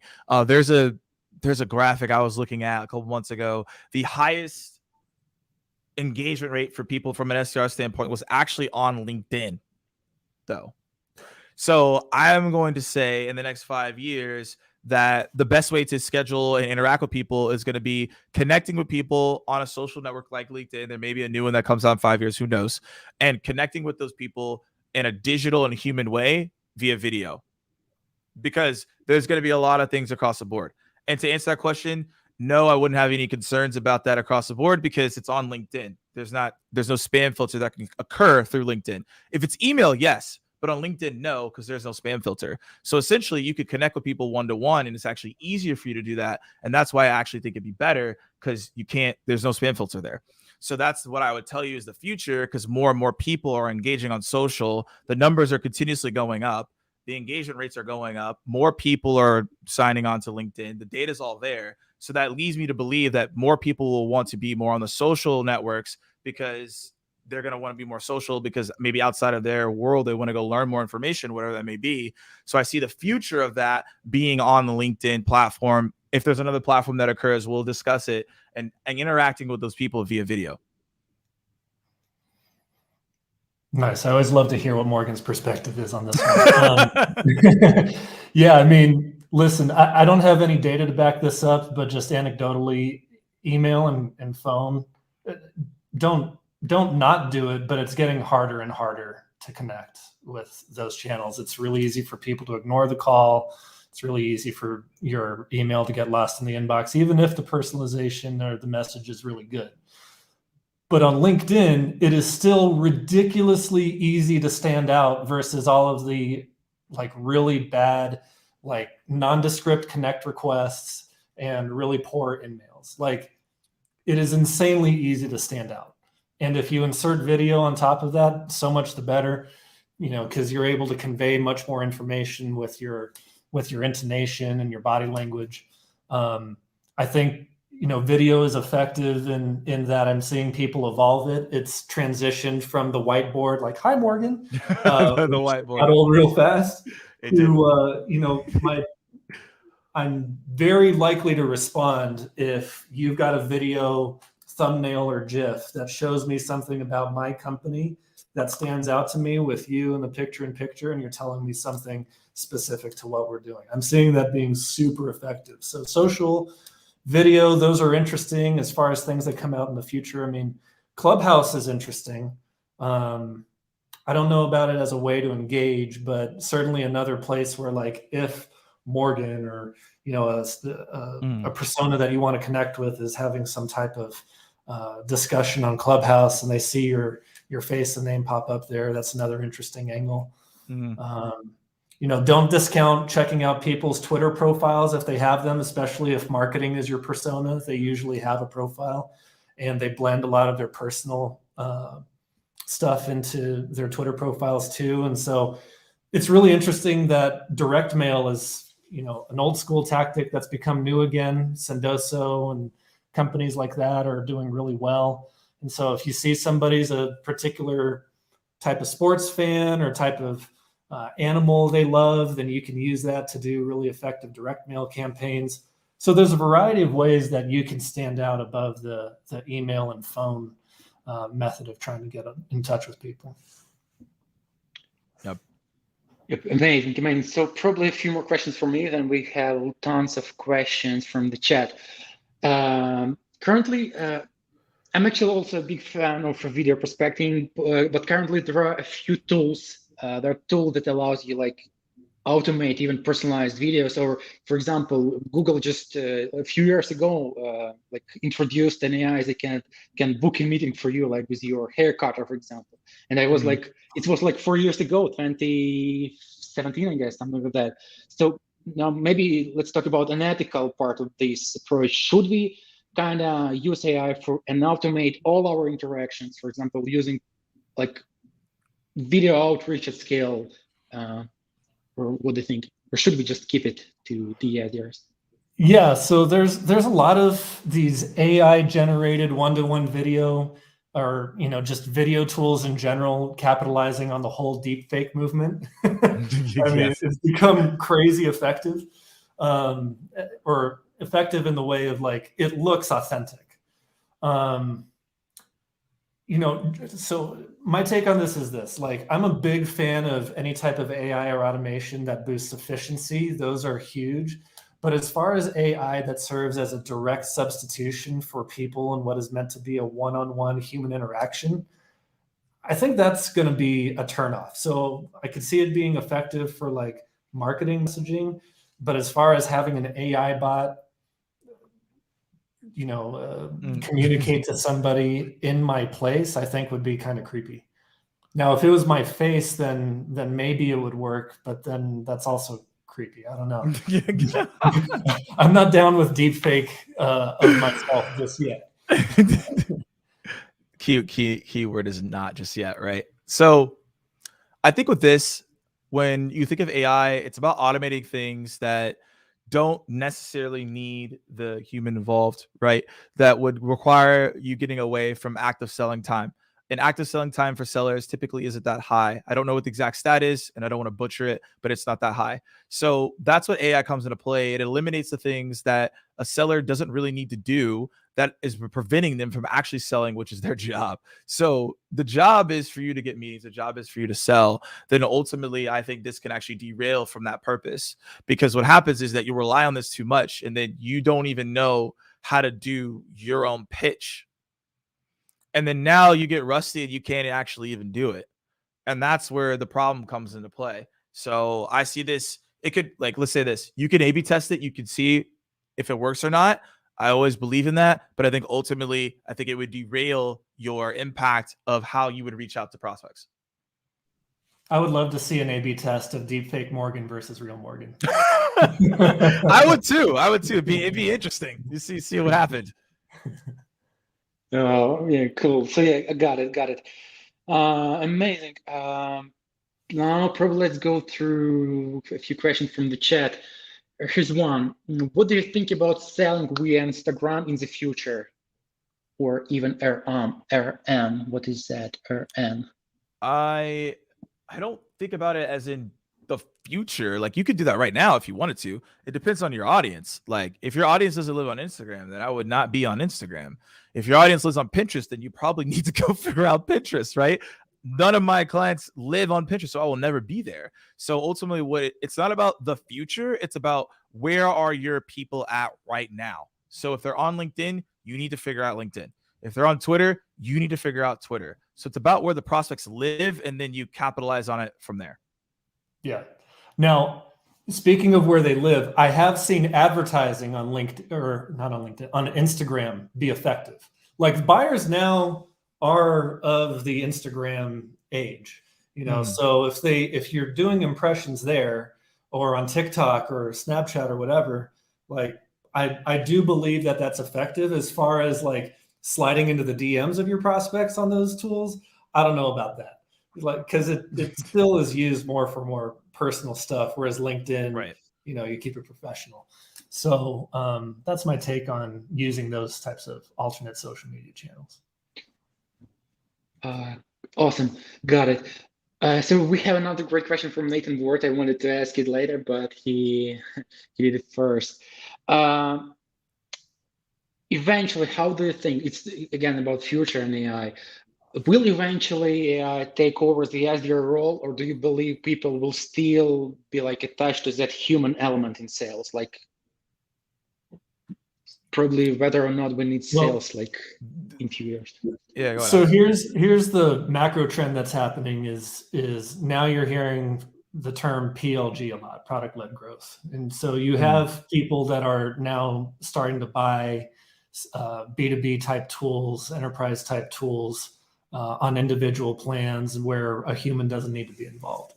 But that just serves as a beachhead for a company that does sell enterprise deals to then figure out which companies are starting to show a lot of interest. This is exactly what companies like Reply, Zoom, Slack, Asana, they all make versions of their product available for anybody to download. If they use their business email and you see a number of people using the same domain, then that's a perfect indicator that might be the opportunity for a human to reach out to a human and start developing a dialogue to right size, a price and package that, serves the whole team and their purposes. So I do see, PLG handling a lot of the automation piece in terms of capturing the initial customer. But as far as doing the enterprise deal, ultimately humans are still doing deals with humans. And I don't see that going away in the near term. Yeah, I definitely can can see that piece. I've heard a lot about the product-led growth as well. I'm actually glad you touched on it. You definitely have some good context there because that's definitely happening. I know from Tesla, I think someone told me you don't even talk to a rep. You just fill it out online and then the car shows up or something like that. Someone told me. Yeah. That's pretty wild. Yeah. I mean, so that's definitely disrupted, the car dealership industry. I didn't have to talk to nobody at all. Yeah. When I got mine. Yeah, it's insane. I have a different point that I want to make for you all. So let's say you have to call an airline and you have a question. How many of you all love talking to the robot that doesn't actually answer any of your questions? Such a good point. Yes. That's my point. That's my point. I get it. I'm so mad. I'm like, I just want to talk to someone that's a human that can actually answer my question, right? Until there's AI that can substitute a dialogue, you're still experiencing a phone tree chatbot type experience, which can only take you so far. I've never found any of them to be helpful. Let's just say that. I'm actually even more upset when I actually get someone live on the phone and I'm angry. And I don't like being upset. It's just they don't answer any of the questions. Right? Well, and when you reach the point where you're trying to talk to somebody, the phone tree serves no purpose. You're calling because you need to talk to somebody. Otherwise, you would have done it yourself. Oh my God. Yeah. So that's my point, is that I think that will be fine. If they fix it, then a different conversation. But right now, I have not seen anything that's blown me away. I'll say that. I agree. So actually, a few years ago, I wanted to. I used a web hosting provider, one of them, and I wanted to get my refund. Like it was like $20 or something like that. And I was on a call with the robot for like 2 hours, I guess.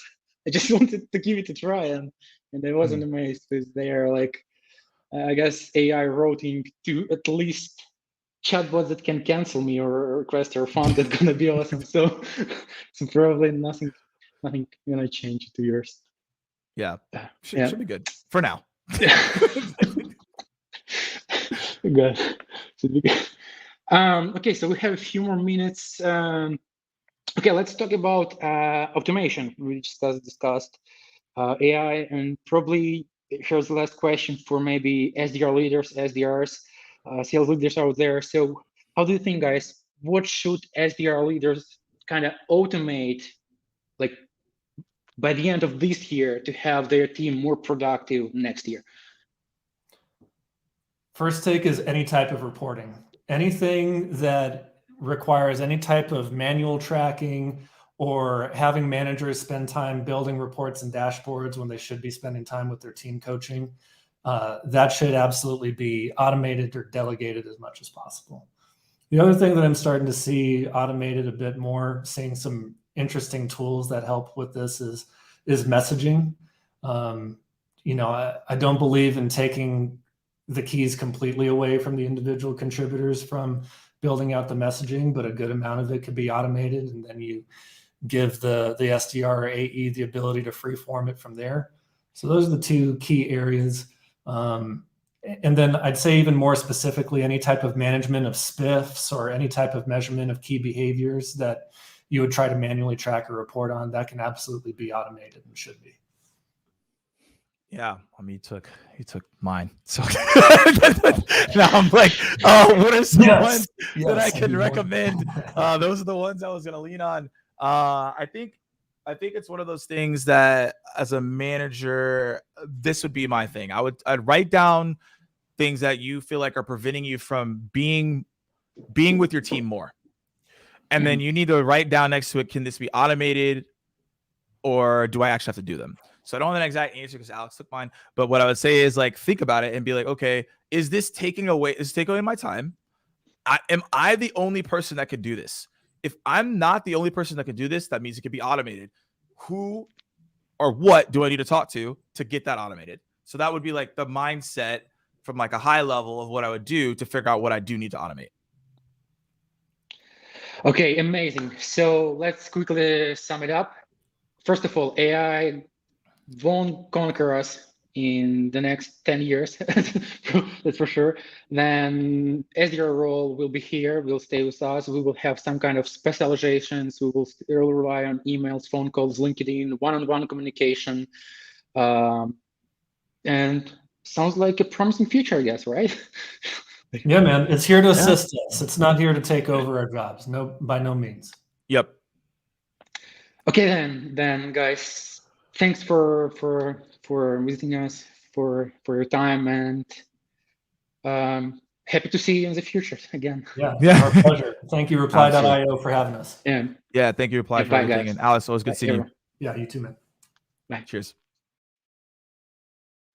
All right, so we can get started right away with our next speaker.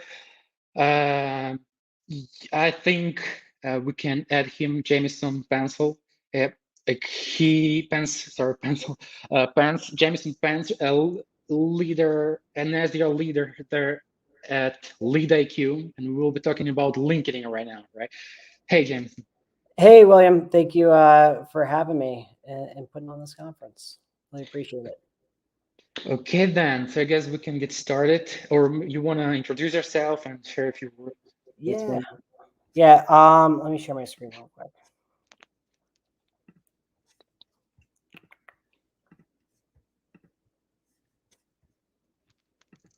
Oh, you have instruction here. Cool.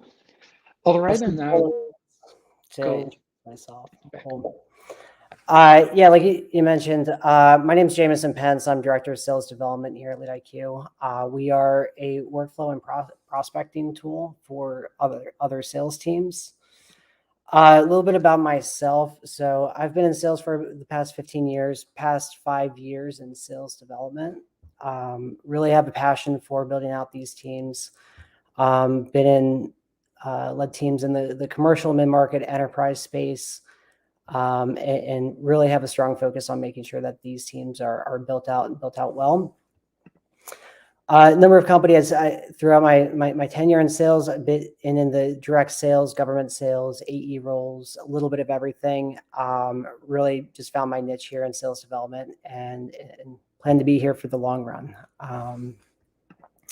Also consulted for a couple of companies, so Elusive, Incited, MVF, among some others. But and then a little bit about myself. So on a personal note, from Maryland, went to University of Maryland, go Terps, born and raised, and then moved up to New York a few years out of college and lived there for 7-8 years before moving over to Austin about a year into the pandemic. So love that we get to skip a winter, which is always nice.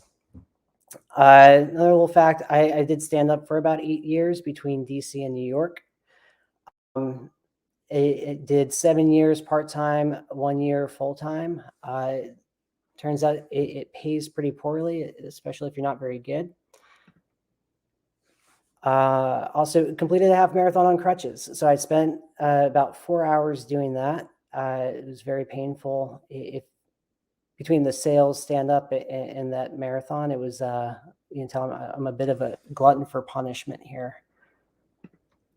And lastly, recently, the past week, bought a house in Austin with my fiance. So we're pretty jazzed to be staying in Austin for the long run here. So if you guys are in Austin, would love to grab coffee. Feel free to reach out to me and chat sales. Just want to make sure you can hear me okay, right? Before I go through this. See my screen?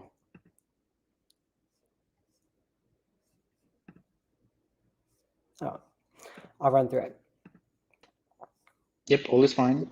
Okay, cool. Just a quick agenda. First part, we're going to go through just kind of like the mindset with LinkedIn Sales Navigator. I think a lot of reps were handed the keys to LinkedIn Sales Navigator without as much direction in terms of how should we tactically be thinking about reaching out to prospects. So how do we differentiate how we reach out to prospects based on our connections in different circumstances and triggers that we can pull from LinkedIn.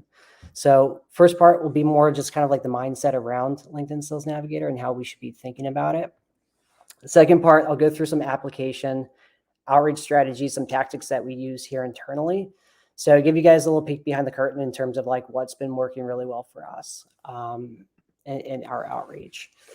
So kind of starting off with building lists and what are the prospects, what are the triggers, what are the things that we should be focused on, and what lists I use personally to make sure that I can help out my reps as effectively as possible. Difference between openers and side notes. So openers being those compelling reasons to reach out to somebody, and then side notes, little things to tighten up the message and make sure that we're trying to connect with prospects as much as possible through any sort of means and connections that we can find.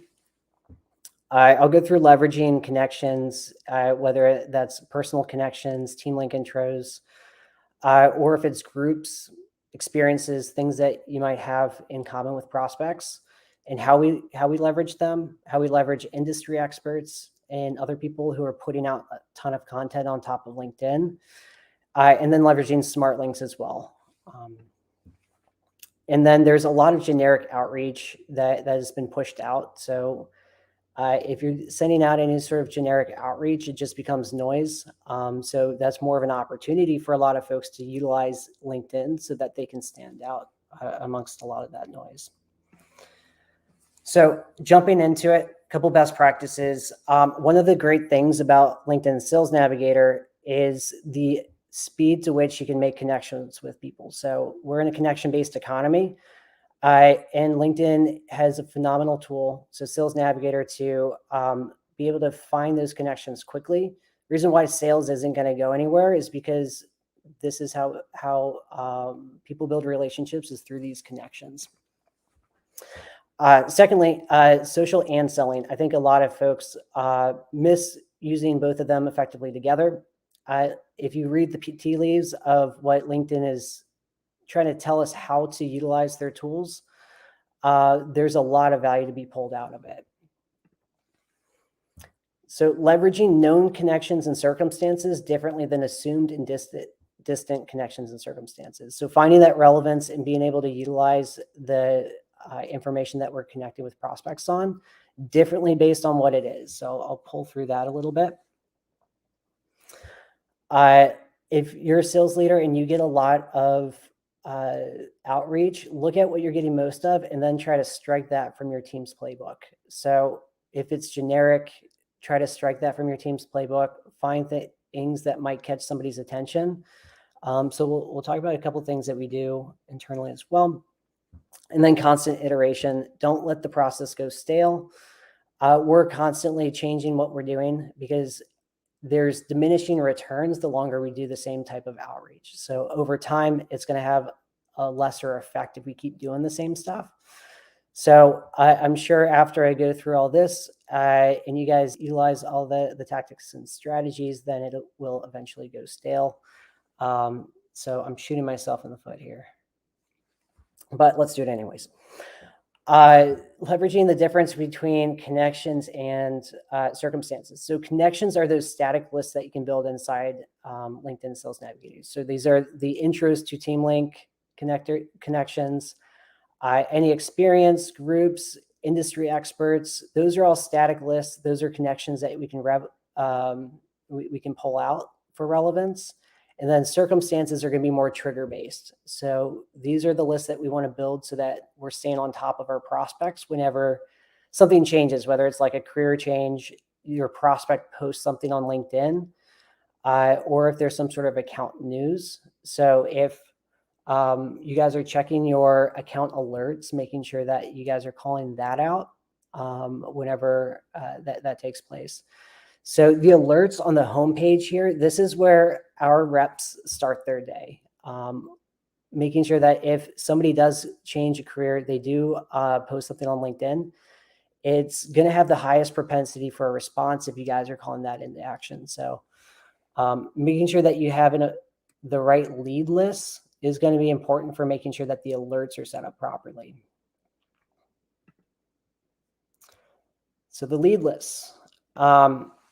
The first one is the account list. So this is something I pulled into LinkedIn Sales Navigator. I have all of my reps' accounts listed in my account list. So I pulled a CSV from Salesforce, pushed that into LinkedIn Sales Navigator so that I can help my reps better find spotlights or areas of opportunity within their accounts. I can also share those lists with my reps so that they can go ahead and run spotlights against it as well. So spotlights are going to be the team link intros, shared connections, anything that they've posted on the news in the last 30 days. Those are all things that they want to be on top of and find the top prospects through their account list. Lead list is the other list that reps should be saving. So if they run their account list against the top titles that they're looking for, find 200-300 different prospects, save them all into a folder called top prospects. Those are going to be the alerts that the reps are going to be notified on. So these are the things that if somebody changes jobs, if they post something on LinkedIn, they come in the morning, check the alerts, they'll see that their top prospects, they're staying on top of their top prospects so that they can be as relevant to them and reach out to them with the right messaging at the right time. The last or third list here is a saved search. So running your lead list against changed jobs. And this will be a ping or an email that will get sent to you whenever somebody with that job title moves into your account. So one of these would be new prospects that you guys want to stay on top of as soon as they move into your account. The last one here, this is more for account managers and managers. I like having a CSV of our customer accounts added against team link intros and people that follow our company, because these make a phenomenal list for potential champions within our accounts. I know LinkedIn is coming out with a feature that's going to make this a little bit simpler in, I believe, Q1 or so, but this is a great place to start if you guys want to help your reps find potential champions within your accounts.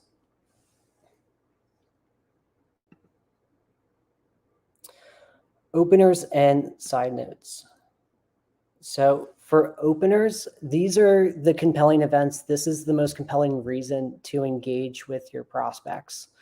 So whether there's an actual team link connection, so if you find out that a top prospect has a team link connection from somebody else within your company, I would reach out to that person with internally, say, hey, is there an actual connection here? Or is this kind of a fluffy connection where there's not an actual relationship?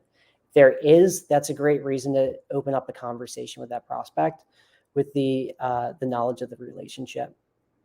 Account news, that's helpful if you're reaching out to an above the line buyer. So if it's account news and you're reaching out to a VP, somebody in the C-suite, somebody who's a lot more connected to the outcomes of the company, that might be the most compelling reason to reach out to somebody. If there's new product release, funding,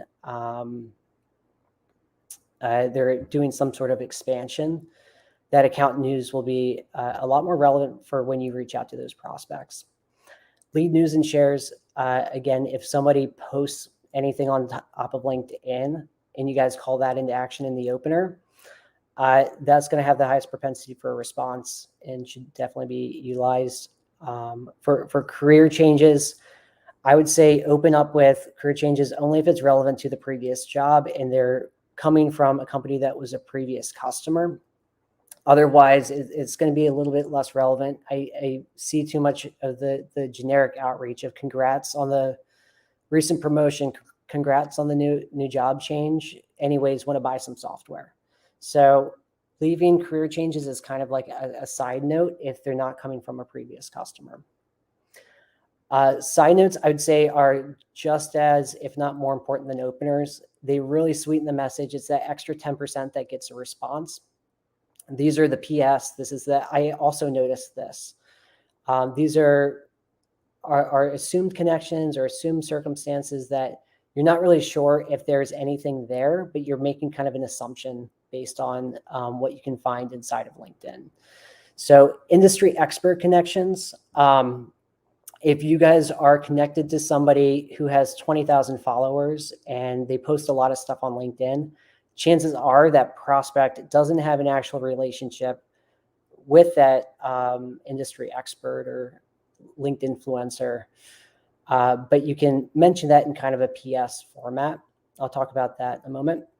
Account news, if they're below the line, if somebody is more distanced from the changes inside the company. So PS, congrats on the funding. PS, notice you guys did some recent expansion. Congrats, looks like you guys are going to have your hands full. So personal or shared personal or team experience. So if you have somebody who has a shared experience to yourself or somebody within your team, I'll talk about how we do that internally, but that's a great PS or something that you guys can also call it in the action. And then again, with career changes, if there's no relevance to the previous job, it's a great thing to include to show that you've done your due diligence and you're doing some thoughtful outreach. But at the same time, don't need to lean on top of that for an opener, if that makes sense.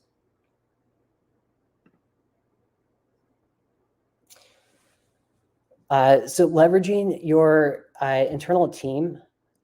So every Friday we go over the background and experiences of another team member so that we can leverage that in our own outreach. We do that internally, not just, we do it because we've got a lot of really cool people on our team. Plus it helps because whenever we run into a prospect who shares that similar experience, we can leverage that in our outreach. So this PS was dropped on the end of one of our team lead, Alex's outreach. PS, saw you're part of the St. Baldrick's fundraiser. My SDR teammate, also named Mike, shaved his head for St. Baldrick's. So we thought you might get a kick out of this pic. There's Bald Mike. So taking some time to understand who do you work for so you can leverage, if you've got 10 people on your team, you can leverage 10 different experiences from your teammates.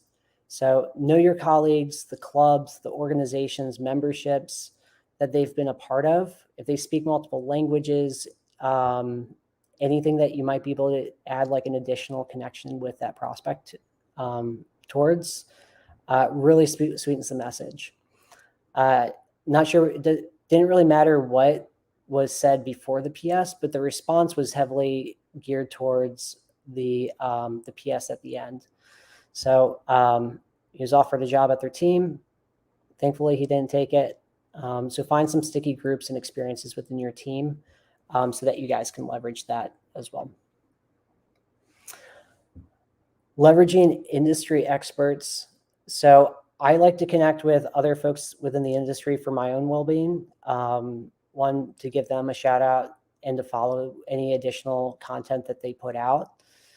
But I ask that the reps should be doing that as well for a couple reasons. So connecting with industry experts so that you can leverage a lot of the content that they put out as well. I always say the SDR role, it's two parts.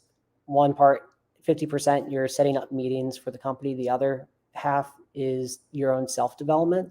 So following the industry professionals so that the reps themselves can better their own repertoire of knowledge in their network. Founder of Refine Labs, Chris Walker, coined this term called dark social, which basically talks about how meeting your buyers where they're at. For us, a lot of our buyers are on LinkedIn. So either connecting with them on LinkedIn, having our content posted on LinkedIn so that they're aware of it. It's a lot harder to track in terms of marketing, but a lot of folks make their decisions based on what other people on LinkedIn are saying. So that's a big reason why we also want to connect with industry professionals so that they can be aware of content that our company is putting out and our reps are putting out. So listening to podcasts, webinars, industry content, going to listennotes.com. It's a phenomenal podcast search engine. So if you put in the company you're looking for and the department you're looking at, it'll pull out podcasts that people within that company have been a part of. Then from there, connect with them, use that information as a reason to engage. And it's also additional content that you guys can throw out to other other prospects that you're reaching out to. If I really enjoyed somebody's content, I might say, hey, also notice that you're connected to X person. Thought you might get a kick out of their podcast on this. Not sure if you've seen it yet. So it's an additional thing that you guys can add. If they're like, oh yeah, I love Josh Braun. Like he puts out a ton of good stuff. Might warrant a response based on that. Lastly, case study connections. So if you have somebody that's done a case study for your company, one, connecting with the person that's done the case study and then referencing that as well. So I also noticed that you're connected with Kyle Coleman on LinkedIn. Culture of saving his reps time is important to him. So he brought on Lead IQ and saved his SDR 600 hours a quarter and has recently released Clary Lead IQ case study. So referencing them, it's just an additional ad that you guys can do to help your messaging, if that makes sense. Smart links. I'm a huge fan of smart links. I think they're much more powerful than gated marketing material. So smart links just give you a ton of content or a ton of information in terms of who's watching it for how long, and it can be passed around to other people within the company. So loading any sort of relevant material into smart links is going to make a huge impact in terms of like making sure that you're sending out right content to the right people. But more importantly, if you can let it be a guide to help you navigate an organization. So if you have content that might not relate to the person that you're reaching out to, but you can send it to that person, say, hey, not sure if this might be beneficial for you or anybody on your team, but thought I would pass this along. And then if they share it with other people within their organization, you'll be able to see who's seeing it. And then you might find some additional stakeholders that you hadn't found before. It would be a good reason to then sequence them. Also, triggered content for job changes. It's probably one of the more common triggers that you'll find. But if you can add content that will better them in their job transition, that's a phenomenal additional piece of content that you guys can throw out there as well. Lastly, cutting through the noise. So I think a big part of LinkedIn is building positive awareness, and then you also have to toe the line between social and selling. So how do you do that? And one way is engaging before you engage, if it's relevant and if it's possible. So if they put out some content, like it, comment on it, so that your face becomes in that prospect's mind when you give them a call, and it'll open up a conversation to be much more engaging once you do reach out to them. Connection requests, please, please, please remove this from all of your outreach. It just shows a lack of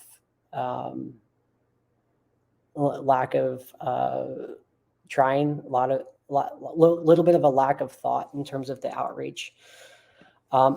Blank is better. If you send it a blank connection request, I'm going to go to your LinkedIn profile, see if there's any relevance, and I'm going to make my own assumption based on your LinkedIn profile. Blank connections work way better if you have a filled out LinkedIn profile and I can figure out who you are and what you do. So blank is better. Another creative way to reach out to somebody is redirecting your LinkedIn connection request to your email or your phone call. So, hey, I was checking out your LinkedIn profile because I'm about to send you a really personalized email. Feel free to, I will feel free to look out for that email, but no ask here. Would love to stay connected. Connection requests are hugely important because you're opening up that two-way communication with you and your prospects. But yeah, that was from the creative outreach of one of the team lead, Alex, who worked on the LinkedIn connection request to the email in a personalized fashion. InMails. If you guys checked out Jed Marley's segment on writing good outbound emails, and say those emails went to spam, they never got opened, they got thrown in the trash, reuse those unopened personalized emails and put those in your emails so that you guys can squeeze as much juice as possible out of those emails. I'll say there's a couple additional features to using the LinkedIn mobile app for first degree connections. You can send voicemails, you can send embedded videos. I'm a bigger fan of the embedded videos because you don't have to click off to a link, which depending on the industry could be a bit more phishing. So videos, voicemail, I wouldn't say that they will warrant a huge response, but in terms of building that positive awareness, you're getting your face and your voice in front of the prospect. And there's a million ways that you guys could go about using them in a thoughtful fashion.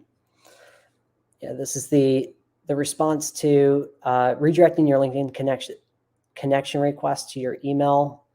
A bunch of ha's. Hi, Alex. Good outreach. Good email outreach strat.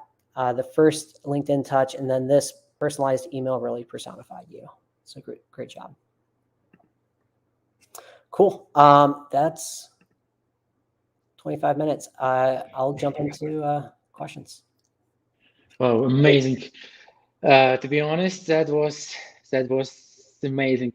I have written a few ideas for myself. And first of all, our attendees asking whether or not you can share the link, if you only link to the presentation, I guess. Yeah, I can 100% share it. Awesome. So maybe we can share the link, or you can connect with James on via LinkedIn. So, connect with me on LinkedIn. I'll go ahead and share this. Let me share the screen. Yeah. Yeah. So that was question number one, actually. Tons of great ideas. I actually even took a few pictures, to be honest. So yeah. I'll comment on here, but if you connect with me on LinkedIn, I'll be sure to share that with you. Yeah, sure. Then another great question. To be honest, I'm actually the person who is using. I would happy to be a part of your professional network, as a connection request on LinkedIn. So, what would other options you would recommend, taking apart blanks or common connections?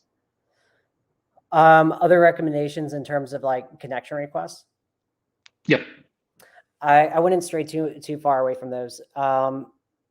The important part is you're getting a connection request, or you're doing something a little offbeat, which would be either referencing the fact that you're going to send them a personalized email, or hey, I wanted to I was checking out your LinkedIn because I'm about to wanted to be relevant when I gave you a call. No ask on LinkedIn, but wanted to just stay connected and follow some of your content. Gotcha. When you mentioned things like, sorry, I forget about it, openers, then side notes. Yeah, side notes. So side notes is actually something like PS line, right? Yeah, it's either a PS or hey, I also noticed in the second paragraph. If you can connect on the person, the role in the company, that's going to be ideal. But you can't do over personalize. As many things as you can possibly connect with them on, the better. Gotcha. So, how you structure a sequence? Do you rely on LinkedIn as the first step of your sequence, or an email? And do you reuse your personalization for email or LinkedIn? So the day one would be a LinkedIn connection request, then the email, and then a call. So kind of a triple touch on the first day. I mean, we're going to be looking at their LinkedIn anyways to write that first email. So pulling a lot of the personalization from LinkedIn to start with. Plus, if you tell them over LinkedIn connection request, hey, I'm looking at your LinkedIn because I wanted to write you a really thoughtful email. Take a look at that. Don't want it to go to spam. It'll be coming from this email address. Gotcha. And probably the last question here regarding personalized videos, I guess. Do you, for example, recommend or maybe you rely on reusing your personalized videos on LinkedIn and on emails? I wouldn't do it on the first touch because just because of firewall issues. On LinkedIn, it's I would recommend it as a way to kind of soften the message before you reach out. Because if you send a video and you've seen that they've looked at it, then it's a really easy conversation when you call them and say, "Hey, this is Jameson. Does that name ring a bell?" And you can easily say, "Yeah, I just watched your video. Thank you for sending that over." Got it. So again, let me check. Maybe we have a few more questions here. So we have, will we still connect? Probably the last one. Will we still connect with someone even if they are not active on LinkedIn? Yeah, 100%. Like even if they're not active on LinkedIn, they might just not be posting a lot on LinkedIn, and you want to open up that additional road of communication between you and the prospect. Yeah. Okay, then. Thanks for your time. Yes, super happy to go through your presentation again. So that was amazing. Okay, then. Awesome. Thank you so much for having me, William. Yeah, if anybody wants to connect on LinkedIn, happy to. Yeah, and look forward to the next session here. Yeah, and have a great day. And oh, forget the last thing. Congrats on buying a house. That's huge. Yeah, pretty jealous about it. Thank you. Yeah, bye. See you on. Yeah, bye. Oh, sorry. Yeah. All right. And the last session we have Alex here, and she will take the conversation. Yep, I'm here. We already have our next speaker about to join. We have Brian Hicks with us from Belkins, and he's going to talk about what's in it for me. So how do you keep your SDR's interest top of mind, and how do you make sure that they know it? Hi, Brian. Hello. How are you doing today? I'm great. So we're pulling through. You know, this is a long event. So yeah, I feel like we still have the energy going. Yeah, no, for sure. I think it's been fantastic. Thanks to you and the team at Reply for putting this on. I've had the luxury of in between calls today being able to catch several of the sessions, and it's really great content. Hopefully everybody else finds it as valuable. Yep, me too. Thank you so much. So I'll hand over the floor to you. I'll keep an eye out for the questions and join you in the end to go over for the Q&A. Okay. All right, that sounds good. Yeah, thanks everybody for joining. My name is Brian Hicks, and I work with Belkins.io. I'm the senior sales executive there. And I just wanted to talk a little bit about what's in it for me. It's an acronym that I've used over the course of my careers in sales, talking about with them and how to engage with your team and how to make sure that they understand that your values are the same as theirs and that you're vested in their success. So I want to kind of walk through this and take maybe 20 minutes of your time and maybe highlight some best practices and just different things that I've learned over the years that hopefully you'll find valuable. So who am I? I'm a son to an incredible mother, a brother to 3 awesome siblings, and an uncle to 6 nieces and nephews. Actually, it's interesting. I don't know if you guys have heard of this concept yet, but my niece got married last weekend, and then my nephew gets married this upcoming weekend, and they have both asked me to be their flower man, which is it was a new concept to me, but I gladly accepted any role in their big day. So you guys will have to give me some feedback if you've heard of the concept of flower man. If you haven't, Google it, look it up. There's some really, really funny videos of people that have enlisted the help of, somebody in the family that's a large, older man, older guy, and had him go down the aisle with a basket of flowers, or in my case, a fanny pack. My passion is helping people in whatever way that I can. And that passion has provided me a meaningful and winding road of professional experience. I come to you via 15 years of experience in relationship-based sales and management.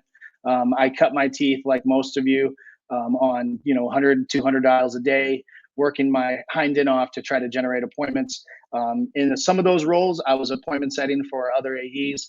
In some of them, I was actually setting my own appointments as a hunter and taking those prospects through the entire life cycle of the sales process, through the entire sales journey.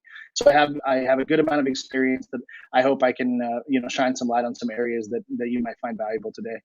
I've successfully recruited, trained, enabled, and managed and integrated solutions with teams and partners at the startup level all the way up to Fortune 100. So larger enterprise. I carried a bag for a while as a field sales rep for some larger cybersecurity businesses as well.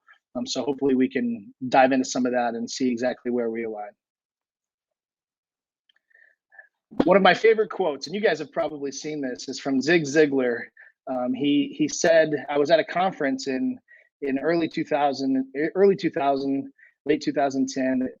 He was actually at where he said, people don't care how much you know until they know how much you care. And that's something that's always stuck with me. All things being equal, I think people want to do business with their friends. I think if you think about it from a lead source standpoint, even referral leads that come in via referral versus outbound or versus inbound have the highest likelihood of transacting. They have the shortest sales cycle.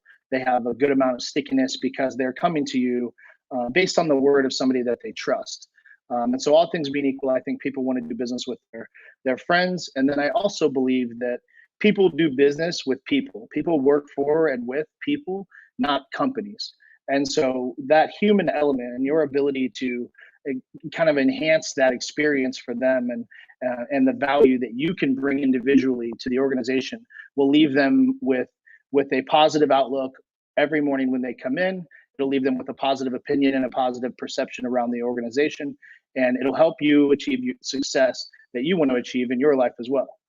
So the first point here I put, what are the goals of each of my reps?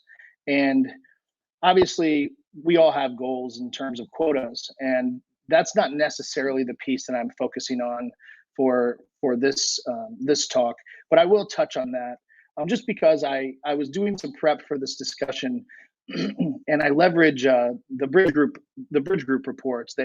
It's a company, and I have a link to their site after this presentation. But I leverage their site and their reporting that they put out. They put out a report every single year around AE and SDR metrics to help me understand the climate and the competitive nature. I've always been fascinated around the competitive nature of the SDR role and kind of what works, what doesn't, what tenure looks like.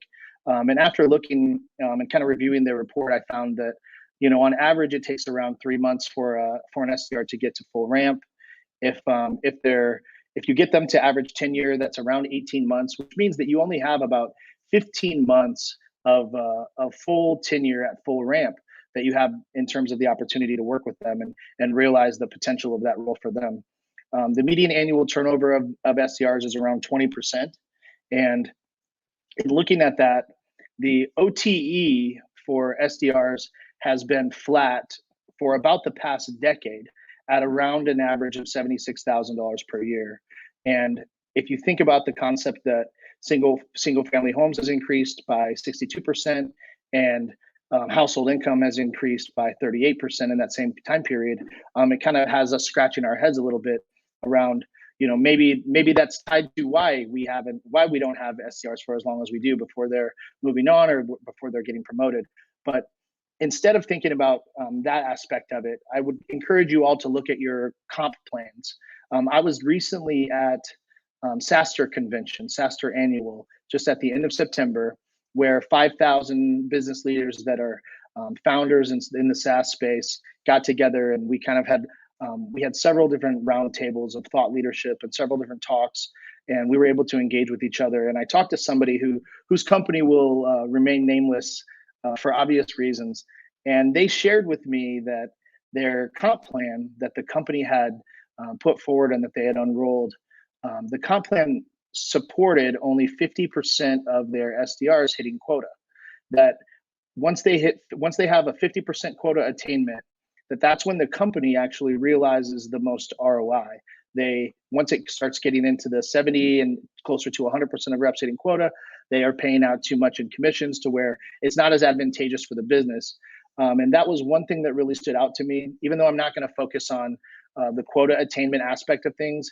Obviously, everything that we do is built around metrics and it's built around KPIs.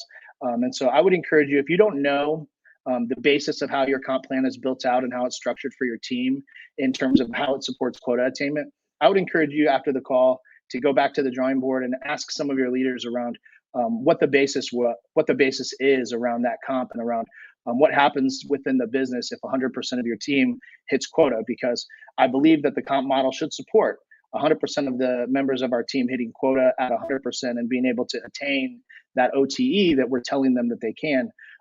It kind of sets us up to fail if we're hiring folks and bringing them on board with the understanding that only 1 out of 2 of them are going to succeed each month. And so that was just something that I wanted to set aside and kind of make a little highlight for everyone to kind of look into.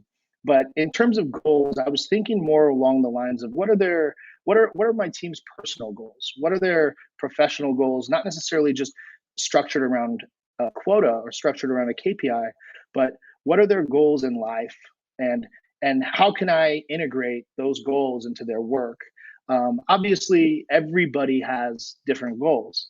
When you break down all of our individual goals, some of us might have goals around certain travel. Some of us might have goals that are artistic or financial goals. At the end of the day, if you take the time to learn about the individuals that work with you and understand what really makes them tick and understand what drives them, you're going to have a much higher likelihood of being able to maintain them and to continue to work with them and grow based on understanding what their goals are within their own lives. You'll be able to break down how they could integrate those goals into the organization, regardless of what they are and regardless of whether they tie to a specific financial directive.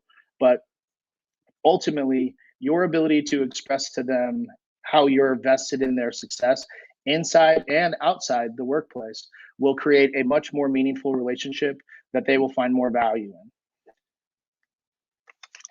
in. In terms of their goals in terms of their success within the business, what can we do to make sure that each rep wins and that we ensure their success?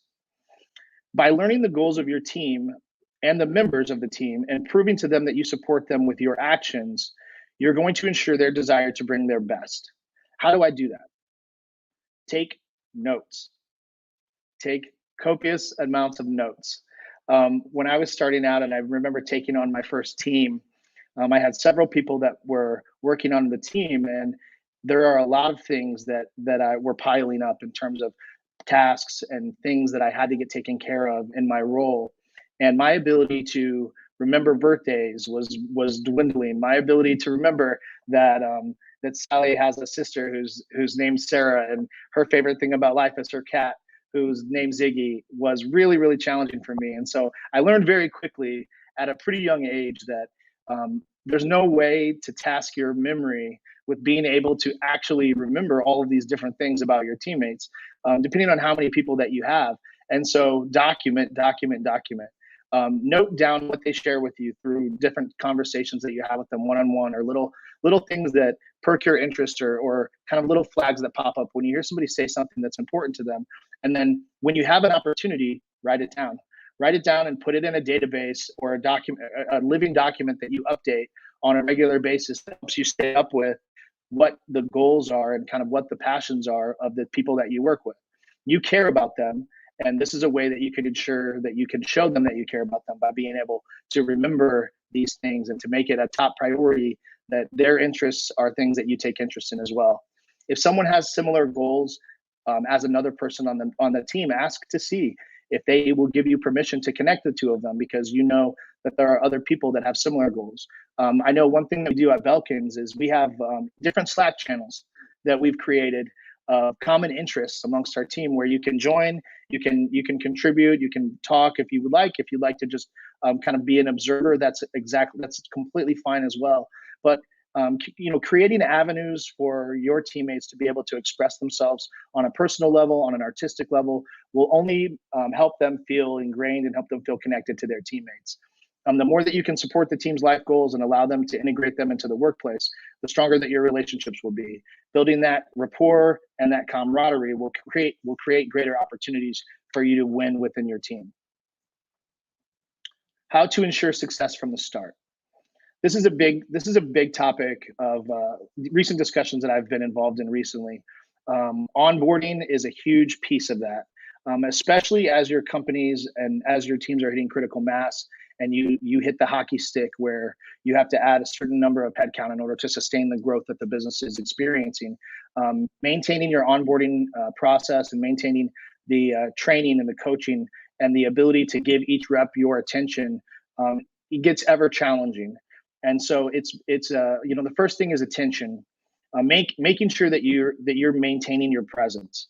I'll never forget, I worked for a company that when we were adding teammates, because we were just kind of getting to that spot where we were hitting critical mass, and we saw the hockey stick, and it was just upward and onward, and everybody was so excited. It was this really exciting culture for the team that had already been there, that had been watching this kind of coming around the bend. So we saw it happening, we saw it coming. Everybody was excited. The atmosphere was electric, but it got to a place where our leadership, they were so spread thin, and they didn't have any more bandwidth to where they would add people. We would add members to the team, and for the next 2 weeks, you would maybe see that person or those people walking into their cubicle or walking into their room, and then on their lunch break, and then when they left. Because what they were doing is they had built out, they tried to basically document all of our training and build a wiki that they would sit you in a room for 2 weeks, have you read through the wiki that encompassed everything around our business, tons of information that you didn't even need to know. And then they would have you take a series of surveys and do a series of tests to tell them, to basically give them those green lights that you could go to the next stage of training. So they used that as a way to, I would say, maybe more so feel better about ensuring everyone's success, even though I don't think that was probably the best way to do it. I think that, you need to have a plan, of course. You have to have a plan of attack around training and around, the different milestones that you want people to hit as they are learning and as they're training.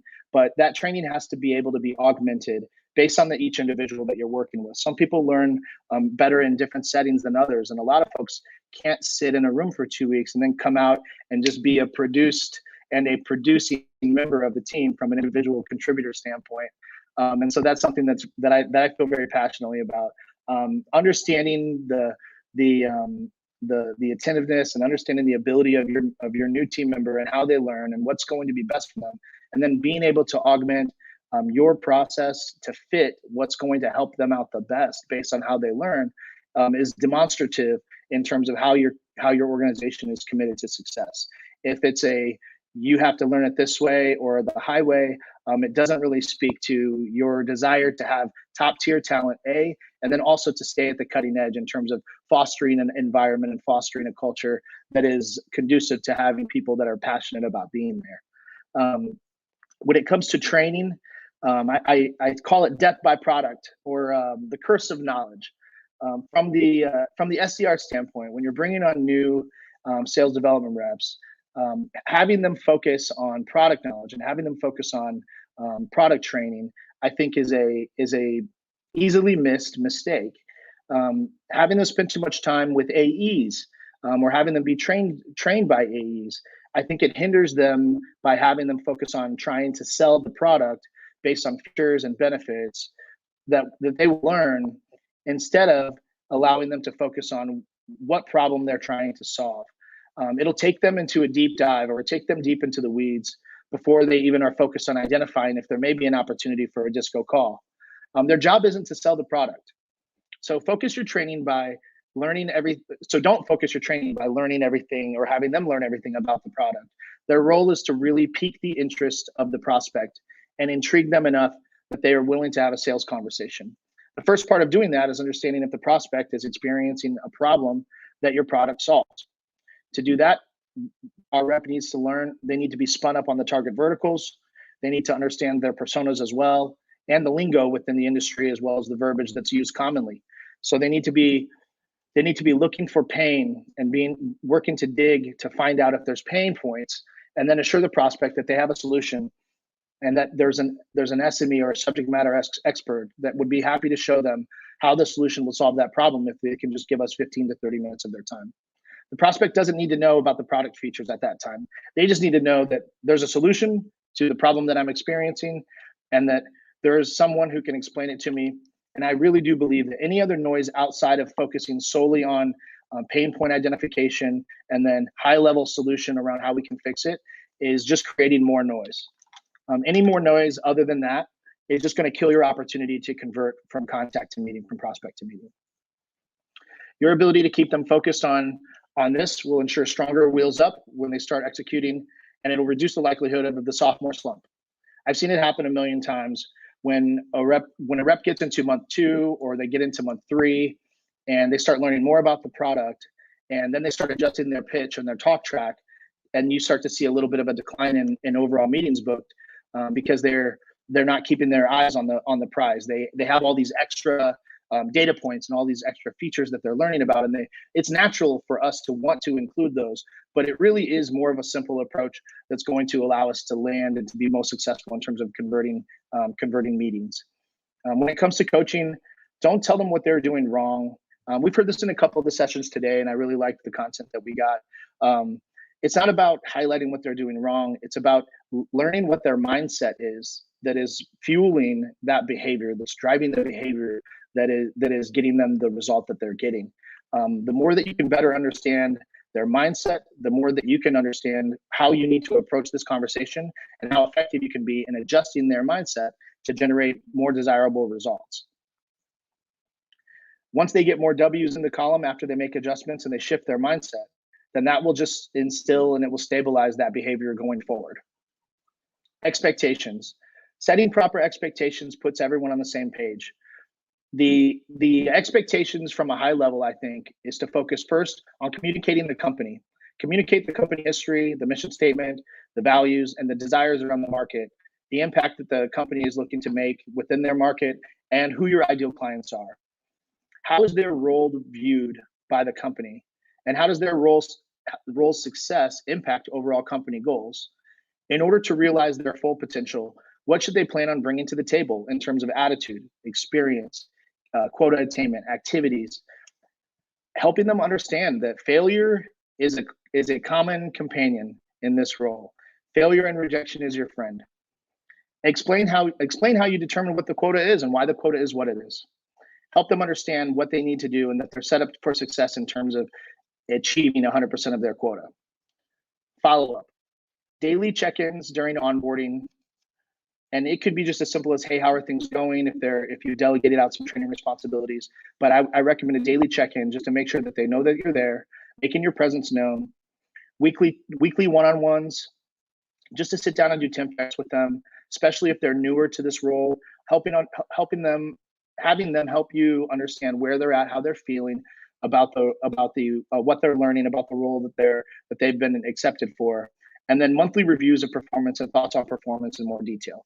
I think from the coaching standpoint and from follow-up and making sure that you're kind of checking in with them, real-time coaching and communication is great to help them strengthen their vision and overall approach. And these things all provide a transparent environment. A transparent environment where they can stay on the same page as you can stay on the same page as them during their onboarding, and then they understand that if they need something, if they have a thought, if they have concerns, they can bring them up to you in real time. A rising tide lifts all boats. I like this quote a lot because it really supports ensuring everyone's success. If the majority of our team is winning, there's a good chance that the rest of the team will get there as well if we structure the plan properly. There's a competitive nature in some teams that kills synergy, and I've been on teams where they've been very siloed even within the teams. Top performers sat next to top performers. They hung out with top performers while the mid-tier and lower tier performers kind of were bunched in a group together themselves. And this creates obstacles around knowledge and skills transfer, as well as team morale and synergy.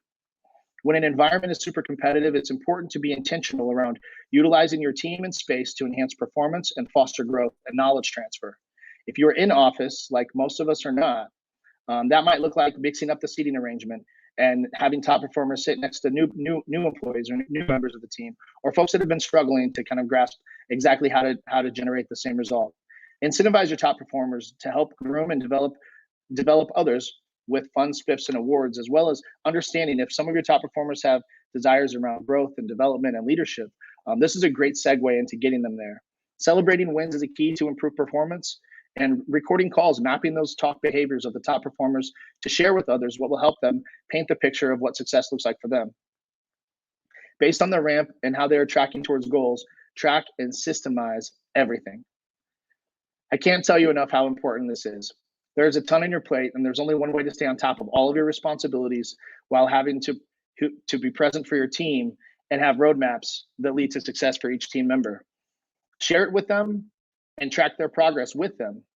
Deadlines of achievement should be a mix of tangible, measurable goals, but not wholly focused on tests and surveys needing to be completed by a certain deadline. I like to mix in tasks, reading, and meetings with skill checks and role plays with other team members and my leadership team. Focus on what you do well and do the same with your team. When approaching something new outside the lines of what your team is used to, don't always push your team to do the market test and leverage and look to leverage your marketing team and outsource partners to do product market fit without distracting your team and sacrificing the best resources in uncharted areas. Doing this could create a huge gap in your top of funnel pipeline opportunities being created. Allow your teams to focus on driving opportunities in the areas that they are strong. Focus on their strong suits without having them spin their wheels and try to develop in an area that they may be weak. Help them strengthen the areas that they're already strong. And that way you see ROI coming from. That way they can continue to generate more ROI from that area. If you're launching a new product and you're not exactly sure how the market's going to respond, I wouldn't offer up the best resources on our team, the life's blood of our sales team, to launch that market test for you. Do as much as you can do on the front end from the marketing standpoint, and even look to partners potentially to outsource the initial prospecting to see how the market responds. There are several partners out there that you can partner with that will augment your own processes and that will take your messaging. That way you can realize what the data points speak to you about in terms of how viable that product would be for your market, so you can make adjustments before you commit your in-house team. Create vision, execute it, and you will win. Plan the work and work the plan. If you focus on leading with vision and show your team day in and day out that you're there for them and that you are invested in their success, then you will have an environment that is full of winners. Challenge them, develop them, celebrate them, hurt with them. If somebody's having a hard day, be there, be present, feel that. We are all human. Prove to them that you will be, prove to them that it will be you and them when the dust settles, that they have an advocate in you. Someone once told me that when you come to work, especially when you're new and you come to your role or you accept a new role, it's like going to the cafeteria on your first day at a new school. You feel alone. And then that feeling of when somebody at that cafeteria table at lunch looks over to you and says, hey, do you want to sit down with us? Or hey, do you want to join us? Is the same type of feeling when there's a leader or when there's another team member who really embraces the person that just got brought on and takes personal their success. So focus on making sure that they feel like they belong, that you've integrated them into your family, that you're very happy that they're here. They can count on you to be there, and that is what is in it for them. I have some useful sources here that I'm going to leave up in terms of books that I've followed recently. Some of the Emotional Intelligence for Leadership I read last year. Never Split the Difference is another really great book by Chris Voss that talks about negotiating skills and just tactics. It's a really great read as well. If you guys haven't heard of Chris, he was the top FBI negotiator for the United States for a period of time. He just recently retired. Talking to Strangers is a favorite of mine, and then You Can't Hurt Me by David Goggins is another one that's just about perseverance. I have here just some other sources in terms of people to follow. I have Josh Braun. A lot of you know Josh and Beck from Flip the Script. Chris is another great resource. Scott Barker, and then Trish Bertuzzi. Trish is actually the CEO of the Bridge Group, which does the reporting analytics survey that I talked about that they put out every year. They put out really great material. In terms of sites, blogs, and blogs, I have obviously Sales Hacker. Bravado is a new one or not a new one. I think they're just more up and coming. That's a really great B2B sales community where you can kind of plug in and you can stay plugged in with what's happening, compare stories. It's a really awesome social platform for sales professionals. And then thebridgegroup.com for SDR and AE analytics. So this will help you stay aware of the landscape, its trend, what's happening within businesses that have teams that are similar, how they're focused, what their focuses are. And then lastly, I have a couple links here to connect with me. if you guys would like, you can scan the QR code to connect with me directly on LinkedIn. I would love to help you out in any way that I can, or just be a sounding board. I love adding more people to my professional network, and staying connected to make sure that we all are rising the tide together. Thank you very much.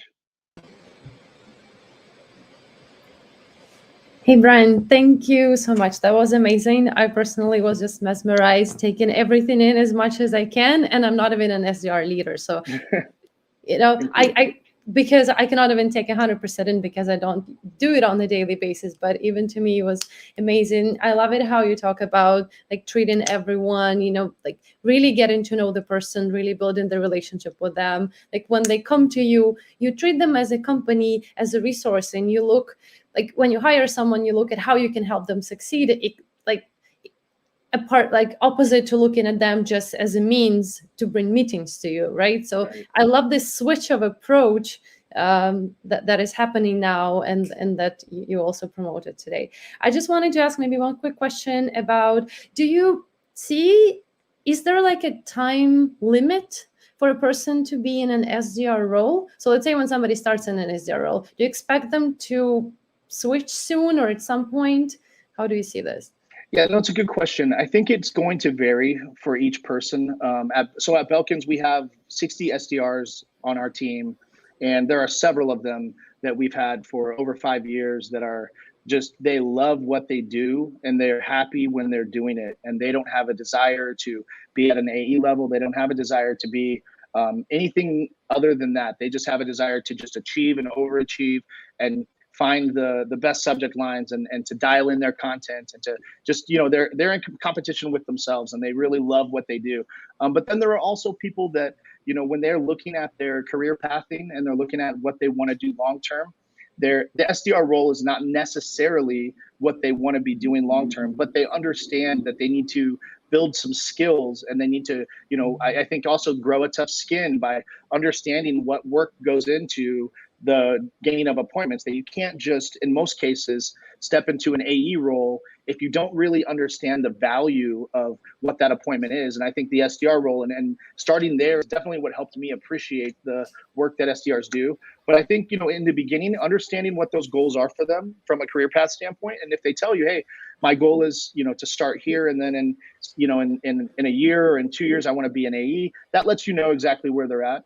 There's probably not a cookie cutter answer in terms of how long to expect them there. I would just be transparent with them, bring the conversation up, and then make sure that you're respecting their goals in terms of what they're looking to do, and hopefully you can keep them within your organization. And so if they have a career pathing goal of being an AE, you can look at how you're growing, how you're scaling, how you're adding headcount, and you can create a plan for them that by 1 year they should be at optimum efficiency, and that they understand that in order to be at the AE level, you've got to be at the top level at your current role, and you have to be demonstrating great efficiency. And so by 18 months, provided that there's an opportunity, I'll be happy to endorse you and recommend a promotion for you or recommend a transition for you to move on to the AE team, whatever the case may be. But it's probably an individual thing. Perfect. Yeah. Thank you so much for giving in such a great detail. I understand it better now myself, and I hope it's helpful to our audience as well. Some people were also asking if you could share your presentation. I know they have the link to your LinkedIn, so they will reach out. But if you can also maybe share a link in the comments, if you have the shareable link, that would also make it a bit easier for everyone. Yeah, for sure. Okay, we are a few minutes over, so I will let you go. Thank you so much for joining us. Once again, it was a very interesting presentation. Okay. Awesome. Thank you very much for having me. I appreciate everybody joining. Thanks, Brian. Bye. Bye-bye. And we have William joining us. Yep, we'll take another 2-3 minutes of your time, guys. Apologies, we ran a bit over. I just got carried away with content, and I really wanted to also make time for questions. So I believe you all have been looking forward to this. And we still have some people here waiting for the results of the giveaway, right? Will, should I start with the questions first? Yeah, let's go. We have a few more awesome questions to reward. Just jumping through to them right now. So drum roll, please. Another swag goes to Meds Haftzin Jensen. I don't know if I said it right. So Meds, congrats. Another question goes to Helen Freitas on the question to Chili Piper team on the productivity. Then we have Herbert Bennett on the question here for Gabriel. And Nanik, congrats to you for also your active engagement in the chat and for the awesome questions during the panel to Morgan and Alex. And let's see. That's it, I believe. Yes. And we have a question for LeadIQ. It's Aubrey Krishkevich. A question to the LeadIQ team from Jameson. And I'll put the names in the comments right now as well for you. So yeah, feel free to get in touch with me. Probably I will try to respond to your emails and messages as soon as possible. So congrats everyone, I guess. Now I can share my screen, right? And we can randomly choose 3 people for the giveaway. Okay, so here we put together the list of all of you who shared the love with us on LinkedIn. There are 50 of you, so thank you so much. Now let's try to use Random Picker. It's a tool for randomization. We have already prepared the event. Then I will put some entries here. I will import them.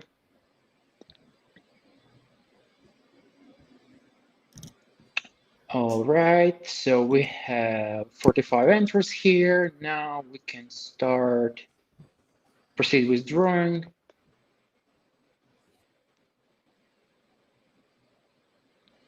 And boom, so we have 3 prizes here, 45 entrants. Start final drawing now. Check out the results. All right, so we have Amanda Wilde, Elisa Dominque, and Douglas Lau. So yeah, thanks for trying this. Thanks for your comments and for your attendance. And probably I can get in touch with you as soon as possible. Yes, please do. Yeah, because I don't think we have time if you post it in the comments. So if you can we will reach out to you directly ourselves. Awesome. So everyone, thank you so much for being here. It's been a long event, and we really appreciate all of you who stuck with us till the very end. Thank you for taking the time. We will send the recording that's there. We will follow up with you. So yeah, that's so hard to say last words, I guess.